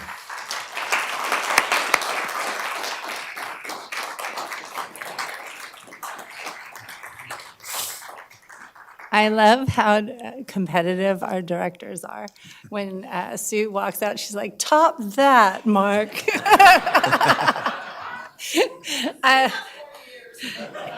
I only say that because we just have such great people working at Ventura County. And when I heard of Mark's retirement, I was like, what? And working with you with the JJCC has just been such a pleasure. And so I had to, of course, do this one too. So it is my honor to acknowledge Mark Varela, our Chief Probation Officer, for his 34 years of public service to the Ventura County Probation Agency. Chief Varela has been proudly served as the 9th Chief Probation Agency in our 113th year history. Out of 113 years, there's only been 9. Just let that resonate. And he has led through some of the most significant criminal and juvenile justice reforms in history. This includes the AB 109, our public safety realignment, and SB 823, our juvenile justice realignment. Huge, huge projects. And over the years, Mark has been known for his tireless work ethics and strong desire to mentor and improve those around him and to recognize, and he is recognized as one of the to-go people in probation agency leaders in the state of California. I know that he's considered one of his greatest accomplishments to be the oversight in the construction entrance and transition to the county's Juvenile Justice Center located on Vineyard Avenue. And along the way, he has also made a priority to institute evidence-based programs to support probation clients, including the establishment of innovative rehabilitation programs for youth residents of the juvenile facilities, and the development of 3 community evening reporting centers for the youth, as well as 2 reporting centers for the adults. And Mark has worked hard to maintain solid partnerships to the local service and community treatment providers, and has made it a priority to improve the preparedness of all probation agency staff, along with the improvement of equipment, technology, and all while promoting the work-life balance to employees. And I just want to say thank you. I've watched you work. And it's bringing in the nurses, bringing in the school districts, bringing in the nonprofits, and having those open conversations. It's not like, what service do you have? It's not what service you are. It's who is the youth we're talking about and what do they need? What do their families need? And just the start of that was just always has been embodied, and I just think it's so professional, and just thank you. And as a result, he's been recognized with numerous accolades, including El Concilio's Latino Leadership Award, the Courageous Leadership Award from the W. Hayward Burns Institute for his advocacy in reducing racial and ethnic disparities in our juvenile justice system, and was named Public Servant of the Year by the Camarillo Chamber of Commerce. And I have a feeling that this is not going to be the end of Mark's commitment to his community, because I know he has good ties in El Rio as well, and Island Acres, and part of my district, and that he will continue to look for ways to make our county a better place to live, work, and play. And so, Mark, our board sincerely would like to say thank you for your 34 years of dedicated service to our community, our county, and we wish you nothing but happiness and good health and prosperity, and maybe a little golf or something. But I wanted to say thank you so much. And at this time, before public comments, I will open it up to our board if anyone wants to make a comment. Go ahead. Start on this end. Chief, thank you so much for all your work, and just like with our previous recognition with Sue, I had the opportunity to connect and engage with you on the state side as I worked with our state senator, and just always appreciate your advocacy and really representing the county well in your position and on a statewide level. And I do wish you the best in this retirement, and I hope to continue to see you engaged through some of the organizations that you've been involved with over the past years, and always welcome also your insight moving forward. You may not be employed, but you're still a member of this community and this county, so thank you. Thank you. Go ahead. Supervisor? I would like to thank you for your years of service to the county. My brother actually worked for the probation department in Santa Barbara County. So I'm familiar with a lot of the work that you do. I read your proclamation. I'm really impressed. And I hope that you enjoy your retirement. It's very well deserved. Thank you. Well, Chief, you're one of those people that I have no idea how you do your job, especially the last 10 plus years as chief. I mean, the amount of changes with the probation agencies at statewide, the amount of realignments and the adjustments that you have had to make on the fly often to stay up to date with state regs and to make sure that our department is strong and compliant. You have just done an exceptional job. And I'll tell you, in the 2 years I've been up here, the one thing that has especially stood out to me is your commitment to the youth, the kind of idea that if we have somebody in our system, what are we going to do to make sure they don't come back? What are we going to do to improve their lives, to give them the support they need to get them on the right track? And I know that's been a huge priority of yours. And it's just always stood out to me. And you've done an incredible job. We're going to really miss you. But your leadership has really set a tone in the probation agency, which I hope is continued for years to come. So thank you. Great. Thank you, Supervisor. Any other comments? Do we have any public comments? No? Okay, so the people that I thought were coming are going to hold their comments to your retirement party, so it's going to be good. I just, again, want to say thank you so much, and I'll pass the mic over to you for the final words. Okay, well, thank you. Chair LeVere, members of the board, Dr. Johnson, just really touched by this recognition. Thanks. I have to say it does feel a little weird. 34 years. I remember walking in this building in 1988, freshly out of college, looking to work in criminal justice It just so happens, and I think it was fate, that the deputy probation officer classification was open. I quickly applied and started in November of 1988, so it's gone by pretty quick. I just want to first start off by thanking your board for all of the support and your predecessors for all the support during my tenure as chief. In the last 13 years, a lot has happened in the criminal justice system throughout the state of California. And oftentimes we're first and we're leading a nationwide effort in criminal justice reform. And I've come and I've stood in front at this podium asking for resources, asking for authorization to enter into contract with service providers, asking for approval to establish community-based programs. And this board has always been incredibly supportive. And I think it's a good indication that this board cares about all the residents of Ventura County, even those individuals that find themselves on the other side of the system in need of services. So I do appreciate that. Dr. Johnson, your office, the CEO office has been fantastic in terms of support through the years. Your folks have guided us on HR, labor relations, budget issues, and now most recently DEI, working with that team. It's been incredible, the support. Marty Robinson, who is here today, was the CEO when I got appointed many, many years ago, and ever since then just have received a ton of support from your office, and really do appreciate that.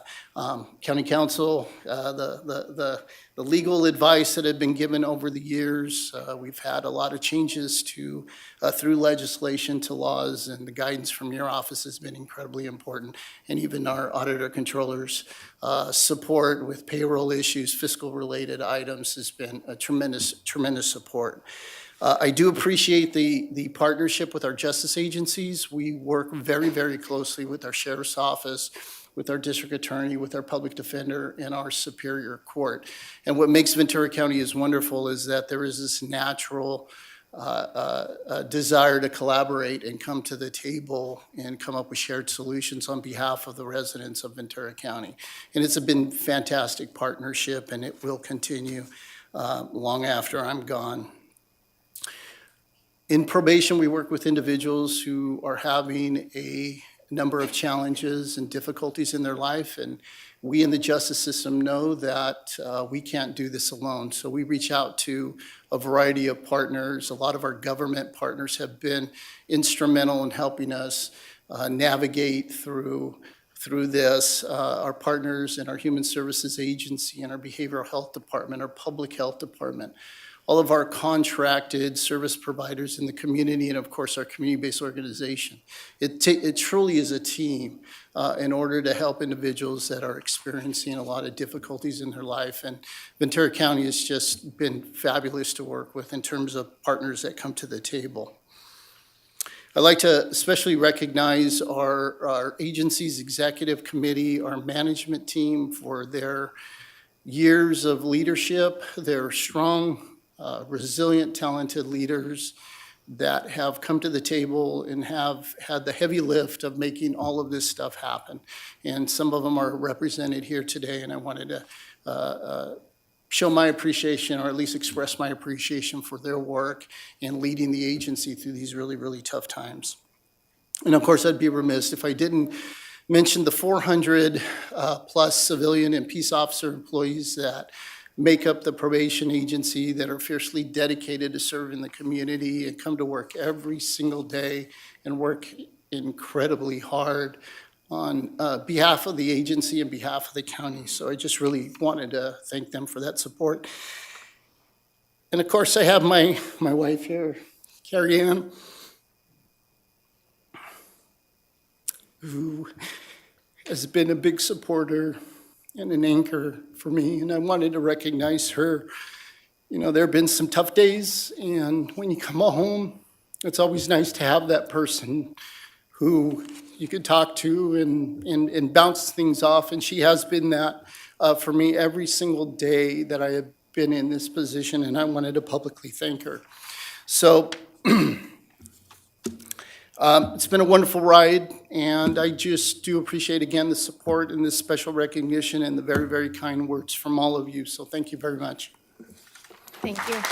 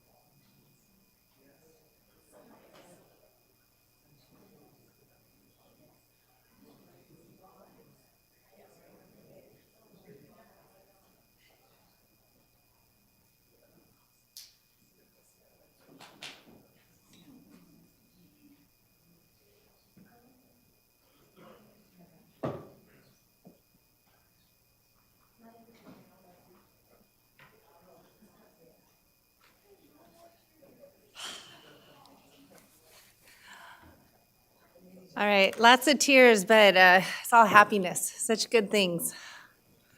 Thank you, board, for indulging me in celebrating such great people. Well, thank you for those two items, Supervisor Long. Well-deserved recognitions. We have one more item, and then we'll take a quick break before the 1 o'clock time certain. Just get some, at the 1 o'clock, right, we'll do item 51, and then we'll take a quick break, get some caffeine or food or whatever you need. And so item 51 is the public hearing regarding adoption of a resolution amending the County Parks Department rent and fee schedule for 2023. Mr. Chisholm, welcome. Oh, good afternoon, Chair Levere, members of the board, CEO Johnson. Always tough going after such great moments of inspiration, but I look forward to presenting our rent and fee changes. I'll wait for the PowerPoint to be brought up.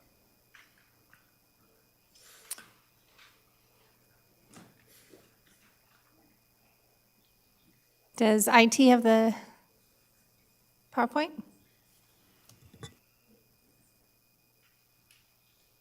As they wait to pull that up, just to introduce myself again, I'm your County Parks Department Director. I've been with the agency about just under 3 years. I'm here on behalf of General Services Agency to present our rent and fee changes. We present these annually. Our changes are a little more moderate this year than usual.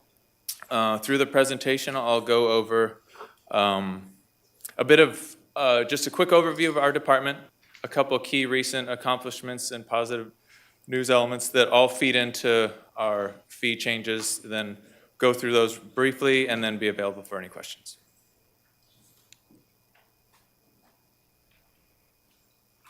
All right, our county parks mission, this is a bit wordy, but in the complex business that is land management, we do rely on this. So in a nutshell, this says to improve the physical and mental health and quality of life of Ventura County residents through the provision of quality recreational opportunities.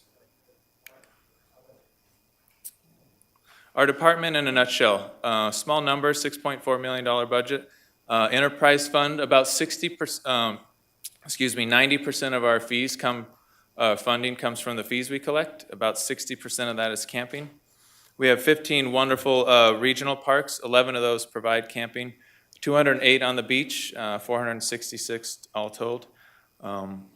We have a leased KOA facility. We have 4 regional trails, 2 of them that includes the Ojai Valley Trail, Sulphur Mountain Trail. 6 local parks, a great skate park in Piru. 3 leased golf courses, that's Soul Park, that's Rustic Canyon, and that's Satakoy. 5 community centers, 3 historic properties, and 5,300 acres under management. Staffing, we get it all done with this small group. Tremendously proud of the ranger program, non-commissioned rangers. You see them in the field representing us well, the maintenance group. We do all this in company with GSA Administrative Services. They help us be efficient. 45 leases to help all this happen, and 20 camp hosts. Big stories in the last few years. Post-COVID, we're up 34% on camping use nights. Well over 100,000 last year. We are approaching effective saturation of our campgrounds. So total absolute saturation is about 164,000 use nights. That would be inland parks booked on Mondays, Tuesdays, Wednesdays in January. So that's not realistic. So effective saturation, we call that about 130,000. Jumping into some recent accomplishments, we went for a very tiresome but very beneficial new reservation system upgrade. You can now see all of your reservations. You can shop them by a camping grid, by a map, or calendar grid rather. It's also very solid on the back end. We had to have redundant systems on our accounting side. We're getting tremendous public feedback on this. It's been a lot of work, but well worth it. A lot of the neighboring agencies, counties are looking at the same one we're providing now. Small dollar, big impact. We had this project, beautification project that on the Rincon Deus, a 285-foot mural. Great artwork, great wildlife, great diverse representation of our communities on that mural. So take a look if you haven't seen that. feeding into rates, with our small budget, you'll see we can never take care of our $22.7 million deferred maintenance backlog on our own. So we've been really aggressive going after grants and supplemental funding. Some highlights there are $10 million for the Island Acres Community Center and Park improvements, $5 million for Satakoy Community Center and Park improvements, 1.7 for Oak Park camping expansion and park amenities, Lewis Road Park, which is now Linda Parks Park, recently from the previous board meeting resolution, is getting $300,000, construction drawing soon. Soul Park is getting almost $400,000, Jose Flores $900,000, and Ojai Valley Trail is also getting repaved with about $3 million. Written fee changes this year, because we've been more forward-leaning with our fee changes in the past 2 years. We're only proposing changes to 8 of the camping rates, $1, $2. We feel we're in range of the comparables. With all the complexities going on economically, most of the neighboring counties didn't make rate changes this year either. We still have room to leverage more, but we felt comfortable where we're at with our and then the rest tend to be quite minor. Remove reimbursement for oversized vehicles, more administrative cost, cancellation fee policy clarification, removing redundant language throughout, jumping into community centers. We've clarified what used to be termed very clumsily business and education and professional meetings are now a nonprofit rate. That's what it always was functionally. It just had the clunky language. We removed a fairly tedious charge for kitchen use that's already lumped in with the other use. So we're waiving that.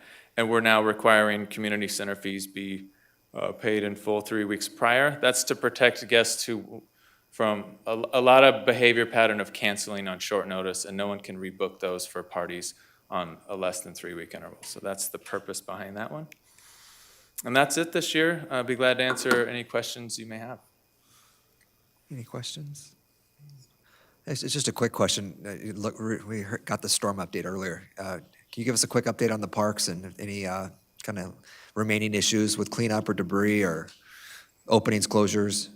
Yeah, absolutely. 2 parks closed. So one of our oldest parks, 1904, Foster Day Use, is closed, fully inundated, fully covered with sediment. One of our most damaged parks. It is insured. We're working on what is the scope to return that, because there's enough damage where it won't be the same park necessarily when we return it. Then Ojai Valley Trail between San Antonio Creek and Prospect will be closed. The word is a couple months. The word visual in the field, the work's going really well. So hopefully that's a lot sooner. And then some partial closures throughout. Denison, Kinney Grove, all the parks most parks have some sites closed and damaged.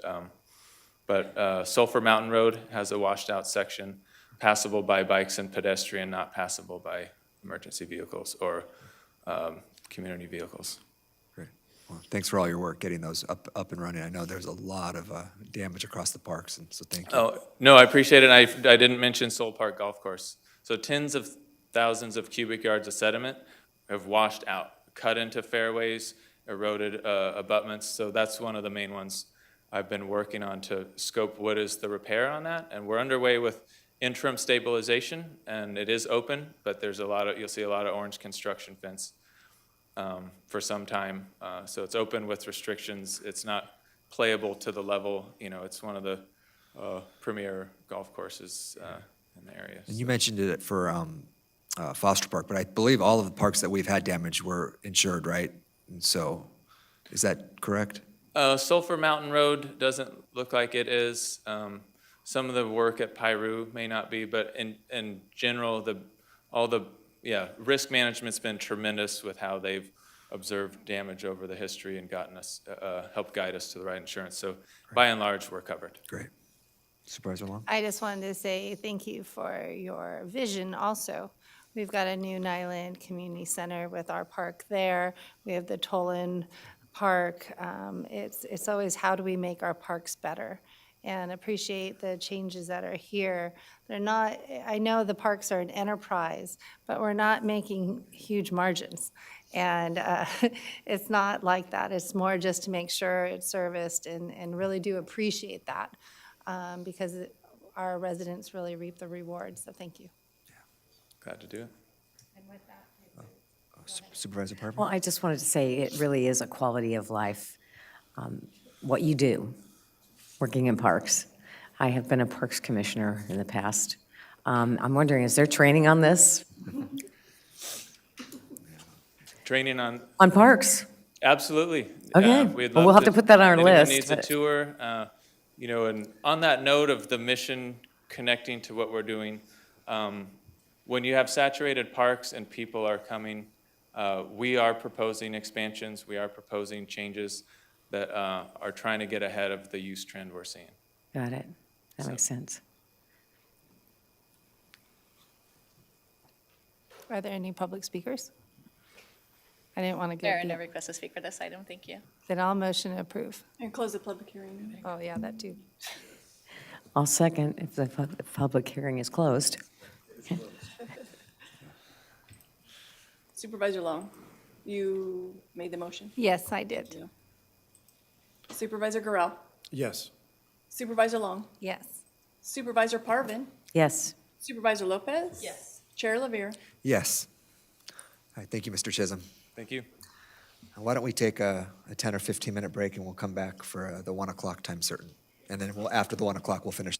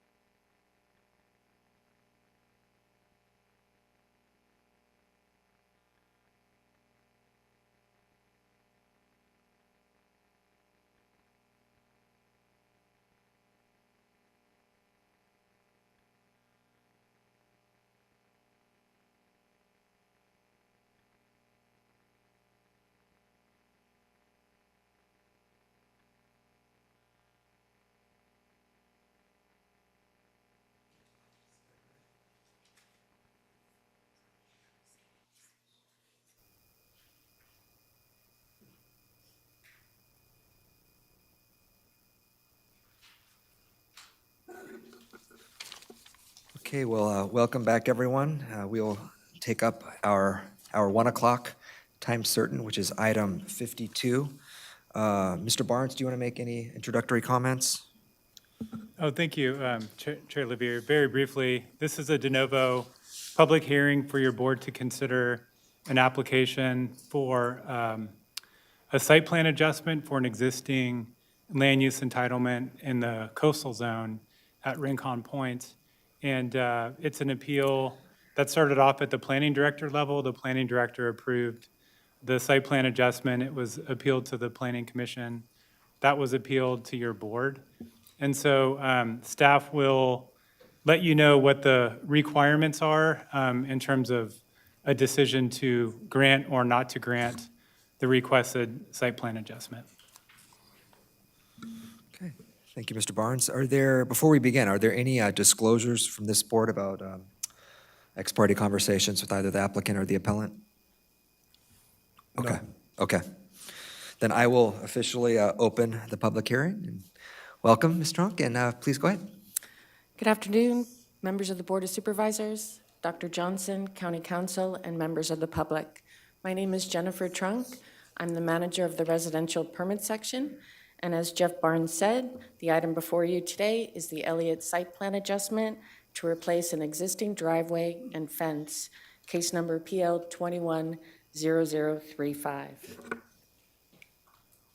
To give you your bearings of where the project site is located, it's in the Rincon Point community. This is in the North Coast sub-area, just south of the Santa Barbara-Ventura County line.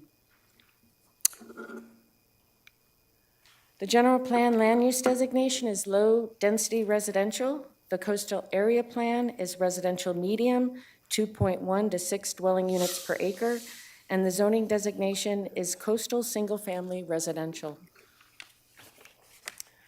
A little bit about the permit history. The Elliott residence was first constructed in 1959. This predates the Coastal Act. In 2018, the Elliott's requested a coastal plan development permit to build a second-story addition to the existing residence. That permit was approved on March 26, 2018.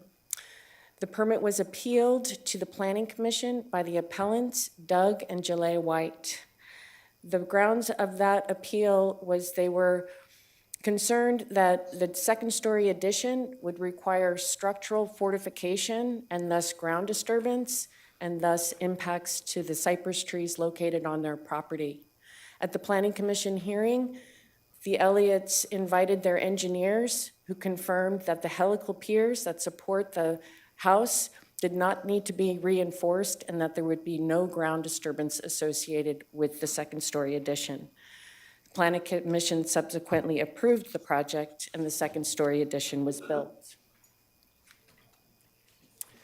3 years later, the Elliott's came in and requested a site plan adjustment to the coastal plan development permit to replace the existing driveway and replace the existing fence that's on the common property line of the Whites and the Elliott's. The project was approved by the planning director in August of 2021. The appellants, Doug and Jalea White, filed a timely appeal to the Planning Commission with 30 grounds of appeal, which I'll go over later in my presentation. The Planning Commission approved the site plan adjustment, and again, the Whites, the appellants, appealed that decision. And that's where we are today, before the Board of Supervisors for review of the site plan adjustment request. So in brief, the project description is a site plan adjustment to replace the asphalt driveway with a concrete driveway, including pedestrian paving squares and Mexican beach stones in confined landscape areas. The project also includes a new fence that will be installed along the common property boundary of the Whites and the Elliott's, including a trash enclosure. The fencing will be 6 feet in height and then reduced to 3 feet in height along the street side setback, which is required by the Coastal Zoning Ordinance Development Standards, Section 8175 3.11a. So a couple of pictures of the project site. The project to your left, I'm looking at the Elliott residence from Puesta del Sol. To the right is the trash enclosure fence that is currently at 6 feet in height. This is the blow up of that trash enclosure. This is the area where by code, the fence has to be reduced to 3 feet. This is some more pictures of the common fence along that property boundary. And look to the right, to the very left, I'm looking from the front, Puesta del Sol, towards the beach. The fence is to my right. Then I'm in the Elliott's side yard looking towards Puesta del Sol. Again, the fence is to my left. And then back on the side yard looking towards the ocean. Now the fence terminates not all the way down to where that lemonade berry bush is. The proposed replacement fence will terminate where the existing fence is currently located. Oops. So this is that wired fence, and so the new fence will not be replacing that wired fence, and the lemonade berry bush will be remained and protected in place. And this is just some additional pictures of the condition of the driveway and the fence that are proposed to be repaired and replaced. Now, the Whites were gracious enough to allow me to come to their front and backyard when I took my site visit. And so here on the left-hand side of the picture, I'm looking down Puesta del Sol. Puesta del Sol also has a non-exclusive easement for beach access, recreation. And so Rincon Beach Community is a gated community, so the neighbors have access to the beach through this area. So when you go down this access easement or to the dead end of Puesta del Sol, there's a path that runs along Rincon Creek and then to the beach. And so you'll see the White's existing fence is identified by the red arrow. And so as we walk towards the White's residence, you walk in and that little opening in the gate is where they enter their front yard. This is the cypress tree in the front yard. It's actually 2 trunks of the cypress tree. It's approximately 9 feet from the common fence. This is the cypress tree in the White's backyard. And nobody's refuting that there are exposed roots that meander onto the Elliott's property. And just to reiterate the public access to the beach, and then also I wanted to point out the storm drain pipe, which is just to the edge of the picture on the left, and then that's a more close-up picture of what the storm drain looks like on the opposite side of Puesta del Sol. The applicant provided plans, and I'll go through these with pictures to show how these plans will actually get constructed in the field. You see the main residence, and the dark hatched areas is where the Mexican pebble stone will go, and then the concrete driveway is labeled as number 1. And then, of course, the specification for the fence and installation of the fence. And so when we look at this picture, we can see that on the far side of the Elliott property, there's an existing landscape median. And the Mexican pebbles or the Mexican stone will be confined by a landscape bender board, but it'll extend to the length of that landscape median. On the opposite side, however, that landscape median goes as far as the extent of the replaced fence, which would be at 3 feet in height. That area where the Mexican stones does not encumber the easement and the access to the beach. And then, of course, the concrete driveway. And if you notice, the concrete driveway goes all the way to the edge of that asphalt change in color. And the applicants have gotten the HOA to agree to allow the concrete driveway to extend up to that lip with the condition that they maintain the driveway apron. And the applicants also contacted the underlying easement holders who agreed to allow the concrete driveway to cross their easements. And then lastly, right beneath the front of the house, there's a landscape planter, and they're going to put pedestrian pavers and additional Mexican stone. So the grounds of appeal. In your board letter, there's the Planning Commission staff report from May 5th. And in that, there were 30 grounds of appeal. And they pretty much revolved around these 4 topics: CEQA analysis, piecemealing, tree protection, fence height regulation, and property boundaries. When the appellants appealed the Planning Commission's approval, they provided a timely appeal and 8 additional grounds of appeal, again revolving around those same topics: CEQA analysis, piecemealing, ground disturbance and tree protection, fence height and location, easement and property boundaries, and the landscaping, specifically the Mexican beach stones.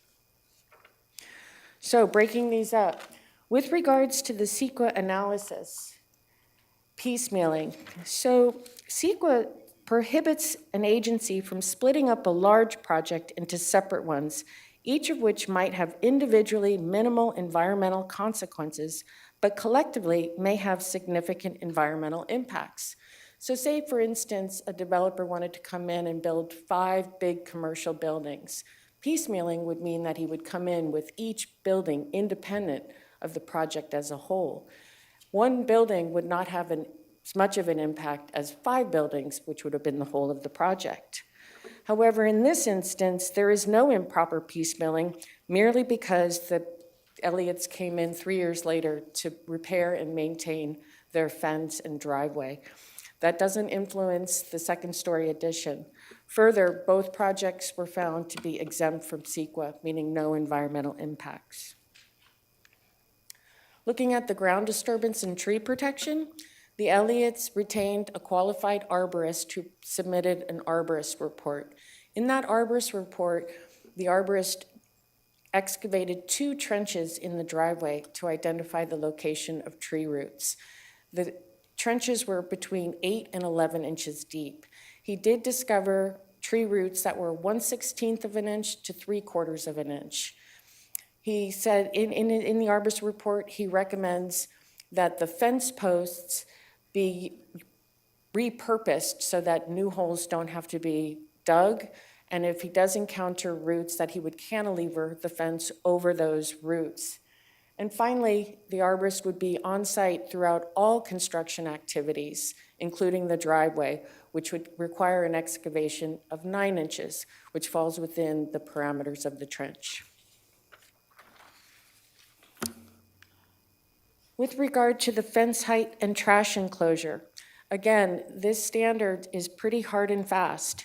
It says, no fencings, walls, or hedges over 3 feet high may be placed in the required setback area adjacent to a street. A maximum 6-foot-high wall, fence, or hedge may be located anywhere on the project except in the clear site triangle or required setback area adjacent to a street. So the trash enclosure is within that street side setback and would be required to be 3 feet in height, which the Elliots have agreed to do. The clear site triangle does not apply because this is not an intersection that has a stop sign. Our coastal zoning ordinance also defines what a trash enclosure is, and that's an area where trash and recyclable material containers or any other type of waste or refuse containers are stored, and which may be screened by a fence. So the proposed replacement fence within the street side back would be 3 feet and then 6 feet once it gets out of that setback, and the trash enclosure would be screened by that 3-foot fence. Now, there was a lot of concern regarding easements and the property boundary, and as I've mentioned earlier, there is a non-exclusive easement for recreational purposes. That's the beach access. Rincon Point Property Owners Association support the project, and the underlying easement holders do not object to the concrete driveway crossing their easements. Now, the Elliots, with their application, submitted what's called an ALTA NSPS survey. And when we look at that, in California, there are 2 types of insurance policies, and it's not uncommon for property owners to request an ALTA. The ALTA is an American Land Title Association, which provides policy coverage that insures the lender against possible unrecorded risks excluded in the CLTA policy. That survey is conducted in collaboration with the ALTA and professional surveyors that sets forth the guidelines as to what is an adequate survey of a property. And so oftentimes you'll see benchmarks or other markers, and it's not uncommon to see a monument similar to this that signifies property corners. The Whites recently submitted a record of survey, and I was unaware that this had gotten submitted, and I gave you guys a revised packet so you have that exhibit before you. A record of survey is a detailed map that documents and identifies the physical land boundaries or property lines for a piece of land. It also describes the location of monuments that were found while conducting the field survey and how the monuments relate to the record deed descriptions or other maps within that area. And so when we blow up the record of survey, what you'll notice is the record of survey pretty much outlines the White's property. There's notes that say that the monuments at the property corners were not found and that the location falls within wood fence post. The record of survey has been returned to RDH for corrections, and one of the corrections is to clarify where that wood fence post is in relationship to the monument that wasn't found. Further, the surveyor did set a nail and tag similar to the picture below, which requires the surveyor now to record this record of survey because he's actually put something in the ground. So then we get to the landscape Mexican beach stones. And as I mentioned, the Mexican beach stones would be confined by a landscape bender board. And I just wanted to show you the location, that it would not extend into the easement or into Puesta del Sol, and the proximity of that to the storm drain pipe. So in closing, staff recommends the following. Certify that your board has reviewed and considered the board letter and all exhibits thereto, testimony submitted and presented regarding this matter. Adopt the resolution attached as Exhibit 2, setting forth findings of fact and conclusion of law, and taking the following actions. Determining that the project is exempt from CEQA and no exceptions preclude the use of the exemption. Approve the requested site plan adjustment subject to the conditions of approval included in Sub-Exhibit 10, and denying the related appeal and declining to refund the appellant's fees. Lastly, to specify the clerk of the board is the custodian of the documents and materials that constitute the administrative record and the decisions that it will be based upon. I wanted just to mention that county staff is available for questions. Again, I'm Jennifer Trunk. I also have my planning director, Dave Ward, and the assistant planning director, Susan Curtis. I've also asked Jim Otusta with Public Works to field any questions should you have any questions regarding the storm drain, flooding, and other issues related to that. And then Dan Walsh, our county surveyor, should you have any questions regarding the record of survey. Available with the presentation is Greg Elliott and his attorney, Neil McGuire, and the appellant, Doug and Jalea White. I also noticed that their daughter, Geeta, is here, and their counsel, Beth Collins, and land use planner, Sarah Bronstead. And then lastly, arborist Bill Spiewak is also available for any questions. That concludes my presentation. All right, well, thank you so much, Ms. Trunk. How I'd like to do it now is I'm going to give the applicant, and the entire applicant team, attorney, applicant, 15 minutes. I'm going to give the appellant and their entire team 15 minutes. We'll do public comments.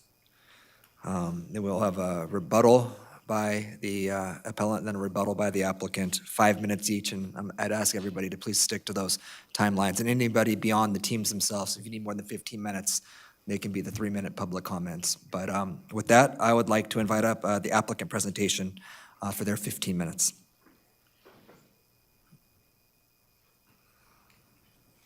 Good afternoon. See if I can find my slide.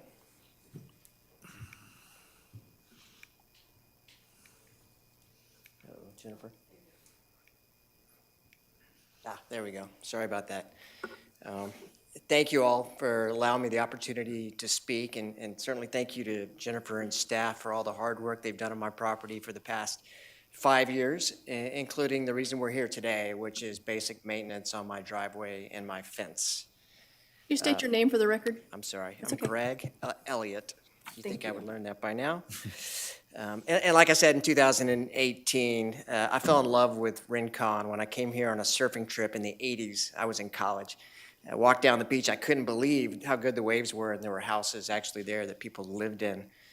So I worked my tail off for a couple of decades so I could afford to actually buy a house in the neighborhood. So to address the Whites' concern, or one of the comments they made, that this is an investment property for me, I couldn't be further from the truth. I'm committed to the neighborhood. We've been in the community for 13 years now because we were renting a house for 7 years before we could actually buy one. I can't wait to retire at Rincon, and the house will be in our family for multiple generations. Never rented our house, and we never will rent our house. And like I said, we love the community. We're very involved with the Rincon Classic, 4th of July picnic, all the beach cleanup efforts, certainly support the HOA. Carpinteria is home to the best surfboard makers in the world, Channel Islands Surfboards. Most of you know that. My son rides for Channel Islands, so I got to know that team over there and actually structured a deal where those employees could buy that company back from Burton Snowboards. So now the company will be permanently based in Carpinteria and owned by all the employees. Very involved with the community once again. And the renovation that you all approved several years ago up there is great, right? We love the house. It's absolutely beautiful. The neighbors love it. The HOA love it. It's very consistent with the design of the 1950s. And during that process, we bent over backwards for our neighbors, the Whites. Any issues that they raised, and we spent a lot of money doing it. During that renovation, we engaged attorneys and architects, an arborist, a botanist, a Native American artifacts expert, and of course, a lot of work done by the staff. Having lived in the house following those renovations, areas that require maintenance have come up, namely our buckling asphalt driveway and dilapidated fences. This is, Jennifer showed you this, but a picture of the White's fence. And it was replaced after the mudslides because obviously it was in disrepair then. And it looks closer to the tree certainly than the one that I share. And it was done without an arborist or a permit. Again, this is the fence that I share with the Whites. This is what I see from my porch every morning. The other side of the fence that I share with my other neighbor, you can see the disrepair there. You can actually walk right through that into my neighbor's yard. Next slide, that's my driveway. And like any other homeowner, I need to maintain my home. Right? Everyone that comes into my house walks over that broken, dirty asphalt. Not only is it a safety hazard, there's potholes in there, but you're tracking all that dirt into my house. It's also quite an eyesore for everyone else in the neighborhood. The HOA approached me about fixing that, and I get a call from them after every quarterly board meeting asking me when that's going to happen. So we did everything the right way, submitted plans to replace the driveway and fences, even though that we noted that the Whites aren't taking the same consideration of the cypress that we are, and our standards continue to cost us a lot of money and time. We continue to try to be good neighbors. So after speaking with the Whites multiple times, our arborists and out of abundance of caution, we scaled back the plan to address the Whites' concerns. Now the port driveway just comes straight back from the carport to connect to the street, Puesta del Sol, just like every other house in the neighborhood. Our arborists had trenches dug with Mr. White present well west of the proposed driveway to show no material roots were present. And once again, we have agreed to extensive conditions for approval that comes with significant cost to me. But yet here we are again, a year and a half after we submitted plans for the maintenance of my driveway and fences. And the issue with the fence being lowered, that was just the result of an inspection done based on the Whites complaining about my project. We didn't plan on lowering the fence, but those are the rules, and we agree with them. This is the beach side of the Whites, and it's beautiful, right? Look at all that, right under the canopy of that tree, and we would love to have something like that, but once again, I'm held to a much higher standard. I'll skip this one, in the spirit of being a good neighbor. That's my yard that I look at during the beach. And we're not asking for much here to maintain our treasure, our home. All we're asking for is the ability to do very appropriate repair and maintenance on our dilapidated fences and buckled driveway. So accordingly, we respectfully request that you deny this appeal and let us move forward with the work that will decrease liability exposure and increase the aesthetics of our property for the benefit of the entire neighborhood. That's all I had. Thank you.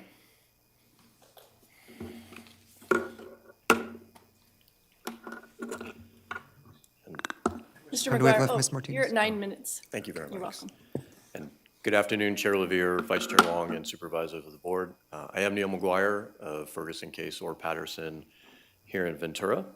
I want to thank Ms. Trunk and all of county staff that has been working with us over nearly the last 2 years on this particular project. Just thank you for the efforts and efforts to try to resolve concerns. I think we've gotten a long way in terms of resolving some of those issues. So I am here on behalf of Greg and his wife, Michelle, and I started working with the Elliots with regard to their first project 5 years or so ago. And as has been mentioned by staff and by Greg, there were some concerns that were raised at that point in time with regard to a few issues, but particularly the Monterey cypress trees that are on the property. And we really did go the extra mile at that point in time to guarantee to the Whites and to their representatives that there would not be any disturbance of the trees or the roots either above ground or below ground. And I want to note with regard to this particular project, you know, this is the timeline. We did submit an application in April of 2021. No, that is not a typo. It has taken us that long to get through this process. And again, we appreciate all the efforts of planning staff and the commission to get here. But I actually want to start before that timeline. As has been mentioned, the Whites have really tried, or excuse me, the Elliots have really tried to bend over backwards with regard to this repair work. Even before we submitted an application, we brought out Mr. Spiewak, the arborist, and we hand-dug trenches on the property to see what the roots were going to look like.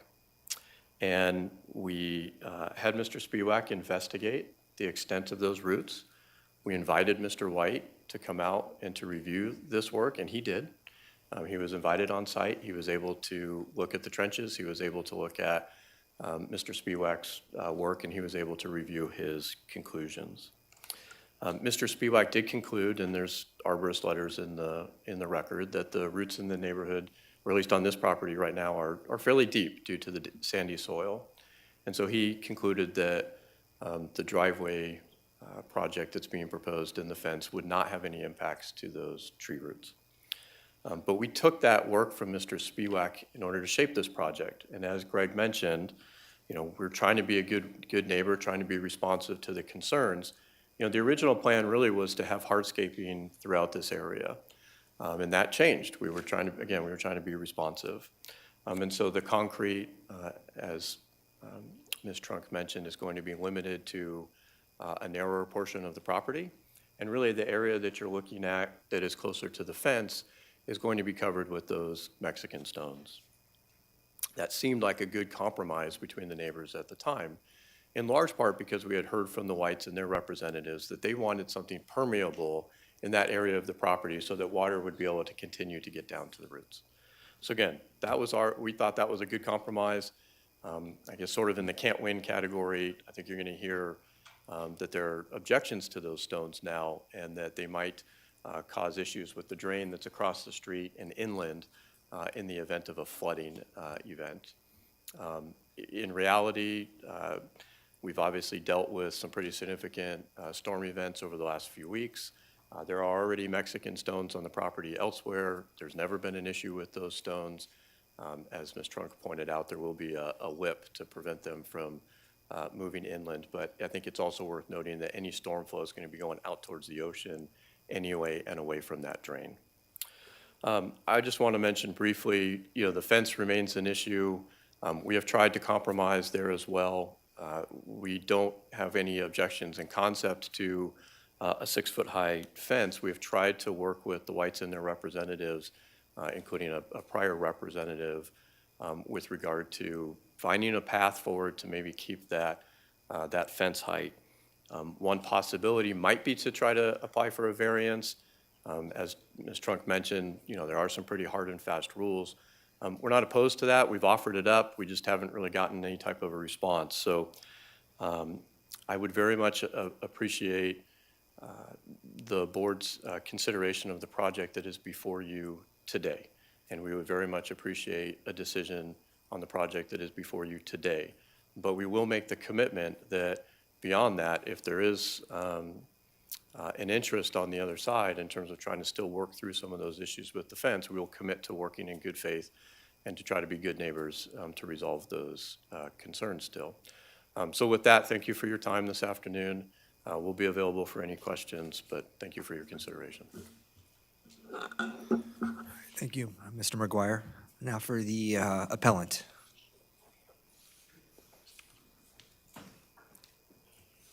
Chair Levere, Supervisors, I'm Beth Collins. I'm a land use attorney. I'm subbing in for my partner, Susan Petrovich, who Can you had give us surgery. just a second to get the timer? Oh, going? perfect. Sorry. Just Tell me gonna when to go. be that's okay. I will say, before I start, it's great to work with Neil again. I've known him for 20 years, so I was glad to see him involved with this matter. So, yes, we're good now. Okay. So that's me, Beth Collins, Rincon Point, iconic location in Ventura County. Here's a little video that shows the applicant's house. The White House is right to the west, next to the Rincon Creek. There are 3 Monterey cypress trees, 2 in the front, a single canopy, and a double trunk in the back for the front courtyard for Silver Festival Soul. There's the Rincon Water Switch Shed. It is an ESHA buffer zone, and you can see Puesta del Sol there, just to give you orientation. So 3 reasons, really, main focus of this appeal. First, the height reduction in the front. Second, the lack of protection for the 3 huge, amazing, honestly amazing cypress trees on this property. And then 3, proposed development in a floodway, which is a special category of special protection. We also disagree with staff's assertion, at least in the staff report, that this CDP is not appealable. So as to the fence height, we actually think this fence is already permitted at 6 feet. And that is an easy solution here. The 2017 site plan shows the fence, and you'll see at the left there, it's highlighted, it's permitted at 6 feet. It's noted 6-foot tall wood fence. That, in fact, is the fence. You've seen that with the trash enclosure, the 5-foot fence that's also permitted on the other side. That's a shot of that. So I'm going to blow through these a little bit. The height reduction there is the yellow portion. We do not believe it should be reduced for site clearance. Staff, it's now our understanding, agrees that the site triangle rules do not apply, so I'm going to kind of blow past that portion. The site triangle obviously is not necessary because there's not through traffic on Puesta del Sol there. We also believe that the reduction in height isn't supported by these findings that you have to make. One, because it's not compatible with the neighborhood. There are many other places along in this neighborhood with 5 and 6 foot fences. Second, reducing the height of the fence in the front will be detrimental both for privacy and screening for the neighborhoods and the whites. We also have had a German Shepherd, which obviously could easily escape a 3-foot fence And so for that reason, we think it's inappropriate to have the 3-foot fence. There was mention of the survey. The staff report incorrectly said, but Jennifer corrected it in her presentation. There is a record of survey. It does show the fence is on our property. And the footings are on our property. And yes, that can be a private, real property dispute, but also for the record, the fence is straddling the property line and on our property. So we do not want it to be reduced to 3 feet in this area as a part of this permit. So, second issue on appeal, the cypress trees. And this is really the one of the main events here. These 3 huge trees aren't shown on the plans, they weren't mentioned in the project description, and the conditions of approval don't even follow what applicants' arborists suggested to protect these trees. Also, there's no mention, the new zoning code defines ESHA as within 500 feet of a wet environment, and this certainly is, both from the ocean and Rincon Creek. Here's a survey from Roger Hemman, who's here today with my clients. By the way, I didn't introduce them. I went forward, they're here, and we are here to answer questions. But the 2 cypress trees are in the front, and then there's a double trunk there, or there's 2 cypress trees next to the ocean, and then a double trunk in the courtyard, closer to Puesto del Sol.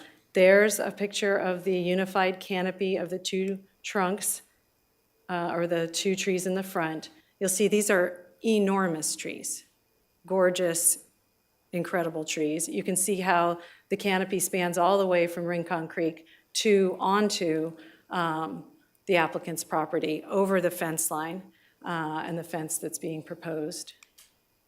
This is just one of the trees. You can see the fence there in the back. I was really glad to hear that the proposed fence isn't going to be extended where that wire fence is, that it's only going where the wood fence is. That's good. But that wood fence was installed back when those trees were much smaller, believe it or not. So ripping out the concrete footings of those fence posts is of great concern. I think the roots have grown all around it, and we're very concerned about ground disturbance right under this amazing tree.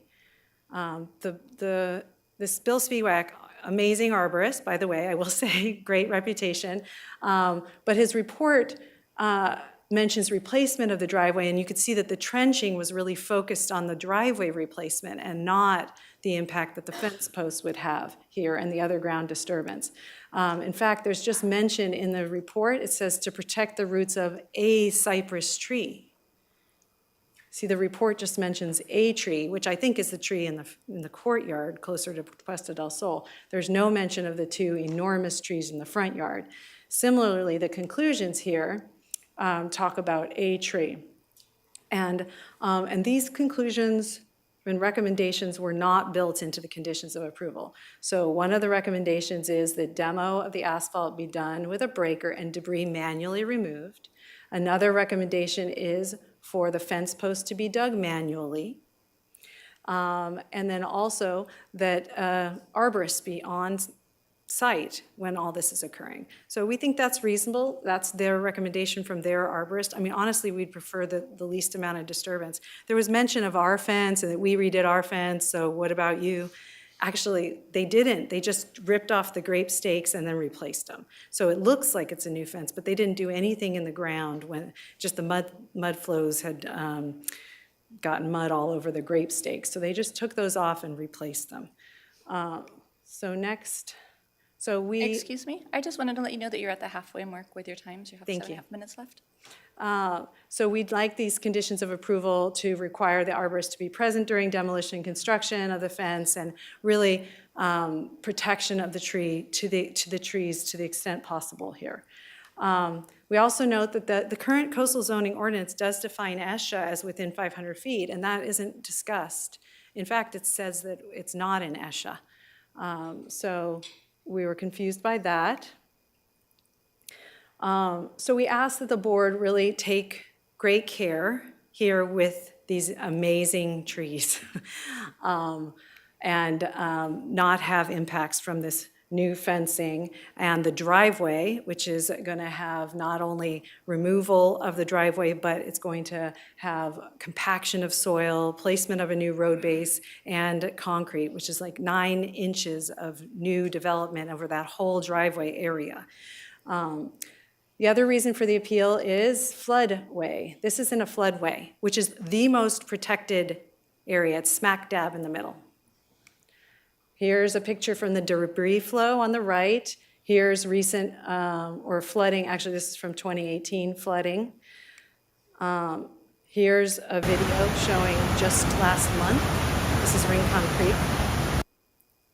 There's a huge amount of water going up this area. And there's a mention of, really there's water from 2 locations. You know, the king tides have been happening as well, so, and sea level rise, as you know, is occurring. So there's risk of wave action, and there's also risk from flooding. The county has a floodplain management ordinance that really controls what can be done in a floodway. And it says encroachments, new constructions, other development are prohibited without in a regulatory floodway unless certification by a registered civil engineer is provided. So that's what we're asking. We're asking a civil engineer to take a look. That's what was required back in 2017. Flood control's permit for this original project says if a change occurs to the project, which is what we're doing here, then after issuance of this permit, the applicant needs to come back for a no-rise certificate. But no no-rise certificate was provided here. Flood control, we couldn't figure out why, and it may be because flood control is unaware that this project actually includes thousands of square feet of new pebbles, plus a new trash enclosure. You can see here the project description of flood control in their memo. It says an existing trash enclosure, and it talks about existing hardscape driveway only.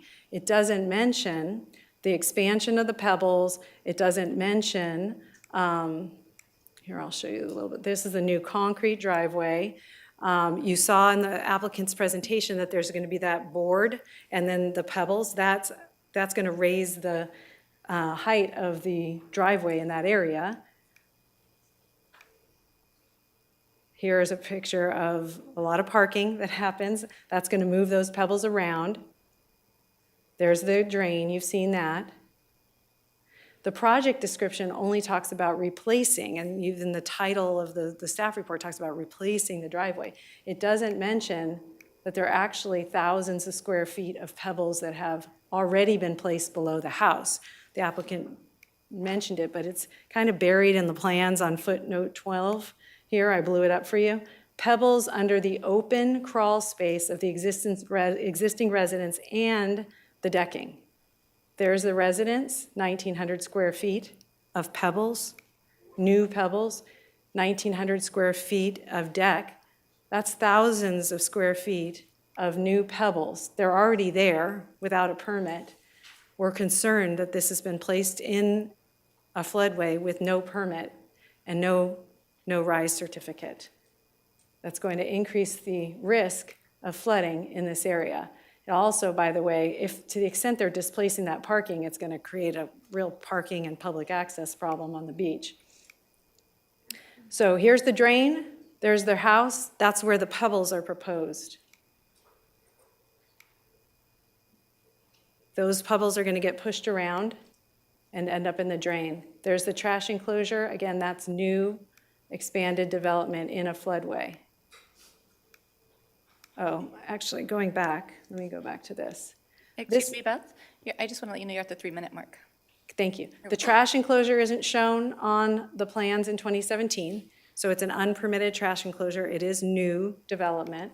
It's also not shown on these plans. It also actually won't shield the trash cans, as a side note. We're glad to know that this fence will not be extended in the wire part of the fence, but we are concerned again both about the posts underneath the cypress tree and new development in this floodway.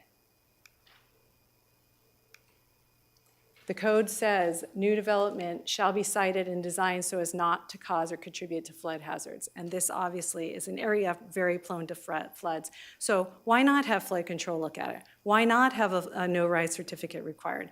I know there's a lot of empathy to the applicant and it's been a long process, but we want to get this right, and this is obviously an issue. Finally, this is just us saying that this should be appealable. If this had been a separate permit, it would be appealable. It actually said it was appealable in the notices, that it was appealable, project is appealable to the Coastal Commission, yet staff is saying, based on a memo from the Coastal Commission on another project, that this type of a permit is not appealable. We disagree. I would also note that you've amended your zoning ordinance and your general plan since the 2017 approval, so that's just another reason why this should be appealable. So with that, I will wrap up to say, on the CEQA front, you've been told CEQA doesn't apply, it's exempt, but there are exceptions to see a categorical exemption. There are 2 categorical exemptions that they're claiming, that the staff is asking you to apply, but there are exceptions to the exemptions if there are going to be environmental impacts. Here we have potential environmental impacts to heritage trees, to ESHA. We have impacts to a floodway. These are unusual circumstances. These are reasons where a CEQA categorical exemption should not be applied. Certainly, without further analysis by flood control, you could also impose greater conditions of approvals or protections on the trees as well, as another potential way to avoid those impacts. But for right now, it's not appropriate to find this project exempt. So we're here for questions if you have any. Thank you so much for your time.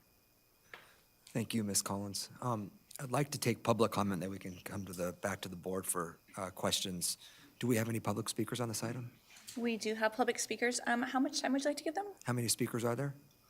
Looks like there's 5. 5? We can do 3 minutes. Oh, Yeah. 5? We can do 3 minutes. 3 minutes, okay. So our first speaker will be Jayla White, followed by Sarah Sipani and Roger Henman. Jayla, if you proceed to the podium, you'll have 3 minutes.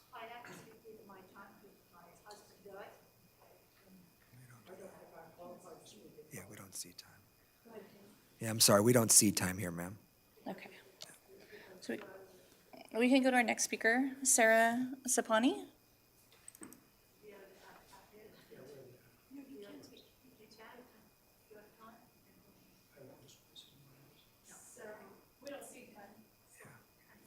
Here, are you guys able to hear me? So are we with Roger Henman? Oh, hello? Hi, Sarah.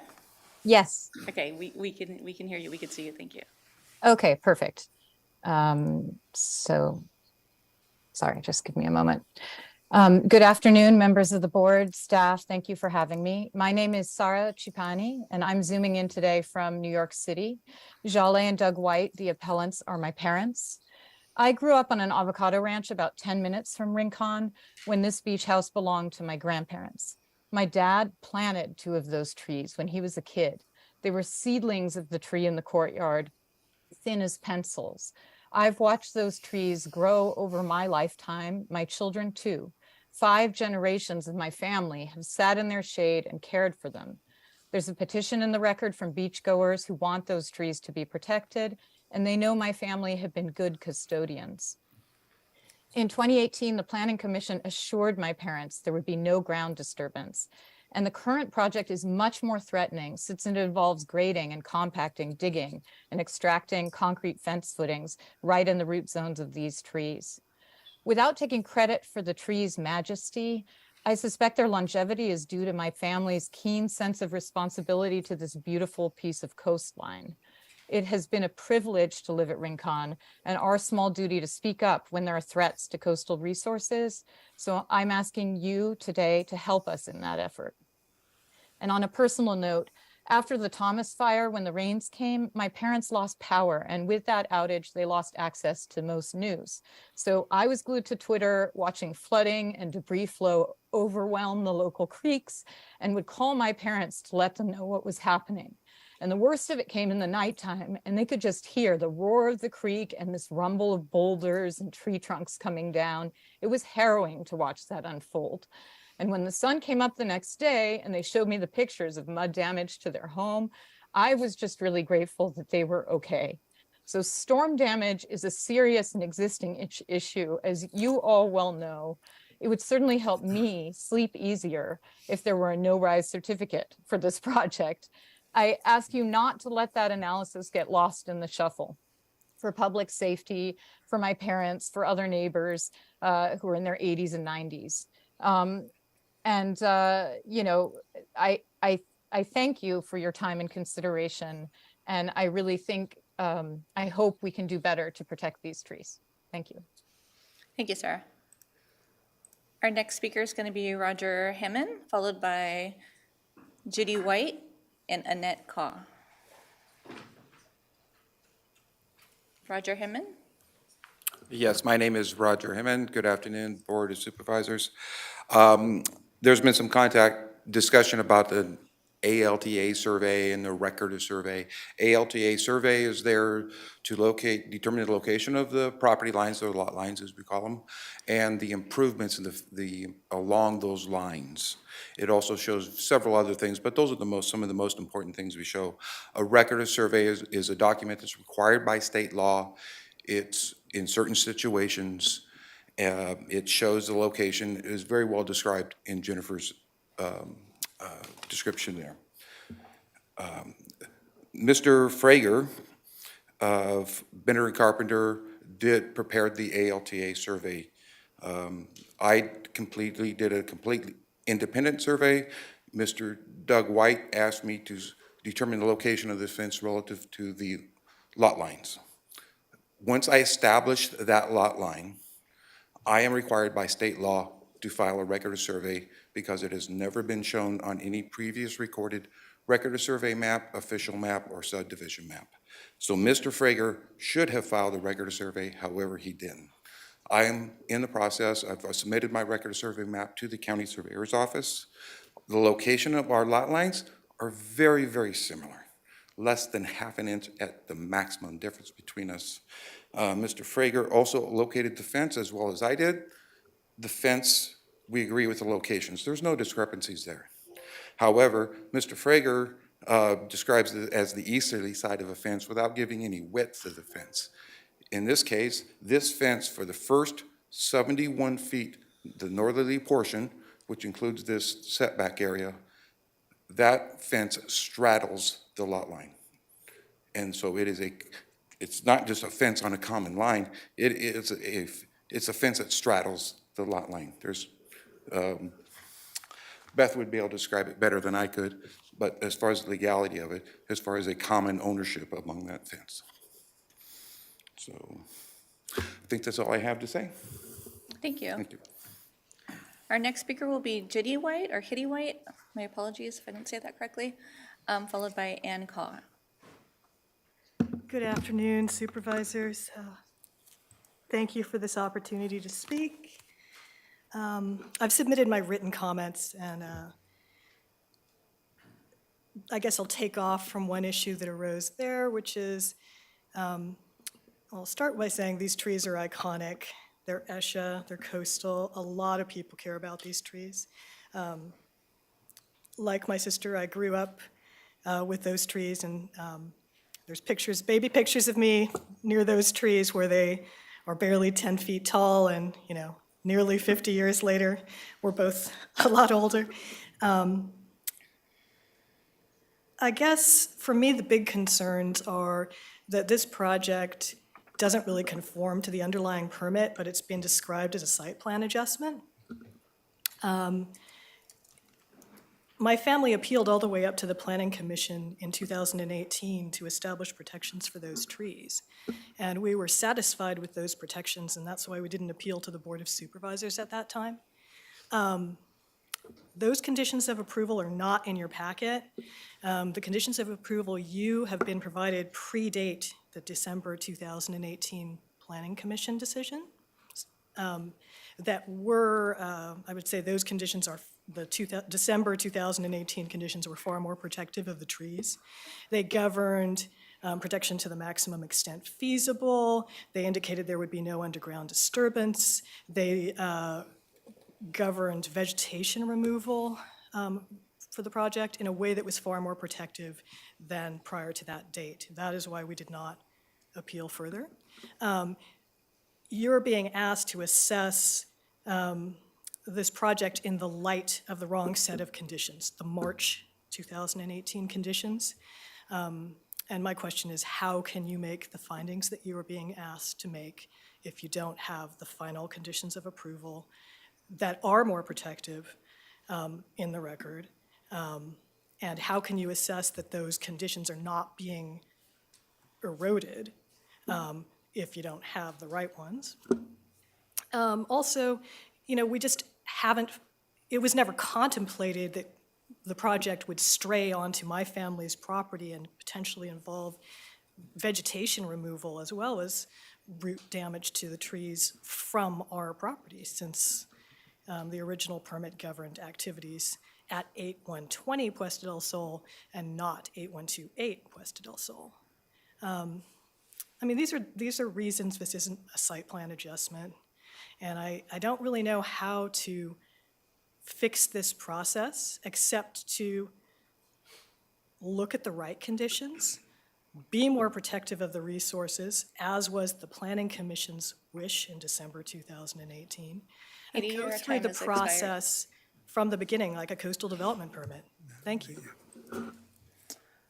Our next speaker is going to be Annette Ko, and she's with us on Zoom today, and I'm going to ask the EOIT to promote her.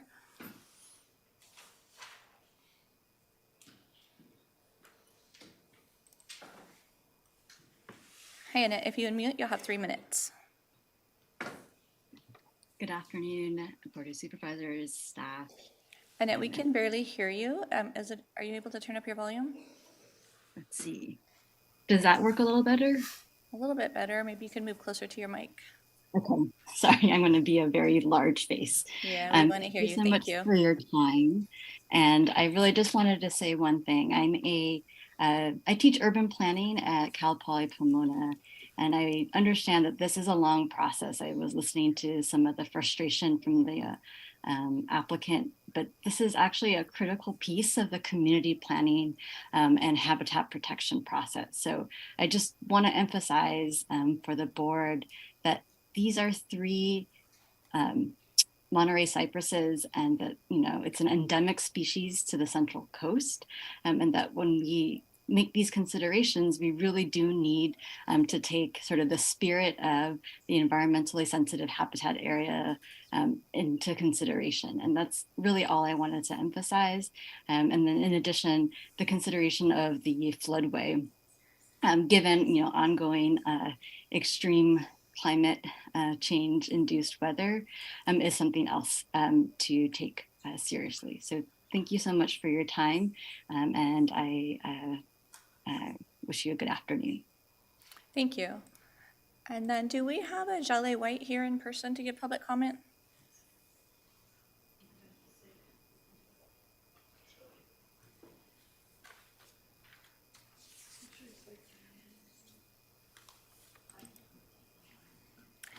Members of the board, I thought I'd better talk so you could see who this person is that is raising these questions. So thank you, honorable supervisors, for allowing me the opportunity to explain why I'm here. I'm Doug White, the appellant, Rivermouth at Rincon Point, a place I've lived a lot of my life since 1965. I know its beauty.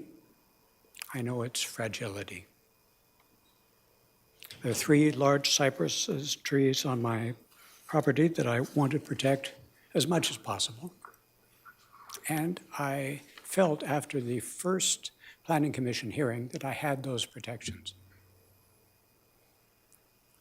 But then those protections seem to slip away, and now I'm confronted with a project that I'm told is just a small project, a site plan adjustment, but it actually involves more excavating, more grading, more digging, and all of these things I think need to be done extremely carefully. I'm also concerned that we have to be careful in that regulatory floodway, where I have had to deal with pooling water, debris flows, a variety of events over the last 60 years. I'm well aware that one rogue wave coming off of the beach can sweep all of those pebbles right into that drain. And that drain is already performing very poorly. So I'm concerned about the constant flooding.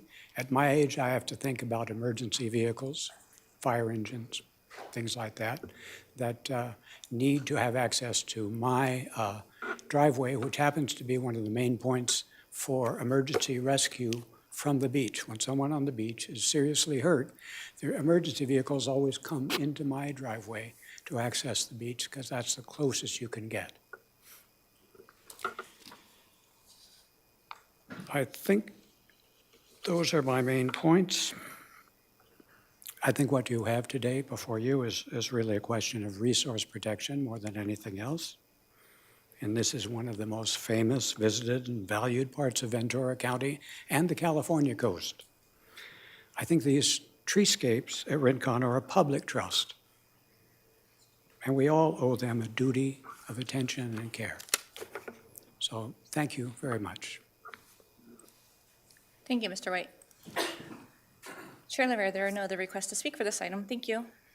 Okay, why don't we do board questions, and then we'll go to the rebuttal phase. And if my colleagues don't mind, I have a couple just to start. Ms. Trunk.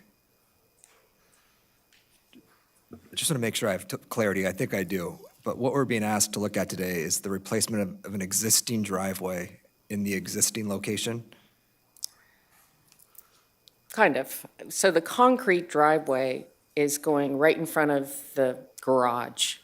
And then on the edge of the driveway is the Mexican stone pebbles. Okay. And the fence is the replacement of an existing fence Yes. in the existing location. Yes, with the caveat that in the street side setback, it would be reduced to 3 feet. Which is because of the new code.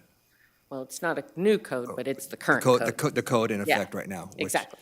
But it'll be 6 feet except in this front setback area because of That's correct. because of the code regulation. That's correct. ESHA argument. I understand that you can do work in ESHA as long as you do certain review beforehand, correct? Correct. And, you know, the ESHA ordinance amendments were recently certified in September. And the area that is proposed for repair is not ESHA. I will not deny that it's not within 50 feet or 500-foot buffer of Rincon Creek, which constitutes ESHA, but the area in question is not ESHA. It's a developed area.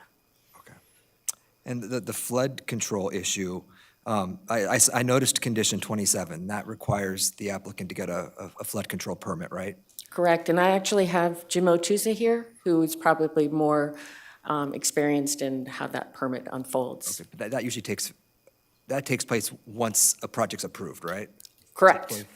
So, Not before, okay. after the project is approved. Yeah, Mr. Otusa, do you mind just maybe addressing that issue?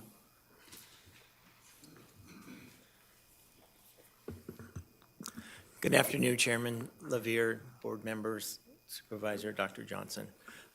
Regarding the floodplain permit, there will be a floodplain permit issued after the entitlement is approved. That permit is reviewed by Watershed Protection District, which referred to earlier as flood control, but they're watershed protection. There will be, because it's a regulatory floodplain, there will be a no-rise certificate as part of that permitting, but that will occur after this status. Okay, that's all the questions I have for now. Supervisor Long? Can I ask a follow-up to your question? In regard to the trash cans, I saw that the trash cans are higher than the 3 feet. And we had an ordinance, the existing fence is currently 6 feet, is that correct? Correct. And so is there anything that can lead you back to the 6 foot because it was an existing fence? Or is it only new fences have to be 3? Because I can understand neighbors not wanting to see trash cans and they like the fact that the fence is there at the 6 foot. So the current proposal is to replace the fence, and the fence in its current standing is considered non-conforming. And so they're going to reduce the fence in that location to 3 feet. The trash enclosures are going to be screened. We don't have any standard for trash enclosure heights, Oh, okay. but that's why I brought up the definition. A trash enclosure is where you keep your receptacles that can be screened by a fence. Okay. It's like redundant. It's like just build one, do it 6 foot, but you guys, okay, thank you. Supervisor Guerrero? I believe, unless I misheard, that the appellant said the arborist examined the driveway and the Mexican stones in the front, but didn't examine the fence and the footing of the fence in terms of its potential impact on the trees. Is that your understanding as well? That's correct. And what's your position on that, not having that arborist feedback? So the arborist will be on site throughout the construction activities. And the whole purpose of replacing the fence is to utilize those post holes and repurpose them rather than building a fence completely on the Elliott's property and thereby introducing new impacts to ground disturbance. And so he's going to excavate the existing concrete blocks, and that'll be under his supervision to ensure that if roots are encountered, to take great care in not impacting those. I'm not an arborist, so I'm not at liberty to say what those techniques are, but the whole purpose is that he be on site throughout the installation of the new fence. And I guess I just have one more question, probably more directly to the appellants, and that is it the position of the appellants that the current driveway, as it exists today, does not constitute a flood hazard in a way that the proposed driveway and Mexican stones would?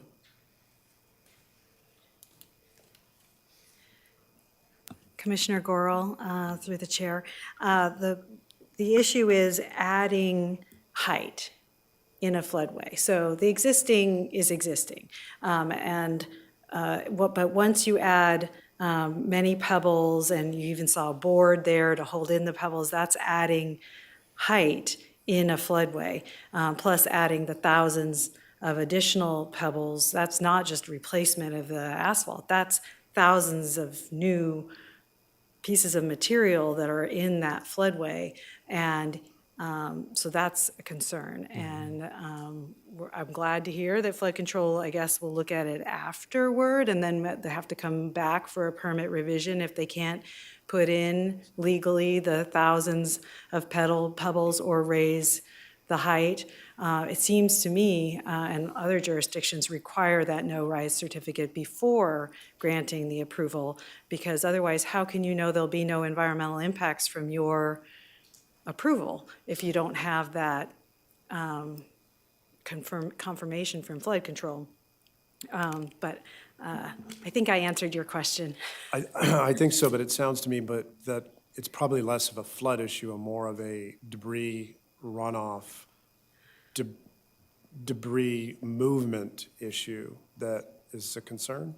Dual. It's two things. When you add material, because even adding fill, you saw in the ordinance, it said even adding fill is a problem because it's a no rise. You don't want to be adding any problem to the flood zone area. So when you're adding material, you're making things flood more easily. And you could say it's just a few pebbles, but actually it's thousands of square feet of pebbles that honestly, I don't think are necessary to be, why do you need a bunch of pebbles under your house? It hadn't been there before. So we at least want to know that flood control has looked at it and said it's not an issue. Adding the trash enclosure, the fencing and the other material in the flood zone will not result in increased flood risk. Okay, thank you. Thank you.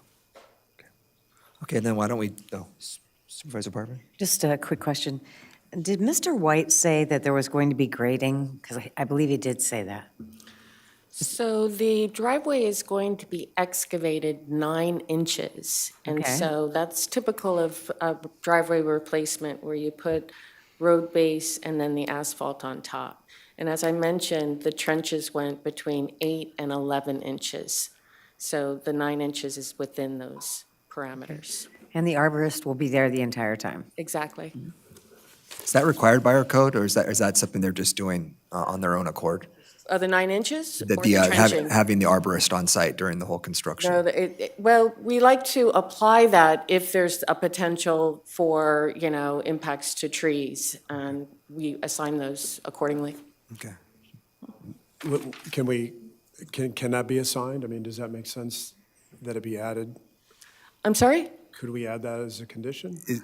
That is a condition. It is a condition. It is a condition Yeah, it's in the by project description, and I believe condition 20 and 21. Thank you. Okay. Why don't we do rebuttals, and I'll start with the appellant, and then we'll go. Why don't we start with the appellant, and then we'll end with the applicant? Yeah. 5 minutes. Thank you, Ms. Collins. Chair Lavier, Commissioners, respectfully, it is not in the project description that the arborist be on site. It isn't in the conditions of approval. We do recommend that be included. An arborist should be there. And just to be clear, the project, it's not just replacement of asphalt. So it's the excavation of the soil, placement of road base, massive compaction.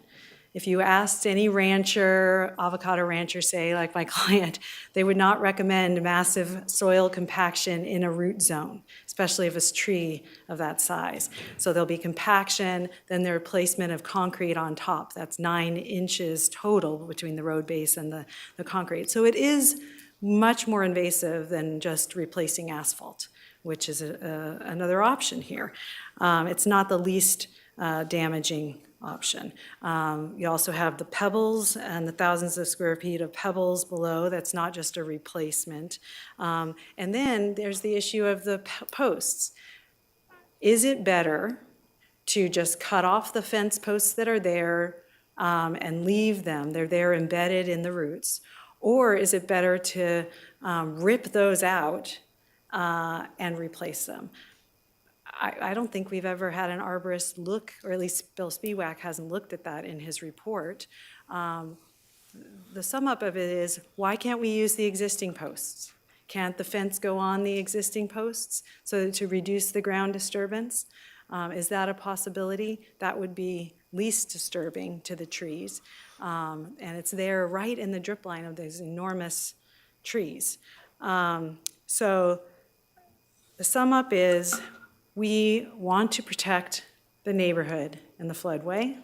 We want to make sure that there's not an increased flood hazard in an already hazardous area, and we want to protect those trees. And we hope that you take whatever steps, and I appreciate the hearing that the arborist is going to be there, but let's require it in the conditions of approval, or let's require them to study, why can't we use the existing fence posts and reduce the amount of protections. Those original conditions of approval from that 2017, it said protect to the maximum extent feasible. Condition 20 said to the maximum extent feasible. That's what your Planning Commission approved back when they were going to do no ground disturbance. Now condition 20 just says to the extent feasible. It is less protection. Condition 20 doesn't include a requirement that the arborist there are a bunch of requirements about if the tree dies, what to do in a mitigation fund, but we're really hoping to avoid that and to protect it on the front end. So with that, I'm here if you have any additional questions. Thank you. Thank you. Mr. McGuire, 5-minute rebuttal. Thank you, and apologies for jumping the gun earlier. Just briefly on the existing posts, absolutely, that is our intent. And with regard to the arborist requirements, in her presentation, Ms. Collins referred to an arborist letter from March of 2021 and said it was missing certain things. There's an updated arborist report from August 6, 2021 that has more of these requirements in it, and we fully intend to comply with those. Again, we were doing work on the front end to try to provide these types of assurances to the neighbors. So I'm a little puzzled, though, at the comments about using the existing posts, because we've actually been asked to build a fence on the inside of the existing fence and to leave the current one, which, as Ms. Trunk mentioned, that would actually be more ground disturbing, but that's what they wanted us to do previously. So for the disturbance reasons, we're going to try to stay with the existing fence, the existing posts, and avoid any new ground disturbance as much as possible.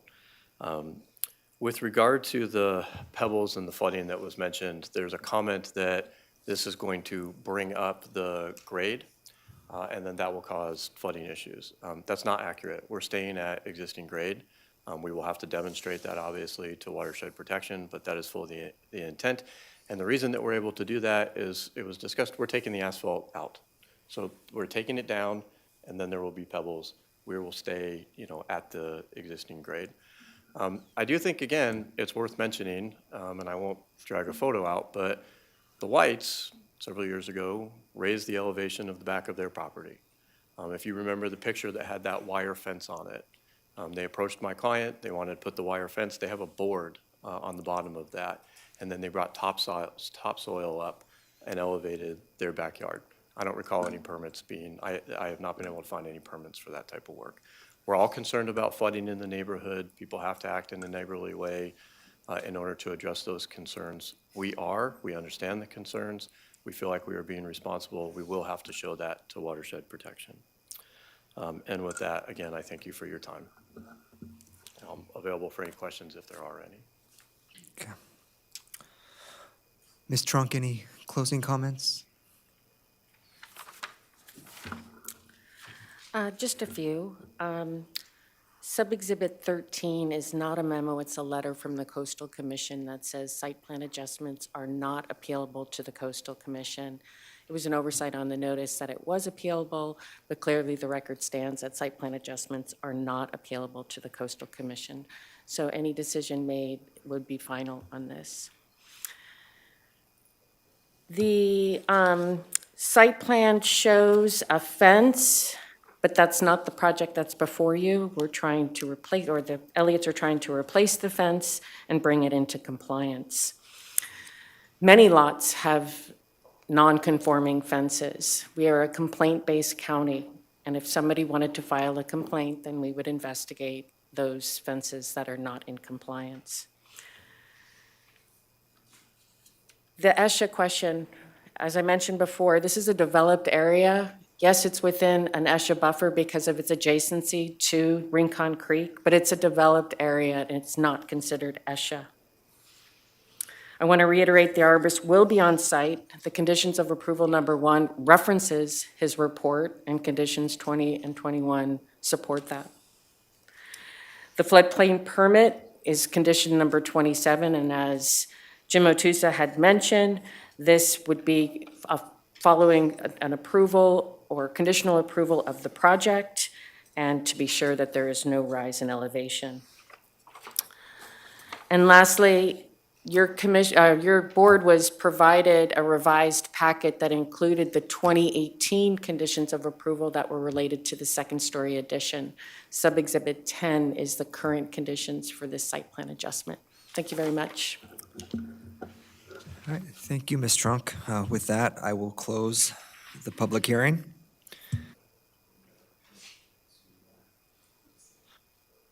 Public hearing and return it to this board for discussion, or any final questions or comments? I guess my final statement would be, looking at the pictures, it's clear that the driveway and the fence need to be replaced, in my opinion. Based on all the findings that we've looked at, they've complied with what the county requires them under our current ordinances. As they are iconic trees, and I believe there's a plan in place to make sure they remain that way, with constant monitoring during all stages of construction. And I believe there's even, Ms. Trunk, I believe there's even a requirement post-construction to kind of maintain that. Okay, yeah. So with that, I would move all of staff's recommendations. Second.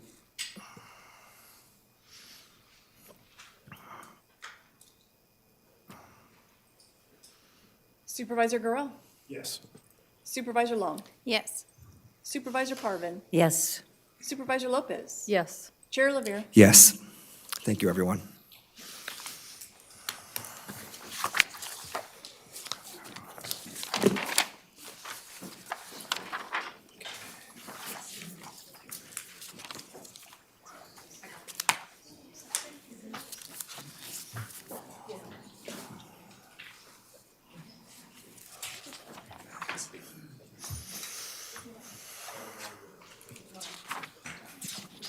Thank you for fixing the hair. I feel a little warm. 34? It was cold. Oh, My legs. I think it was from all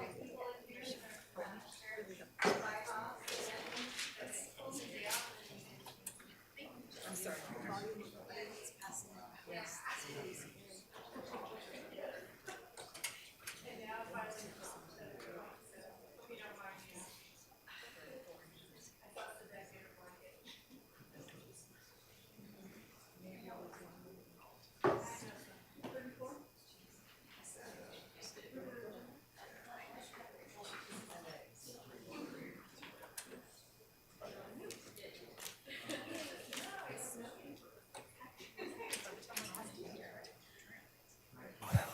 We will continue on and complete the rest of our regular agenda, and starting with item 34, which is recommendations of Supervisor Gurel.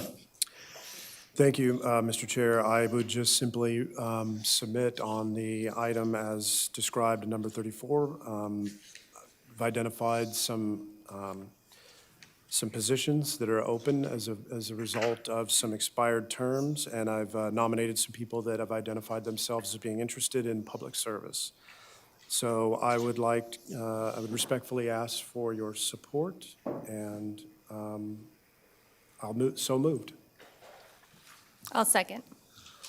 We have a motion and a second, but I believe we have a We have public speaker. We have 3 speakers for this item. First speaker will be Karen Wilburn, who's here in person, followed by Wendy Zimmerman, who's here in person, and then R. Scott Horn, who is on Zoom.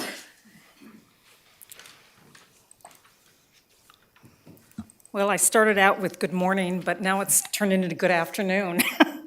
My name is Karen Wilburn. I'm a 39-year resident of the Conejo Valley, and I live in Newberry Park.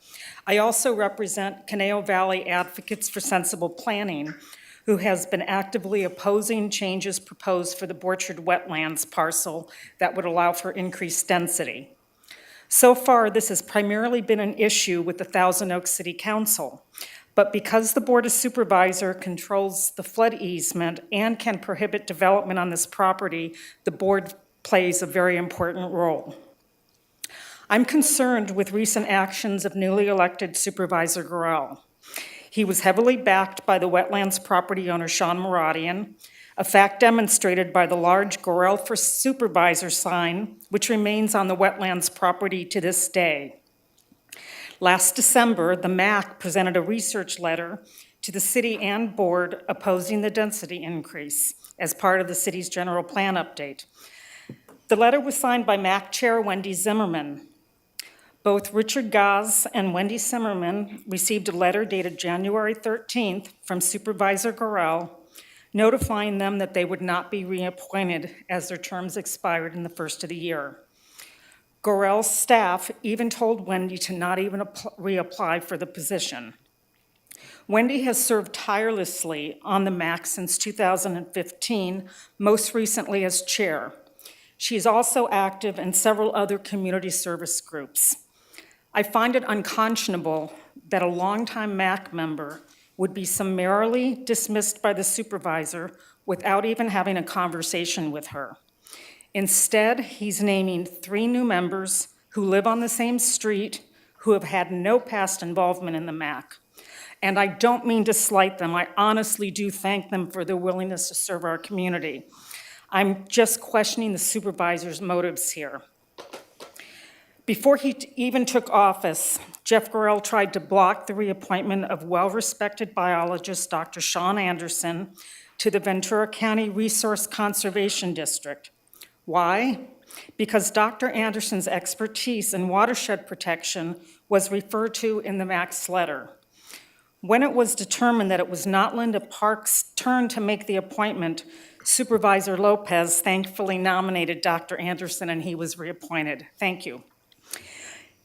I think it's crucial to know that most of Newbury Park residents, inside and outside the unincorporated area, do not support massive development of this flood parcel. The supervisor's duty is to serve everyone in District 2, not just Sean Maradian. I'm concerned by the optics presented by the Supervisor Gorell's positions so soon after being elected by a small margin. Karen, your time is up. One more second. Will staff changes at the Watershed Protection District be next? Thank you very much. I hope not, and thank you for your time. Thank you. Our next speaker is going to be Wendy Zimmerman, followed by R. Scott Horn. I'm Wendy Zimmerman. I was the chair of the Casa Conejo Municipal Advisory Council last year. I was appointed in 2015 after, as a concerned citizen, I regularly attended MAC meetings and spoke on issues of interest to me. Therefore, I was recruited. I have been told I run a really good meeting as the chair. In 5 of the 7 years that I have served on the MAC Council, I have either been the vice chair or the chair. My mission on the MAC has been to include additional education items that provide sort of a value-added reason for the community to attend our meetings. Our value-added speakers have talked about gun safety, about wildlife, including rodenticides, and living with that and environmentally conscious. We've had speakers from CalAm, from SCE, from emergency services, and more recently, even the trash collectors. A lot of our jobs on the MAC are not glamorous, as are yours. We do fun things like streets and sewers and sidewalks. So you know about that, or those of you who haven't been around long enough, you certainly will. But they are important features of how our communities function. And I am very concerned that with people who do not know the neighborhood at the level that I do, I walk it and I bike it at least twice a week and take a good look at what's going on. I'm afraid that these concerns will not be appropriately represented and fought for and kept up. We need to have our neighborhood taken care of. I want to let you know that the people who are coming in, as Karen mentioned, they have not attended MAC meetings. They have not been involved with us. That doesn't mean they won't learn, but as a one-block click, I am very concerned that the whole of Casa Conejo, which is 1,000 houses, will not be appropriately viewed. Heretofore, we have lived in a scattered section. We're not elected by zone, but we do live in different parts of the community and see different things. I believe that that is important. I also want to let you know that the MACs are not supposed to be political. When somebody says, Ms. Zimmerman, you are done, without so much as having a conversation with me and seeing whether I wanted to continue on the MAC, I expected to continue on the MAC, and I was trying to be nice and help Mr. Gorell's office with the transition of how things go and how our MAC works, and here's what we meet, and here's things that we do. I really tried to play nice. I was summarily dismissed. I don't appreciate that attitude. I want someone who wants to know who is there and not be about politics. We were denied a chance to have a candidates night, which I had suggested because we're not supposed to be political, yet here we are. This is clearly a matter of politics.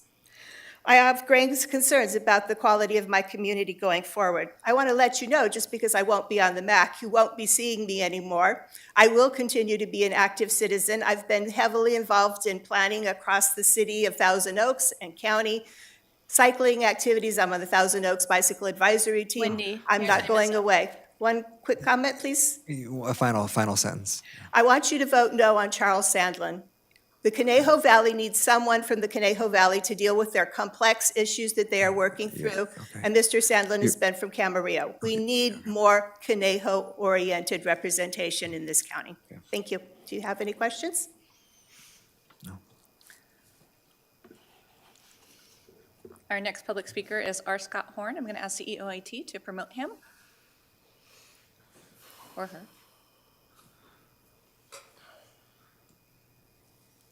IT, can you please promote our Scott Horn?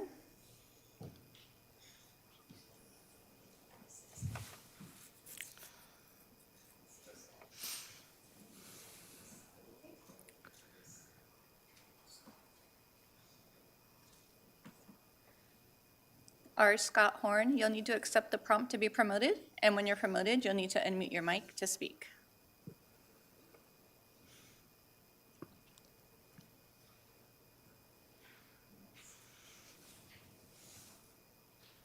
If you unmute your mic, you'll have 3 minutes.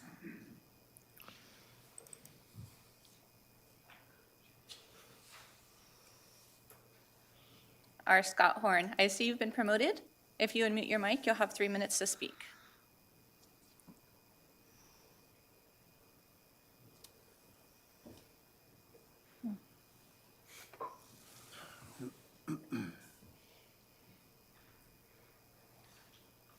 Our Scott Horn, we see that you're promoted. If you unmute your mic, you'll have 3 minutes to speak. Are you able to unmute your mic?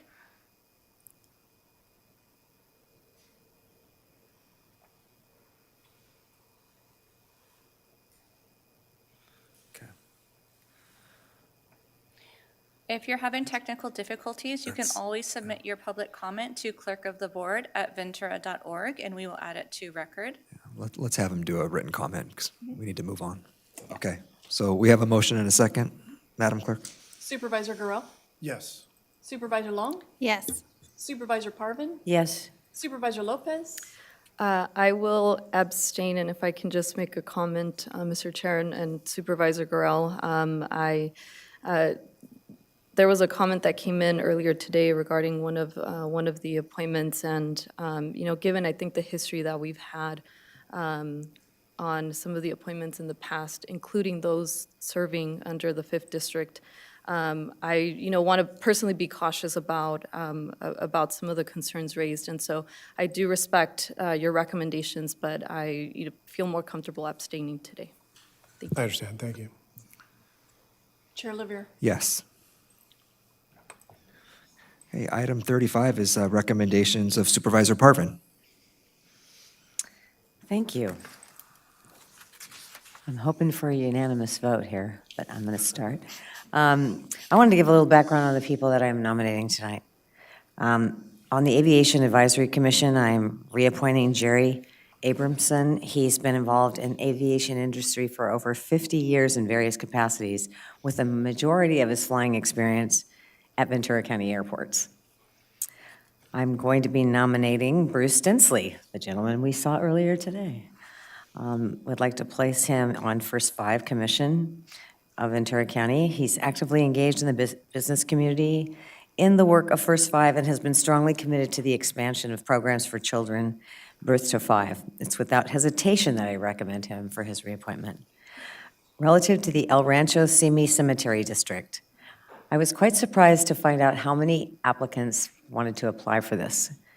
It was impressive. I am reappointing Bill Saunders and Steve Frank and appointing Justin Honsinger. Bill Saunders is a small business owner in the insurance industry, president-elect of the Sunset Rotary Club of Simi Valley, and a board member of the YMCA. Steve Frank is committed to supporting his community and preserving its history, as he has demonstrated by generously donating his time on numerous community and nonprofit boards. Justin Honsinger grew up at the cemetery, where his grandparents were caretakers from the 1980s to the 1990s. As the regional manager of WM, he will add his knowledge of budgeting and sustainability to this board. On the Emergency Medical Services Advisory Committee, I'm highly recommending Bob Brooks, who is also here this morning, to be reappointed to the Emergency Medical Services Advisory Committee. As former Ventura County Sheriff, Bob will bring a unique perspective and skill set to his advisory committee. I'm grateful for his continued service to Ventura County, and I'm extremely thankful for his continued interest in serving on this committee. Also, for Fish and Game Commission, I'm recommending George Kerr for reappointment to the Fish and Game Commission. He has volunteered and worked with the California Department of Fish and Game and Wildlife for over 40 years. He is very active with the Water for Wildlife program, which is dedicated to developing and enhancing water resources in our desert regions to supplement what is lost through drought, encroachment, and loss of habitat. George also owns a landscape design and construction company and was recognized by the Board of Supervisors for his work on Earth Day in 2020. Almost done. Planning Commission. I greatly appreciate the interest of Maggie Kesley. She has shown in serving Ventura County in the past.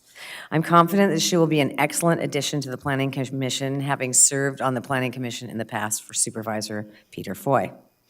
Maggie's extensive background in commercial real estate management, along with her community service work with the Free Clinic, Under One Roof, Simi Valley Chamber of Commerce, the Simi Valley Hospital Foundation, are just some examples of how committed she is to her community. I'm extremely proud to appoint Maggie Kesley to the County Planning Commission. The whole county keeps coming up to me and saying, great candidate. So, no pressure. Lastly, I think this is last, the Cultural Heritage Board. I'm very excited to appoint Mike Winters to the Cultural Heritage Board. Mike holds a bachelor's degree from Cal State Northridge and has a teaching credential in history. While being a member of the City of Moorpark's General Plan Advisory Committee and the president of the Moorpark Historical Society, he has a passion for Ventura County history, and I know he will do a great job on this board. Plus, he's written a few historical books about the county. And those are my nominees. I put them forth as a motion. A second. Any public speakers on this item? Chair Olivier, there are no requests to speak for this item. Thank you. No, they were here earlier and they all bailed. We have a motion and a second. Supervisor Garreau. Yes. Supervisor Long. Yes. Supervisor Parvin. Yes. Supervisor Lopez. Yes. Chair Olivier. Yes. And then lastly, for this section, item 36 is recommendations of Supervisor Lopez. Thank you, Mr. Chair. I'm bringing forward a recommendation to reappoint Marlon Torres and Michael Rodriguez to serve on the Behavioral Health Advisory Board. They have been serving for they've both served one term. And for those who are not familiar with both of these appointees, Michael is the Chief Deputy Public Defender, and Marlene is the Executive Director of External Affairs for our Gold Coast Health Plan. And so I respectfully submit the recommendation to reappoint them to the Behavioral Health Advisory Board. And I will move that action if there's no other comments or questions. I'll second it if there aren't any comments. Great. And yeah, they're both great members of the BF. They're very good members. Supervisor Garreau. Yes. Supervisor Long. Yes. Supervisor Parvin. Yes. Supervisor Lopez. Yes. Chair Olivier. Yes. Item 37, the adoption of a resolution authorizing the addition of one regular full-time equivalent grant administration position to the County Executive Office. I'm back. You're back. Good afternoon, Ms. Hughes. Thank you, Chair Olivier, members of the board, Dr. Johnson. Sue Hughes with the County Executive Office through Friday afternoon. We are here before you with this grant administrator position. As noted earlier today, this has been a one-woman show coordinating all of these things, including grant coordination that happens. So our office, the legislative analyst position, is responsible for coordinating especially all the federal entities, allowing all county public or county employees to sign on to apply for federal grants. So I used to jokingly say I take all the passwords with me when I go on vacation or anywhere, because undoubtedly I would get a call in the middle of someplace saying, hey, I'm trying to apply for a grant. And I'd be, in Hawaii at a different time thing, going on a computer trying to give them access. So not only will this allow for some other training, but there's so much money coming through the federal government, and it goes through the state 99% of the time, down to the local governments. But this will allow to have another person who focuses on helping all of the county departments either look for grants, know what they need to do when they apply for a grant, what is required of them. We'll have some continuity in how we describe what the county is. I've seen a lot of grant applications where one entity will describe the county in this many words, and somebody else maybe has some things a little tweaked. So there'll be continuity in all of that. We contract with a grant company that helps us. It's web-based, that helps us search for grants. So this will help, I think, generally all of, the entire county do a lot more coordination when it comes to, because we've had the case too where you might have, I don't know, I'm picking departments. Maybe HSA and behavioral health both apply for the same grant, but they don't know it. So this will help us with that. So we would appreciate an aye vote. I just would appreciate having you bring this up. I think we could get like 10 of them, but at least the start of one is great. I know there's just so many opportunities with grants out there, and we've done a wonderful job using consulting, but I think that you're spot on in just the navigating to make sure that we know what departments are doing it and how to leverage that. I think that's a great component that is needed in the county, so I appreciate that. And again, we will miss you, but we know you're not too far away, so thank you. I want to echo Supervisor Long's comments. I think, I want to brag a minute, maybe gloat that in Los Angeles, when I was down there as deputy mayor, I had 65 people on my staff. Of those, 19 were grants. They just applied for grants, they pulled them down, they monitored, and they administered them.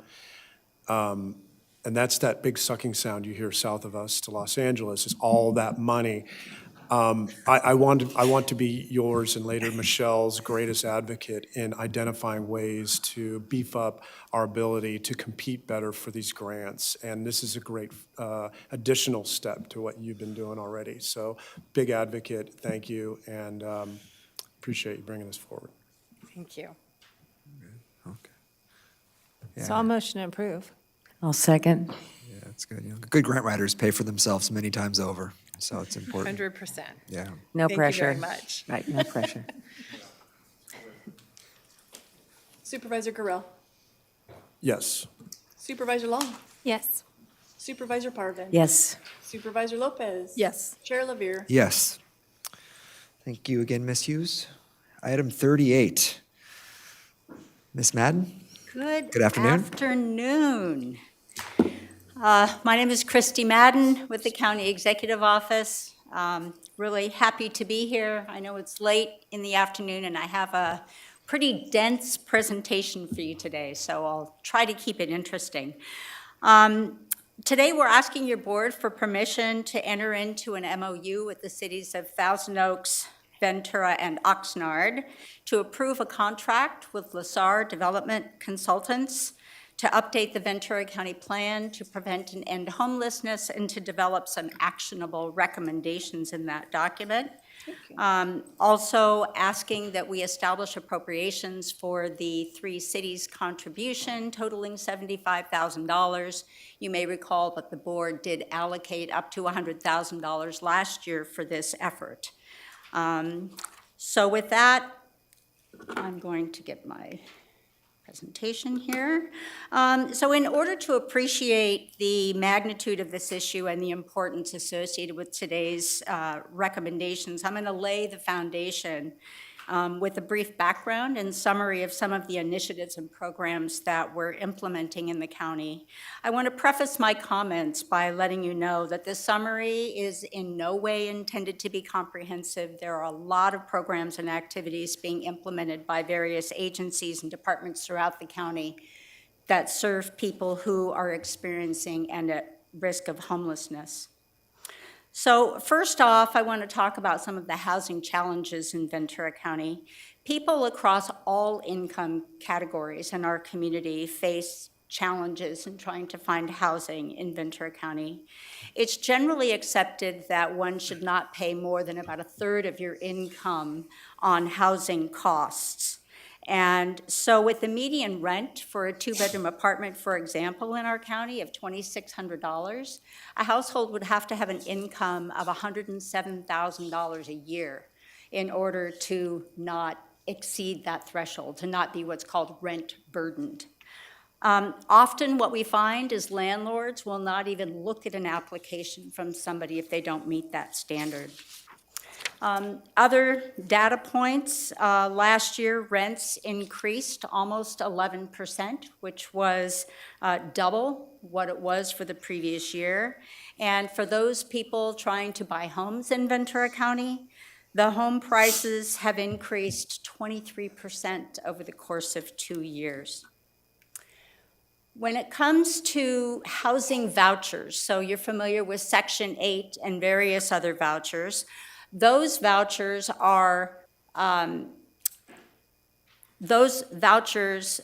reflect what the federal government will pay, the maximum amount that they will pay for an eligible housing unit. So what you see on this table are what the FMRs, they're called fair market rents, you know, all about acronyms in this county.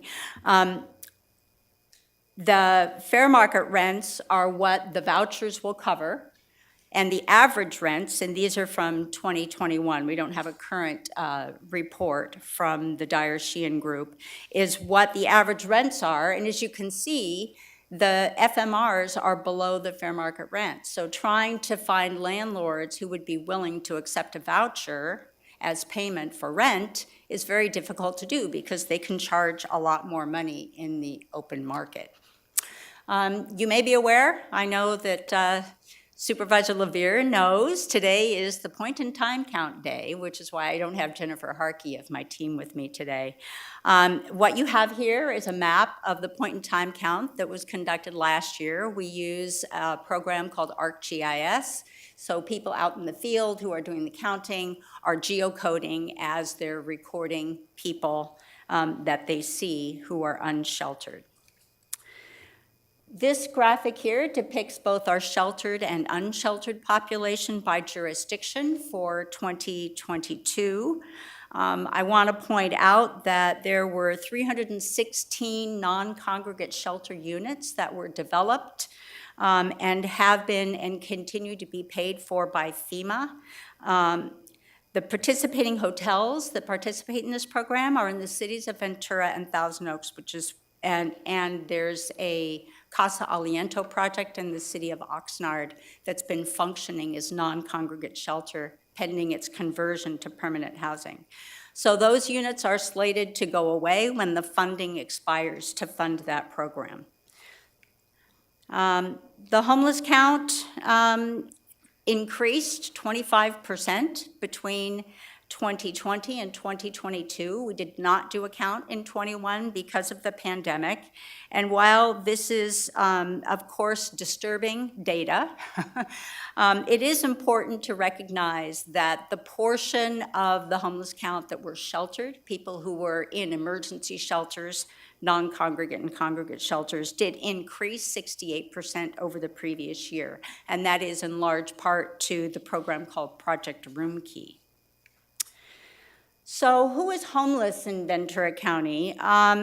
We have the Department of Housing and Urban Development has a different definition than what's used by the Department of Education and the Department of Health and Human Services.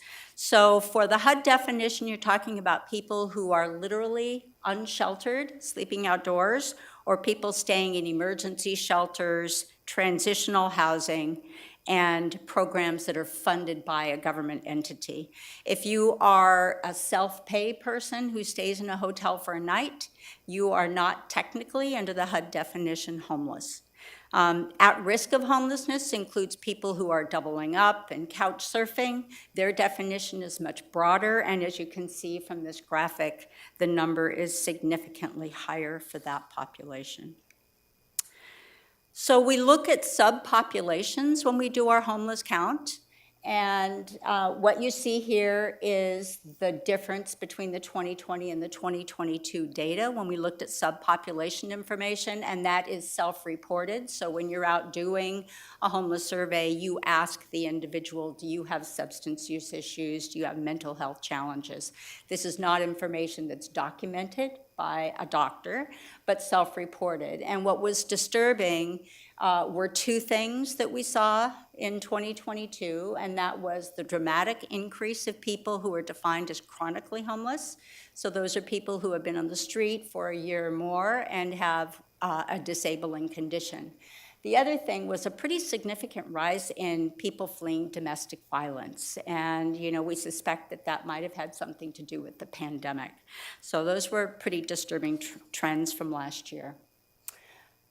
Another document that is submitted to the federal government is called a housing inventory count. So what we do is we take a look at all of the resources that we have available to serve this population. The graphic that you see here is from last year.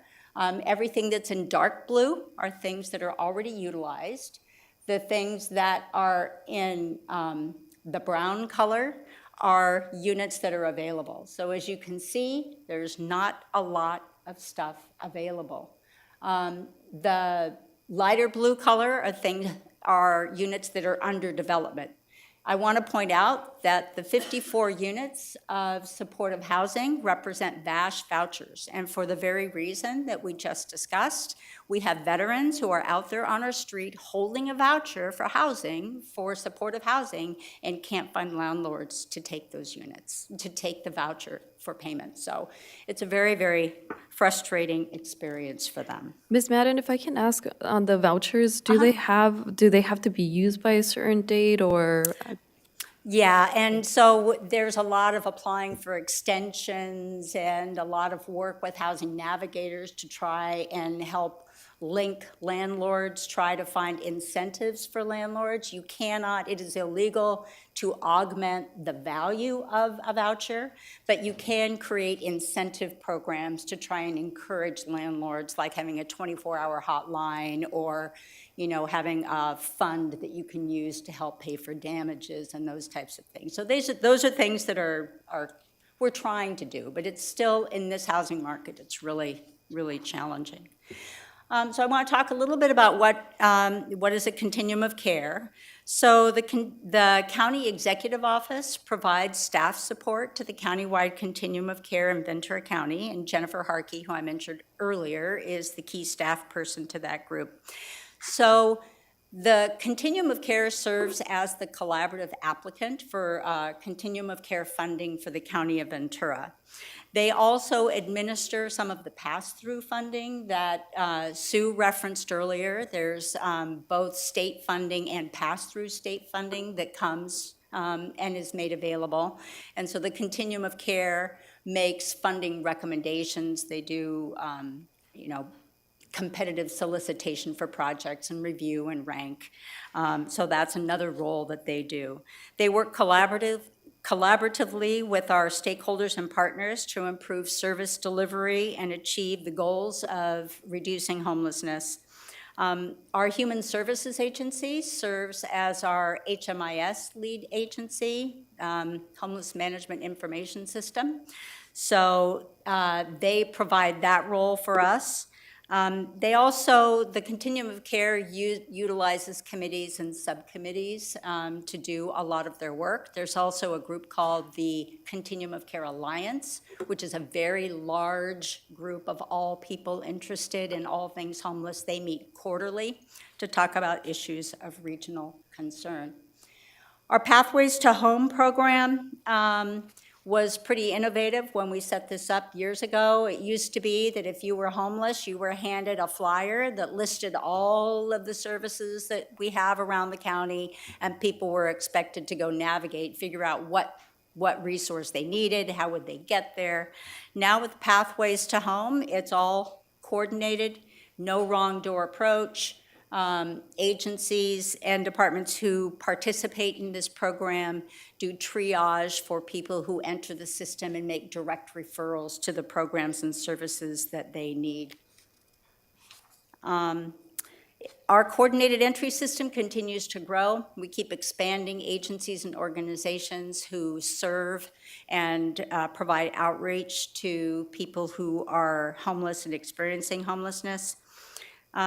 Also, I think it's important to recognize that over 60% of the requests for services that came through our Pathways to Home program last year were for rapid rehousing and homeless prevention.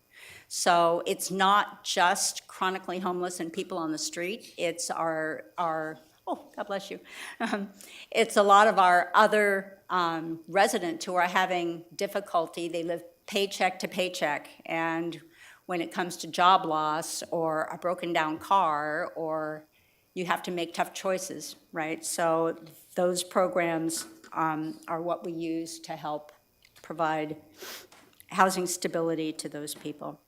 So now that we've laid the foundation, I want to take a couple of minutes to review some of the initiatives that we have relating to an effective housing system.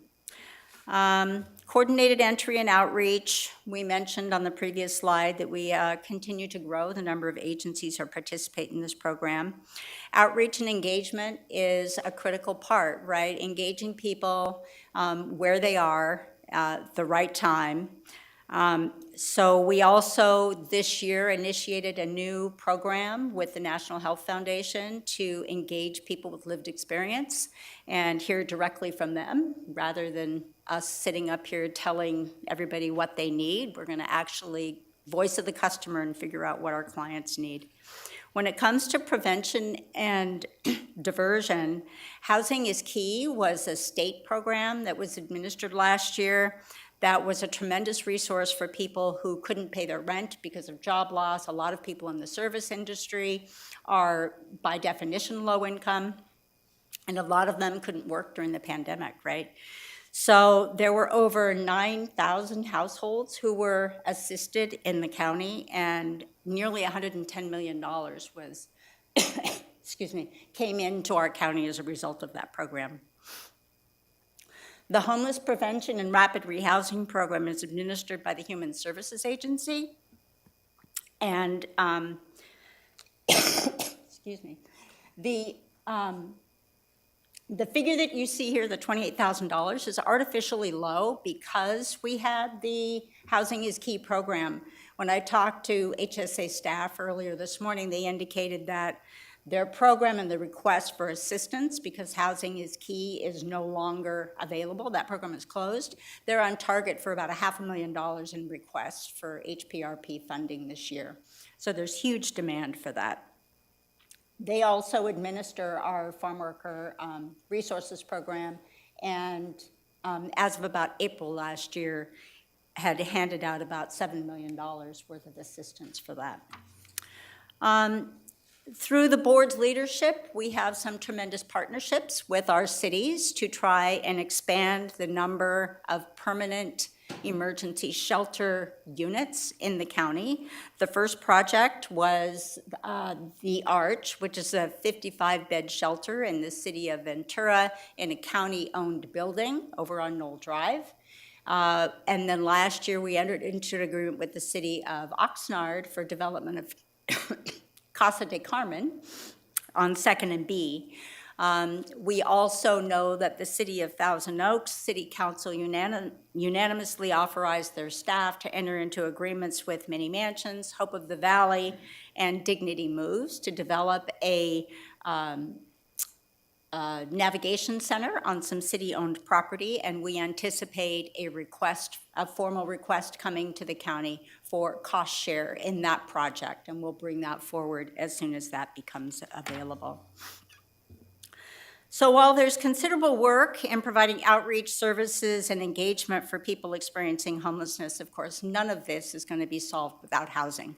So we have a pretty robust housing team, mighty team of two. I have Tracy McCauley here in the audience, and Chelsea Brenty Russell is also on that team. So the next few slides, I'll talk a little bit about our housing program. I want to let you know, to Sue's point about variety of funding sources, this is a partial list of all of the funding sources that are managed by, these are just funding managed by my team. It's a lot. And I think one that I'd like to draw attention to is the Encampment Response Grant. That's a new program through the state of California. And the Continuum of Care did a letter of interest to jurisdictions to see who wanted to participate. And we got responses from from Oxnard, Santa Paula, and the city of Thousand Oaks. And they will be working with the COC to develop grant applications. We think there's going to be about $300 million available statewide for that funding.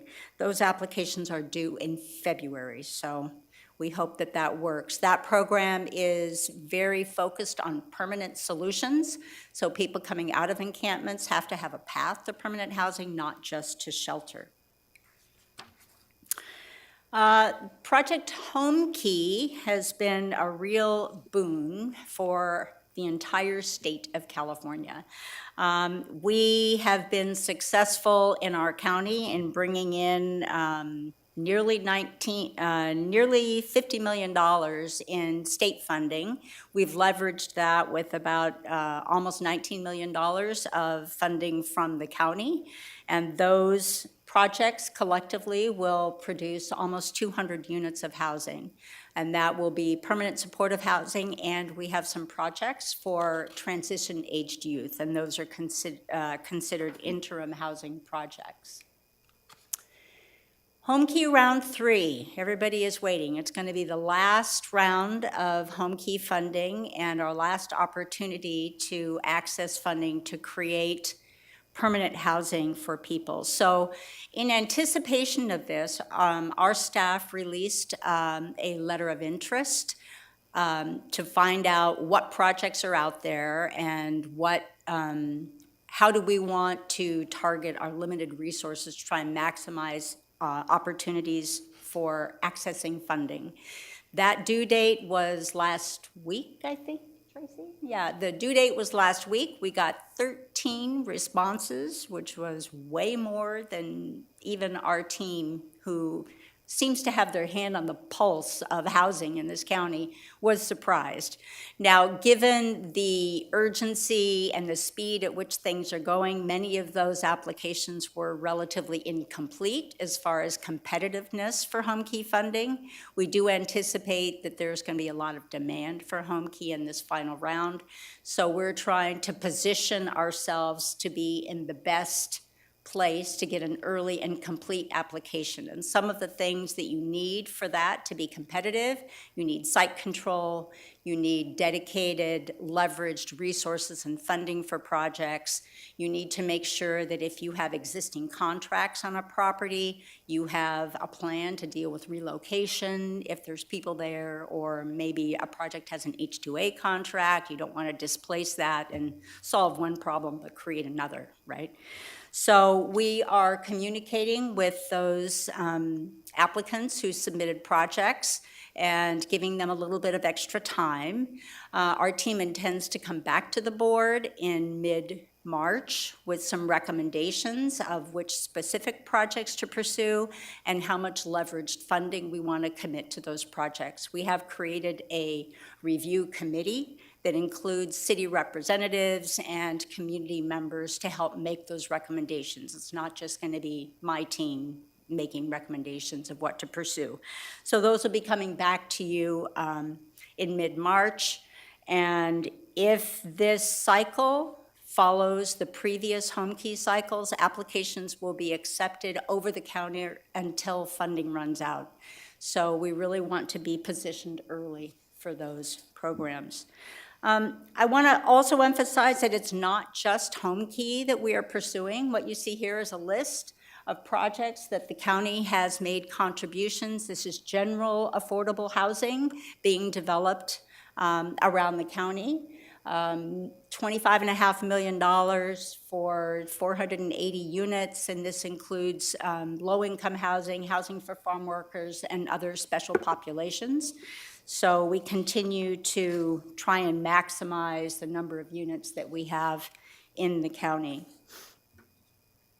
I'll talk a little bit about the SLRF ARPA funding. We've heard some of that throughout the day today. The board originally set aside about $30.5 million of that funding for housing. A little over 12 million has already been allocated and dedicated to the projects that you see listed here, and that leaves 18 million, little over $18 million that we can use for leveraging with these home key projects and other affordable housing projects. So that's going to be the subject of our recommendation when we return to your board in March of how do we best leverage that $18 million. So back to the purpose of today's item is talking about the hiring of a consultant to help develop actionable recommendations. And I think it was Supervisor LaViere's leadership who brought this forward and said, this is an entrenched social issue. We need to get to the bottom of this. And despite all of the wonderful programs and activities, we're barely treading water, right? It feels like we're not really making progress here. So what we did is we released an RFP to seek consultant services to help us do a quantitative and qualitative analysis and deep dive so that we could develop actionable recommendations to bring to your board. Recognizing it's a regional issue, we were also asked to reach out to area cities to see who might be interested in partnering with the county on that. And it was in response to that that we heard back from Oxnard and Ventura and Thousand Oaks, all of which are interested in partnering with the county so that they can get jurisdiction-specific recommendations that they can take back to their local communities for implementation. The Ventura County Plan to Prevent and End Homelessness was developed in 2018, and it was developed by a broad group of government entities, service providers, and community members. These are some of the goals that are outlined in the plan. What the plan lacks is specificity and actionable recommendations. So that's what we're asking the consultant to do with this work, is to create quantifiable, distinct recommendations that we can take back and implement for this work. This just summarizes the direction that we pursued. I know we're running late on time, so I'm going to scooch through here. So in response to the RFP, we got 4 responses. The parties to this program reviewed all of the proposals and unanimously recommended LaSAR. LaSAR is contracted with local governments, continuums of care, nonprofits, managed care organizations, and they have a lot of experience in this type of work. Their approach incorporates evidence-based practices, and they use system-level collaboration and, seek equity in the recommendations that they develop. They have a diverse team that they've formulated for this work that covers everything from housing to mental health services and LGBTQ populations and TAY groups. So we were very, very impressed with the experience of this organization. Their approach, as I indicated, is to do a qualitative and a qualitative analysis. So they want to look at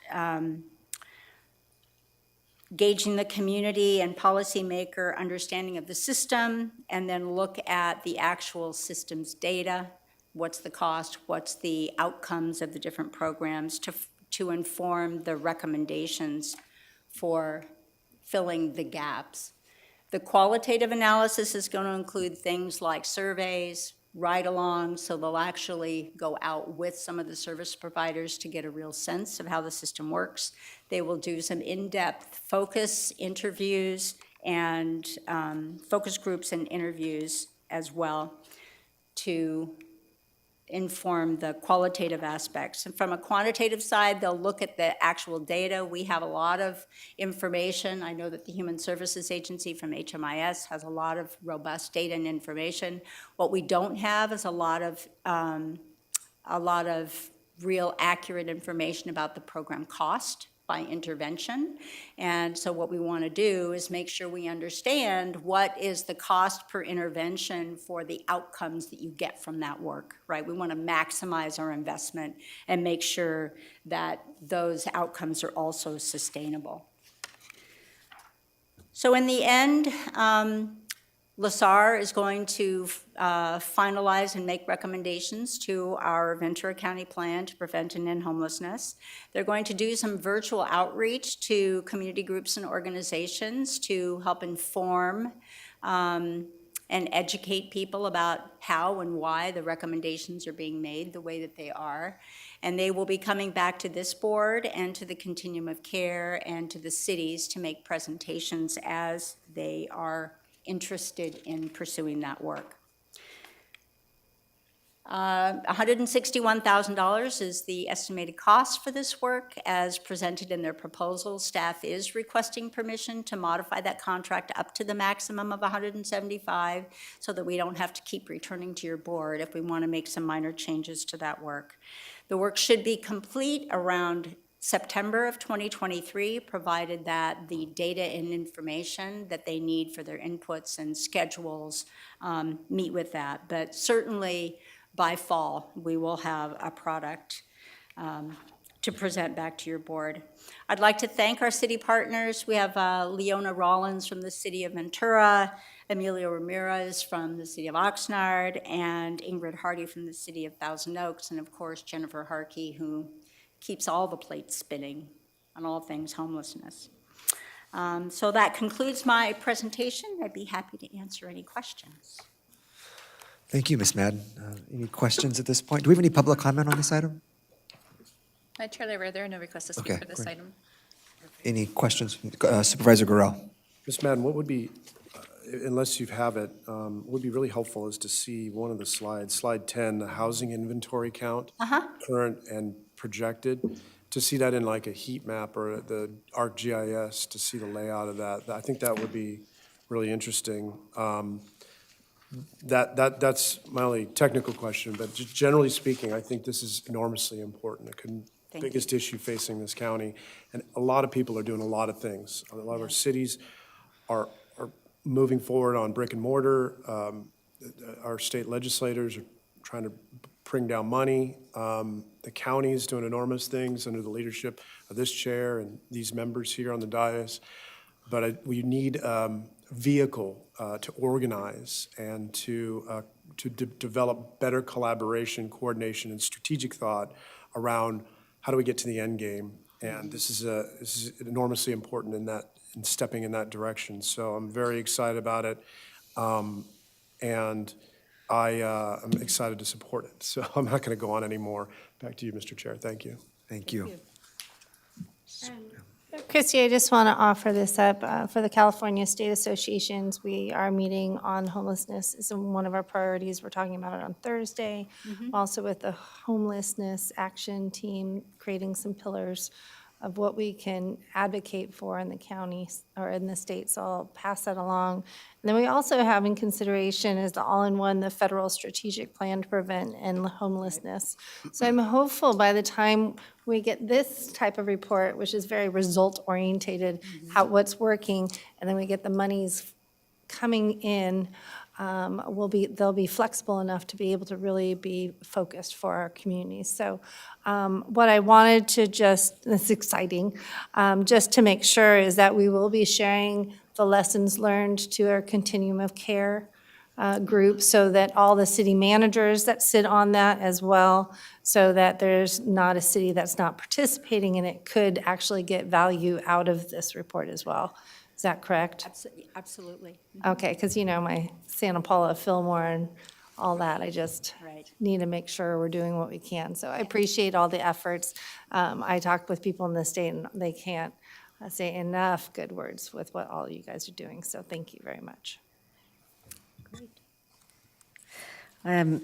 I realize that a lot of the work they're doing is relative to focusing in certain areas, focus groups.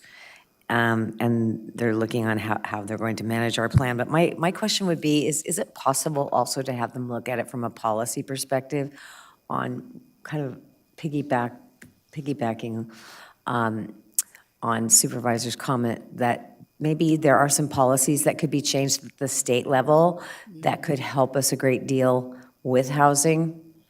I'm not sure if this organization would be able to do that, but I think we need to have people step up, these kinds of organizations, and give us some real thought on what could be better, and that we could go lobby the state for. I know there's a lot of ideas out there. Thank you, Chair. And following up on your comment, Supervisor Parvin, I understand that this LISAR has actually conducted a housing policy academy through SCAG. So it seems like they're very in touch and in tune with the housing needs and our policy in general. So it seems like it's a very good fit to your point and Supervisor Long. So this is great to see. Thank you. Perfect. Yeah, I'm absolutely for this, obviously. It's frustrating because we have so many smart people working so hard, and we're still seeing a 25% increase. Yeah. And that's why something like this is so important. What are we doing right? What are we doing wrong? Where are the gaps? What are the needs? What do we need to focus on? And I hope this is what this new kind of strategic report will tell us. Is what kind of investments do we need to make? And I'm just incredibly thankful for the leadership in Oxnard and Ventura and Thousand Oaks who are going along on this ride with us. Absolutely. I wish all 10 cities would do it. This is clearly a regional issue. It impacts all of us. But those 3 cities stepped up and really anxious to meet with the consultant. And I think that there's been mentioned policies. What policies need to change at the city level, at the county level, at the state level? I think there's so many unknowns right now that we need to really dwell down and focus on, because what we're doing right now, as hard as everybody's working, it's not making the improvements that I think we all want to see. And I think a lot of it's going to come back to housing. What can we do to make it easier and cheaper to build affordable housing? But we'll see what the experts say, and I'm excited that all of us kind of share a passion for engaging on this issue. And it's going to be, I think, a really informative next 6 or 7 months. One thing, when we were talking about preventative, so we're going to be also speaking with like the judges and things of that nature, where if someone was getting evicted or taken away from their home, that type of policies as well. Like, how do we strengthen those so that we would know beforehand, so that we can prepare? It's more. I'm really interested in the preventative also, because we know so many can be so quickly put to their car and not know where. And how does that get tracked? You know what I mean? We're not always in a car, you move. And so I am afraid that there's more out there than we can count. And so trying to figure out what the preventative way also is something on my mind. Thank you. You're welcome. Yeah. I think the number that really stood out to me is 2,300 unhoused, but 14,000 hanging on that cliff that could end up homeless. And what are we doing about that? And so a lot of hard work needs to be done. So, okay. Thank you. So I guess we need a motion to approve this contract. Chair, I'll move approval of the item as presented. Second. Supervisor Gorell. Yes. Supervisor Long. Yes. Supervisor Parvin. Yes. Supervisor Lopez. Yes. Chair LaVere. Yes. Thank you, everyone. Thank you, Ms. Madden. Thank you. And then I know we still have CEO and board comments, but we have one more item on the regular agenda, and that is item 39. And Mr. Pettit? Good afternoon, Chair LaVere, members of the board, CEO Dr. Johnson. The item before you today is per your board's direction at our last board meeting. You asked that we bring back a report covering the local health emergency and the local emergency related to the pandemic here in our county. For today's report, I'm going to cover a few things. First of all, I'll cover a briefing on current conditions, summarizing the orders that are still in effect, sharing some status of what other counties have done or are doing regarding their local emergency, outlining some provisions of the local emergency, and then providing some considerations for your board. I won't go in great detail on the conditions. They're provided in the handout that you've received, but the good news is that we're trending in a very positive direction. We are, and you probably also read about it in the news, that we've just entered the lowest tier for risk due to COVID by the CDC, and our positivity rate and case rate continues to decline. We're thrilled to see that we didn't have the spike that we were concerned about following the holidays, and that's largely because we had our surge prior to that following the Thanksgiving and fall holidays. And so we're happy that we're where we're at today. We're seeing a decline in our hospitalizations, although tragically we still did have an unfortunate number of deaths in both in November and December, and we've had 4 in January to date, bringing our total deaths associated with COVID to 1,649 lives in our county. And of course, the surge that we did see prior to the holidays was combined with some of the impacts of influenza and RSV in our children. The emerging flu strain, or COVID strain that's coming up is this strain noted as XBB 1.5, and we're expecting that to reach predominance here in the coming weeks. It is no more severe than the existing strains, but it does have a little bit more transmissibility according to our health experts. And so moving on, I want to talk about our emergency orders that are still in effect, both at the federal level. Our federal government has extended the health emergency 90 days. They did that earlier this year to April 11th. That health emergency does require a 60-day notice to terminate, and so the date that they would notice would be on February 11th if they were going to end that on April 11th. As for the California state, you're all aware that that emergency will end here at the end of February 28th. There are still currently 27 provisions in place from that state of emergency proclamation that are in effect. They're mainly in regards to healthcare staffing. These are things like not requiring a healthcare provider to be present to read the results of a lab test, also authorizing different adjustments to credentialing programs, et cetera, so that other health-trained individuals may administer tests related to COVID. So those provisions will be carried on until the end of February.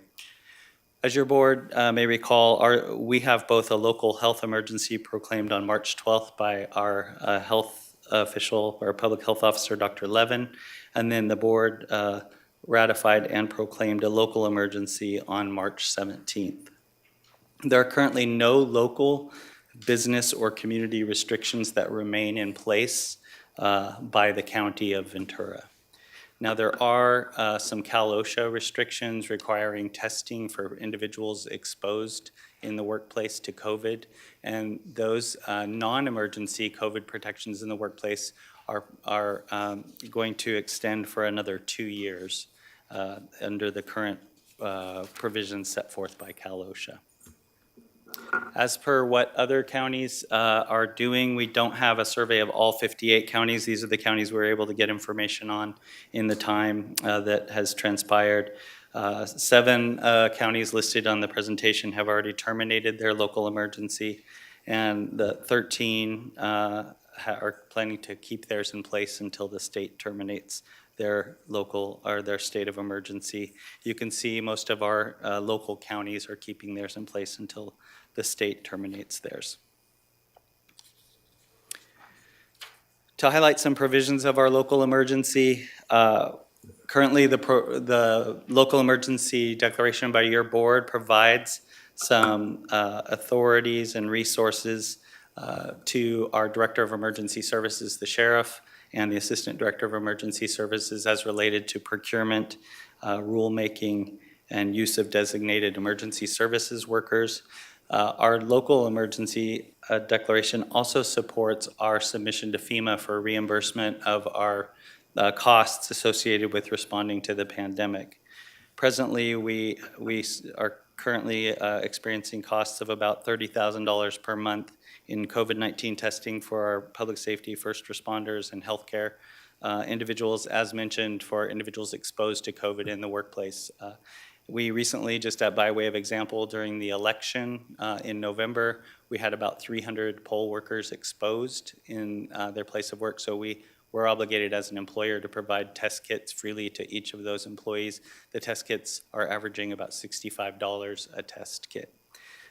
We also have $100,000 per month in testing for individuals housed in custody facilities. Those would be places like our Todd Road Jail, our main jail, and our juvenile facility. And then the largest cost that we have is, as discussed by Ms. Madden, is in Project Room Key, to the tune of about $700,000 a month for a non-congregate shelter for these most at-risk unhoused individuals, most of which are over age 65 and have pre-existing health conditions that put them at risk, greater risk. And as we saw in the first slide, those are the individuals that we're seeing the highest morbidity rates in associated with COVID. And on that, just real quick, for the Project Room Key, funding for Project Room Key goes away with the California's date expires? That is not exactly the case, because Okay. FEMA's emergency continues. And so that does bring us to some of our considerations. Thank you. So nice segue, Supervisor. I didn't know, but I knew, no. Largely, we are in the wind down of our COVID and pandemic-related efforts. Continuing our local emergency beyond the ending of the California state of emergency does lend support for continued submission to FEMA for a reimbursement. FEMA currently reimburses at the 90% rate. It was 100% up until July of this year when FEMA reduced their reimbursement to 90%. Your county has been incredibly successful at submitting to FEMA and getting reimbursed for our costs associated with COVID. So there is a consideration there. We feel like it would strengthen our position in continuing to submit for funding of this approximately $830,000 per month to continue our local emergency if that's the direction. Again, the majority of the individuals housed in Project Room Key in non-congregate shelter are these individuals with high risk for severe COVID impact, 65 years of age or older with pre-existing health conditions. And our goal also with Project Room Key, to the extent possible, as Ms. Madden just shared on our addressing homelessness here in the County of Ventura, we have approximately 280 individuals in Room Key. Our goal is to keep them in that non-congregate environment until these home key projects come online, so we can transition them right out of Room Key and into permanent supportive housing. So continuing this funding would aid in being able to do that. And So- that concludes my presentation, and happy to answer any Question questions. on that. So on your list, City of Los Angeles, we have been tucked in with them on many items with the state of California. And so I'm wondering, you said that on your list, it shows that they will be terminating their emergency declaration with California and not extending it to the date of April. So they would be losing that funding as well. I'm trying to understand what the difference of the California's date versus the federal date. I like them all lined up, but that's not happening. So what's the difference? Yeah, we have not had any discussions with Los Angeles about their reimbursement strategy with FEMA. That's just the information that we have from our public health officer about their direction on their local emergency. So that's something we can certainly look into. Okay, I'm going to ask a couple supervisors then. Okay, thank you. Supervisor Guerrero? No. Oh, okay. Following up on Supervisor Long's question about the other counties, so the list you provided, they've taken action to pull their local emergency order. For the counties that have discontinued their local emergency, yes. For the other counties, their board will still need to take an action similar to your board. Your board, we recommend that following a letter from Dr. Levin that says conditions have improved, and he recommends discontinuing his declaration of local health emergency, that your board would also lift the local emergency as well. And it's not entirely settled legally whether we couldn't get reimbursement even if we canceled the emergency order. Is that? That's correct, Supervisor. I think our logic is that if we submit to FEMA and their declaration is still in existence, but our local emergency is not, it's very possible that they would respond, if you don't deem that there's an emergency, then why should we reimburse you for your expenses? Can I ask, there's also another expense, so not just testing, but in our hospitals and our clinics, we have masks, we have PPE, we have a lot of different items in which is paid for. How does that get affected? And if we were to drop our emergency declaration today, how would that be affected? Like, I'm concerned on the cost associated and also the safety of our employees. I think there's contracts with unions and things like that, and I'd want to get consideration on. Well, I think certainly with the tests that we're providing today, those costs we're submitting to FEMA for reimbursement for our personnel. But there's no other costs that we get reimbursed for? For the testing is primarily the larger cost in the sense of healthcare. I just thought I saw we do have Barry here, so yeah. he can speak to some more of those details. Thank you. Yeah, there's several things. I don't know the legal ramifications of all of it, but within the healthcare industry, we're governed by the Department of Public Health at the state level, and they set the regulations on the criteria by which we have to respond to the pandemic within the facility. So right now, extra PPE that we have is, we capture that, and we are submitting FEMA claims associated with that. We also have additional staffing that are travelers that are, due to the volume and the readiness that we said we would be in for the state, is also being charged to FEMA right now as well. Those regulations are set by the state and are premised on what the state does, right? When they pull that from us on whether or not masking is 100% required or what have you associated with it. So that's currently, I don't know the legal ramifications between our declaration and us billing FEMA on that, but we'll continue to bill FEMA. The reason why I'm asking is I have had doctor offices call and ask, can we not wear the masks? Or I've had, so there's costs out there. So I'm trying to see is if our local is lifted, say we even align with California. If it is lifted, what does that do to that part of the world? Yeah, so the emergency declaration would have to be, by regulation, the Department of Public Health would have to rescind their order to require a licensed facility to not mask, is what it would turn out to be.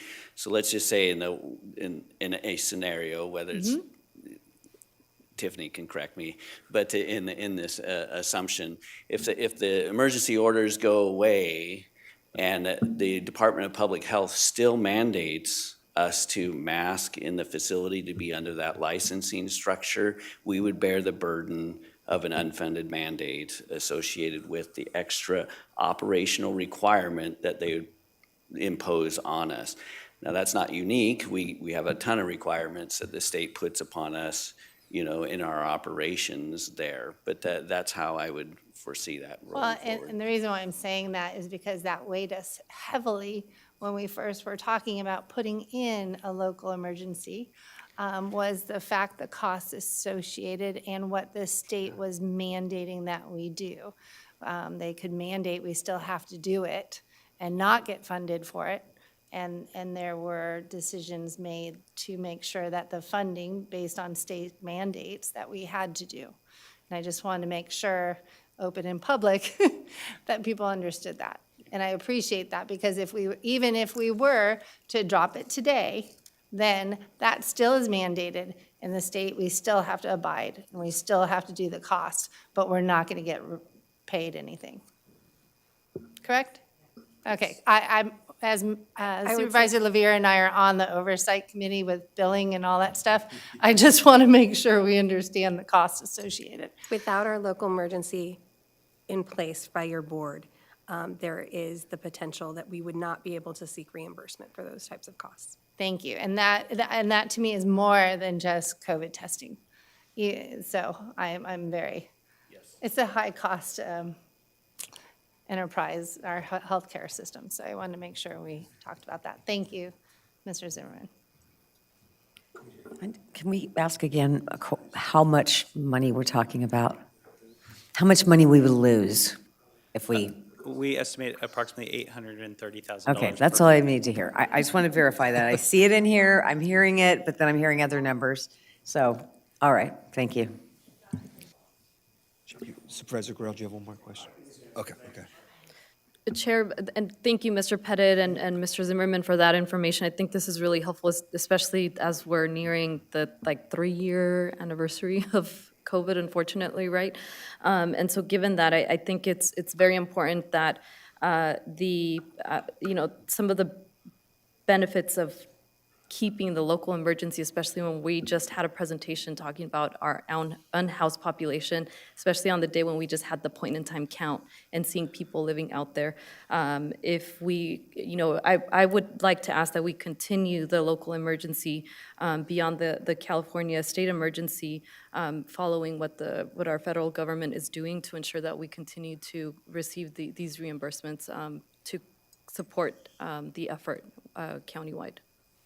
Can I also ask a question on that? Because I agree, we need to get that funding. And so when is the date that we have to make that call? Like, we can change it at any time, or does that make sense, the timing-wise? I just want to know is when would we have to, if we wanted later on, or if we wanted to make this decision in another meeting, when would be the date that we'd have to do it so that we'd be in line with the California? I'll defer to council to confirm, but I believe the local emergency will stay in place until your board takes an action to discontinue it. Yes, your board will have to take an action to terminate the local emergency, and that would need to be done by a resolution at some point. That should be based on, it should unfold in the reverse of how everything was done. And your local emergency was based on Dr. Levin's determination that there was a local health emergency. If there's a determination that there's no longer a local health emergency and other conditions no longer warrant the local emergency, your board would adopt a resolution at that point. I would say, given here, we know that the governor has indicated that he intends to terminate the state proclamation of emergency and the end of February. We will know by February 11th whether, was that the date? Correct. By February 11th, whether or not the federal emergency will be extended past April. So when you have that information in mind, when you're moving forward to evaluate things. Yeah. We could come back to your board with another report like this after the February 11th date if we know what the state is doing, or what federal's doing. I just think that would be my suggestion. Based on, there's a lot of more data we can obtain. I'd love to find out why Los Angeles is choosing to do on the California date, or we can get some more information. I think Mr. Pettit said they haven't taken action, right? So. Right. So Yeah. I think that this is a fluid conversation that we should keep our finger on the pulse and maybe continue it to bring it back to maybe the first week of February or the next meeting, whenever that is aligned, and when we know more. If I may add, the counties in the presentation, both Rigo and I had pulled our counterparts, and the general trend was, well, we're going to wait until the state terminates, but there was no real fix, like, that's the day we're doing it. Okay. Yeah. At least that's from my colleagues that I spoke with. Supervisor Guerrero? Yeah, I might be wrong, but I believe that the county board acted to end the public emergency, the pandemic emergency declaration on the same day that the state of California did. They took an action that was before the board public, and unless changed, the order will end at the end of February. So they did take action. I believe that's the case. And so, Is that LA County? LA County. Okay, thank you. Yeah. And so we've got to, so let's take a step back and consider where we are. The state of California is saying there's no longer an emergency as of, and we're ending this at the end of February. Our neighbor to the south, the largest county in California, is saying there's no longer emergency. We're lifting our order at the same time. We're saying we should continue it because of some potential expenses, but we're not saying it because it's a public health emergency anymore. My hope is that we can get out of this as a financial obligation of the county. And if what we're saying is, but we're mandated to do X, Y, and Z, whether it's congregate or whether it's testing in non-congregate facilities, that's a mandate, and we can get reimbursed for unfunded mandates by the state or the federal government. We can't work our way into a public health emergency where it's no longer a public health emergency that the state and our largest partners and largest regional neighbors say is no longer an emergency. So I just want to put that on the record. I think those are all excellent points, Supervisor. I would point out that the rate of deaths that we're still experiencing under COVID, even right now, is much greater than we've ever experienced during influenza. So to say that there's no health emergency, I don't know that we would go that far to say that. I think our health officer and our public health director is here. He could comment on that further, that there still is concern. Does it rise to the level of a local emergency? We may want to hear from our public health officer on that. Go ahead. Back to you, Chair. Okay. Yeah, in my view, if our local emergency was having any kind of business or community restrictions or impacts, this would be a different conversation. But the fact that it has, right, as of now, there's nothing in our emergency which has created any kind of business or community restriction or impact or masking requirement. Those are all coming from the state. And yet, right now, we're getting reimbursement to the tune of almost $850,000 a month, including housing, 280 people that would otherwise be on the streets right now if it wasn't for this FEMA reimbursement funding. That's money that I don't feel comfortable giving up right now. Or absorbing under the general fund, yeah. because then there would be a financial discussion to have.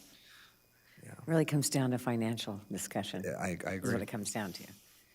I think we all agree I don't think we're taking it as much of an emergency as maybe some of our healthcare professionals are. Because we're out there in day-to-day life, right? Walking through or the grocery stores, going to the dentist. My point is that if there is financial obligations, there are financial obligations that are forced upon the county by the state or federal government. We could seek reimbursement through alternate methods, which is unfunded mandates. And we still don't know whether we might be able to get reimbursed anyway. That's so common, though, unfunded mandates. Yes. It's everyday life here in our state. So is there a consensus of continuing this till after we have information from the state? We're expecting to hear from the federal government by February 11th, right, what they're going to do. I think the state's already decided that at the end of, so maybe we bring it back once we hear what the feds are going to do? Okay. Yes, that would be great. So I guess that would probably be our second meeting in February, is after the 11th? So do you need a motion to continue this to the second meeting in February? Yes, the 24th. Or is this just a receive and file? This is a receive and file and provide Okay. direction to staff, so I Okay. guess the motion would be to receive and file this, and then direct staff to come back at the second meeting in February to discuss it further. Okay, that'd be my motion. What she said. So receive and file and come back and. Yes, February 28th. February 28th. Because we can easily come with a resolution to take it off if we wanted to. We can have that resolution prepared as part of the discussion if you would like. There you go.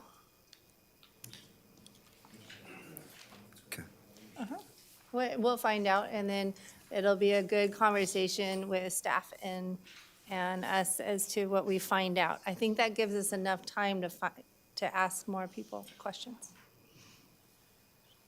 But I need a second. Second. Thank you. Thank you. To receive and file, and then we'll come back. Supervisor Gurel. Yes. Supervisor Long. Yes. Supervisor Parvin. Yes. Supervisor Lopez. Yes. Chair Lavere. Yes. All right, thank you, Mr. Pettit. 53.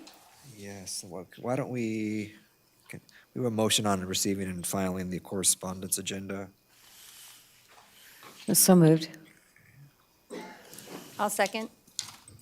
Thank you. Supervisor Gurrow. Yes. Supervisor Long. Yes. Supervisor Parvin. Yes. Supervisor Lopez. Yes. Chair Lavere. Yes. And then last two items before closed session are, we'll begin with item 11, our CEO comments. Thank you, Mr. Chair. So in our atrium and in our halls on the third and fourth floor, you'll see that we have the 20th Annual County of Ventura Employee, Retiree, and Family Art Show. And it's on display through February 2nd. This year's exhibit features 189 unique works from over 100 different artists, each of whom are closely connected to our County of Ventura team. There is jewelry, drawings, crafts, ceramics, paintings, resin pieces, woodwork, all artwork across all the different mediums, ages, and group categories were submitted, with the youth and teen artist categories receiving the most. So if you have time, please check out the amazing art.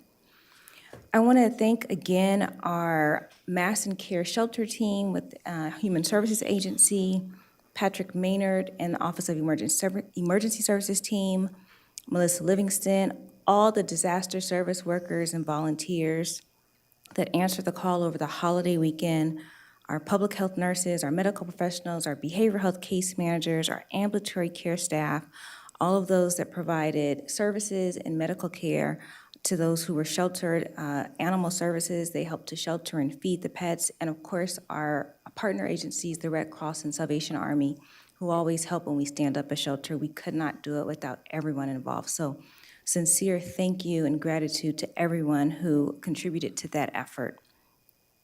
We had our Economic Vitality Steering Planning Committee last week.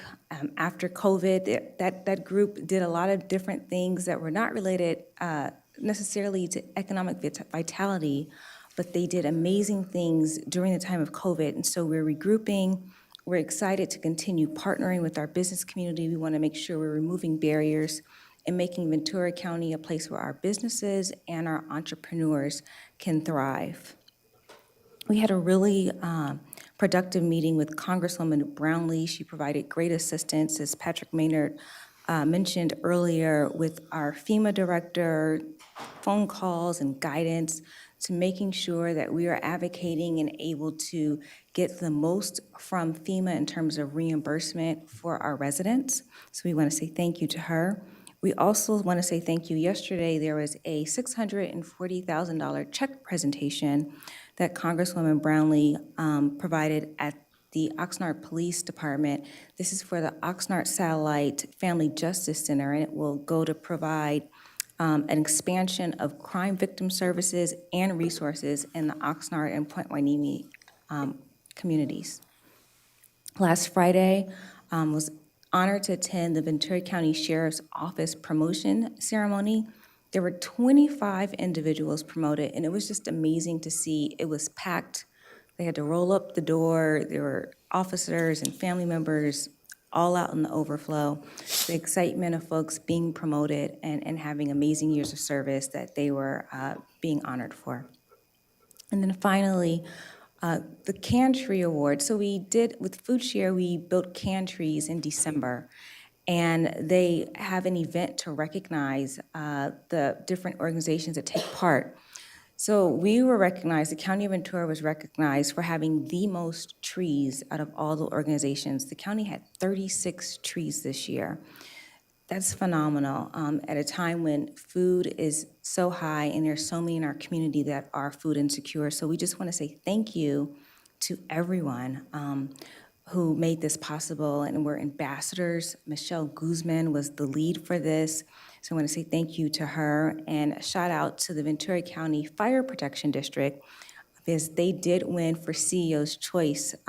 If anyone saw it, they had an adaptation of a Black Hawk, and it was blue and yellow like the real Black Hawks, and I mean, it was a real helicopter. So out of canned foods, right? So it's pretty amazing. So they did win CEO's Choice for their Black Hawk helicopter. Other than that, I'd just like to thank the clerk of the board staff, GSA, IT for all your help to make this meeting possible. And that concludes my comments. Thank you. Thank you, Dr. Johnson. Thank you, Lori and Mia, as always. Let's do our board comments now, last item this afternoon, starting with Supervisor Gorell. Mr. Chair, I was able to attend this morning, like many of you did, at 6 a.m., the in-dock for our volunteers. In the second district, the point-in-time count was coordinated by many mansions, and there was quite a few people there, more than have ever participated in the second district pit count. So sheriff had a number of staff members there, deputy sheriffs, good turnout, a lot of enthusiastic volunteers. I just want to thank many mansions and all of those that coordinated that pit count, and looking forward to those results. I also want to announce that I'm moving my district office. It's currently located on Hillcrest and Lynn in Thousand Oaks, and it'll be moving to the Thousand Oaks City Hall. That lease has already been executed between the county and the city to move there. We're just waiting on some changes, security changes, and some technology changes to the spaces itself, but it's a great opportunity to be more engaged with constituents because it's more accessible. It's in the same government complex as city government, so if a constituent wants to go and they don't quite know if it's a city issue or a county issue, they'll have access to constituent support at both those levels. And I think it sends a signal, an important signal to the community that there's good collaboration and coordination between the city and the county, and that we want to work collaboratively to improve quality of life generally in the second district. So I'm proud of that announcement. I do have some adjourn in memory for 3 constituents who passed, and I'd like to add that to the record. And with that, thank you, and back to you, Mr. Chair. Thank you. Supervisor Long. Thank you. Along with Dr. Johnson's comments in regards to just storms, really want to just say thank you to all of our staff, county, city, state, federal. We're going to be recovering from this and utilizing all of those networking and connections to get our community members the best we can to recover. And I just wanted to say thank you. And the fact that we have the vcemergency.com, just making sure people go to that for the FEMA forms, whether you're an individual or a farm. It's really important that we get your assistance as great as possible. I did go to the Cal Chambers, Cal Fire mapping town hall. They were doing a 45-day comment period on the fire hazard severity zones, which, if those changes happen, those maps will be used for insurance companies to provide insurance to farmers, to individuals. And in my district, that will affect quite a lot. We already have farmers, homeowners that their insurance is dropped within 6 months or just never gotten again. And this is a huge effect, especially with so many of our areas that are protected. Our cities are protected by our farms, whether it's lemons, avocados, and so forth. So it's a big deal. And I really appreciate the farmers that have provided comments, and you can comment to fhszcomments@fire.ca.gov to input on that. They are making changes, which I understand. Well, we've worked with CAL FIRE for so many things, but just to have another set of eyes, I would really appreciate people commenting and providing guidance. Also, we had our 50th anniversary of our Ventura County Agriculture Association. Saw many of our supervisors there. Thank you. It's shocking to me that the produce, how the costs are, and what the diversity is between U.S. and other countries. California, if you're talking labor, you're over 18 here, and then it's $1.50 in Mexico. So there's a lot of things that we're trying to work on to keep our farmers here local. grow local, buy local. So that was a good presentation that was received there of just how do we support our businesses? And that jumped into our economic development collaboration annual meeting and working with all these businesses to just bring our economy up to scale for our residents so that they can live here and their families can live here. It was great to see Dee Dee Cavanaugh put as president, and Howard Edwards from Limonary, he's just stepped down as president, so thank you for their service.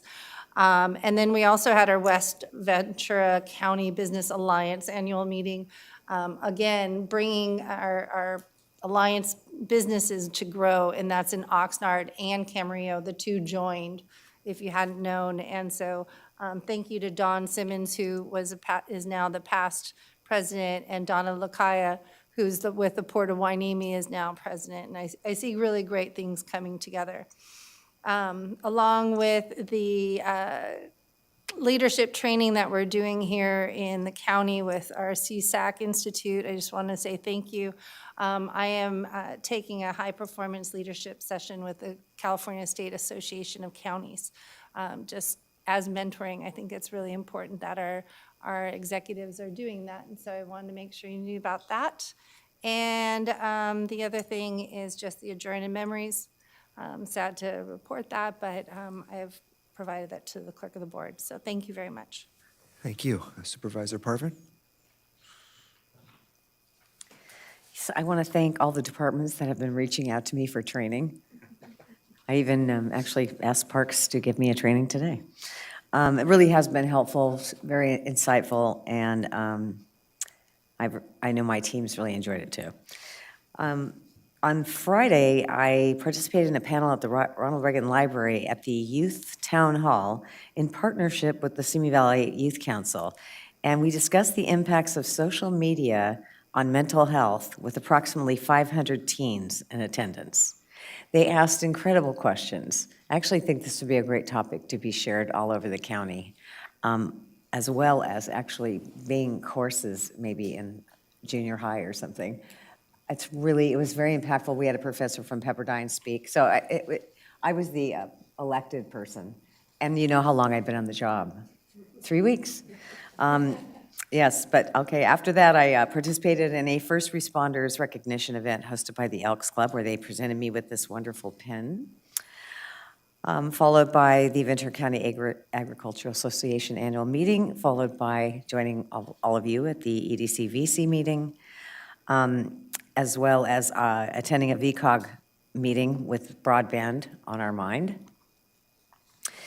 There's also going to be some fantastic events coming up in our district. We have a ribbon cutting scheduled for a new federal credit union called CBC, along with the 14th annual awards installation luncheon for Conejo, Simi, Moore Park Realtors.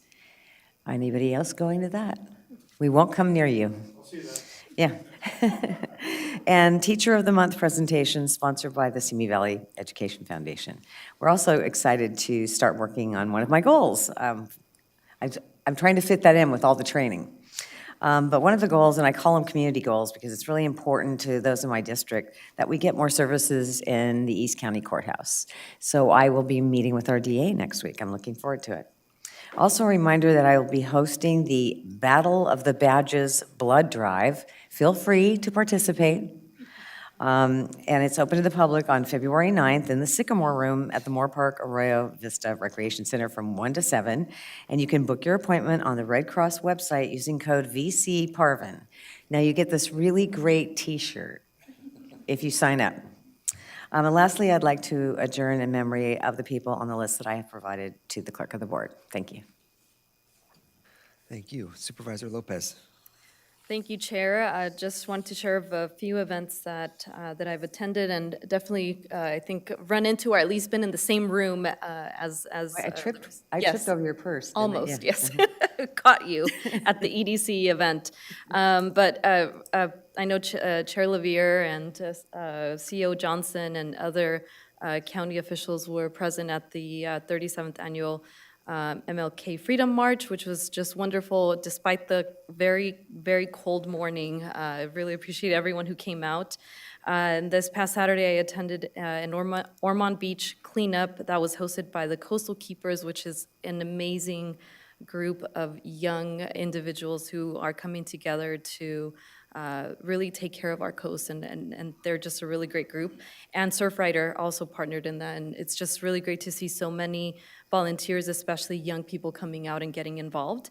And as was mentioned yesterday, Congresswoman Julia Brownlee presented a check for the Family Justice Center in Oxnard, and along with our DA, Eric Nazarenko, and Mayor John Zaragoza, who were all present with a great amount of Oxnard police officers. And then this morning, I joined the point-in-time count in Oxnard. And so I was out there with my chief of staff, Robert, and we were able to interact with a few individuals, and it just really humanizes this issue. And knowing that each person out there has their own story and the reasons and just a whole situation of where they are and the need. I mean, we interacted with one person that it was visible he had an infection in his foot, and we were able to call into the housing authority and through the coordination of the continuum of care and Jen Harkey being present to get some medical attention out there. So really appreciate all the volunteers who came out. I understand throughout the county, and I saw several in Oxnard, and appreciate all the work to ensure that this is an accurate count of all those individuals that are living in the street. And lastly, I want to thank Chair Lavier for his office support in addressing this dredging issue that I mentioned earlier in the Channel Islands Harbor and the city of Port Hueneme, and the coordination with our harbor director, Michael Tripp, and the Air Pollution Control District to address those issues and hopefully get to a place where we can avoid any potential issues in the future to continue the work and protect our coast. So, and I have also submitted a list of names for the adjournment memory. Thank you. Great, thank you. Yeah, it was, I think we've all been really busy the past few weeks, and Supervisor Lopez mentioned, but the MLK Freedom March was just really well attended given the frigid cold. But that committee always puts on a great event, and so I was honored to be there with them. That last Thursday was a busy day in the economic development community. I know many of us were at the Ag Association 50th annual meeting, the EDC meeting, but it's really great to see this board stepping up and supporting our partners in the business community who are working so hard on economic development issues. And similarly, the night before, I was honored to attend the Ventura Chamber Board installation of their new directors. And their new president, or their new board director is Dina Rogers, a wonderful woman. She'll do a great job with their CEO.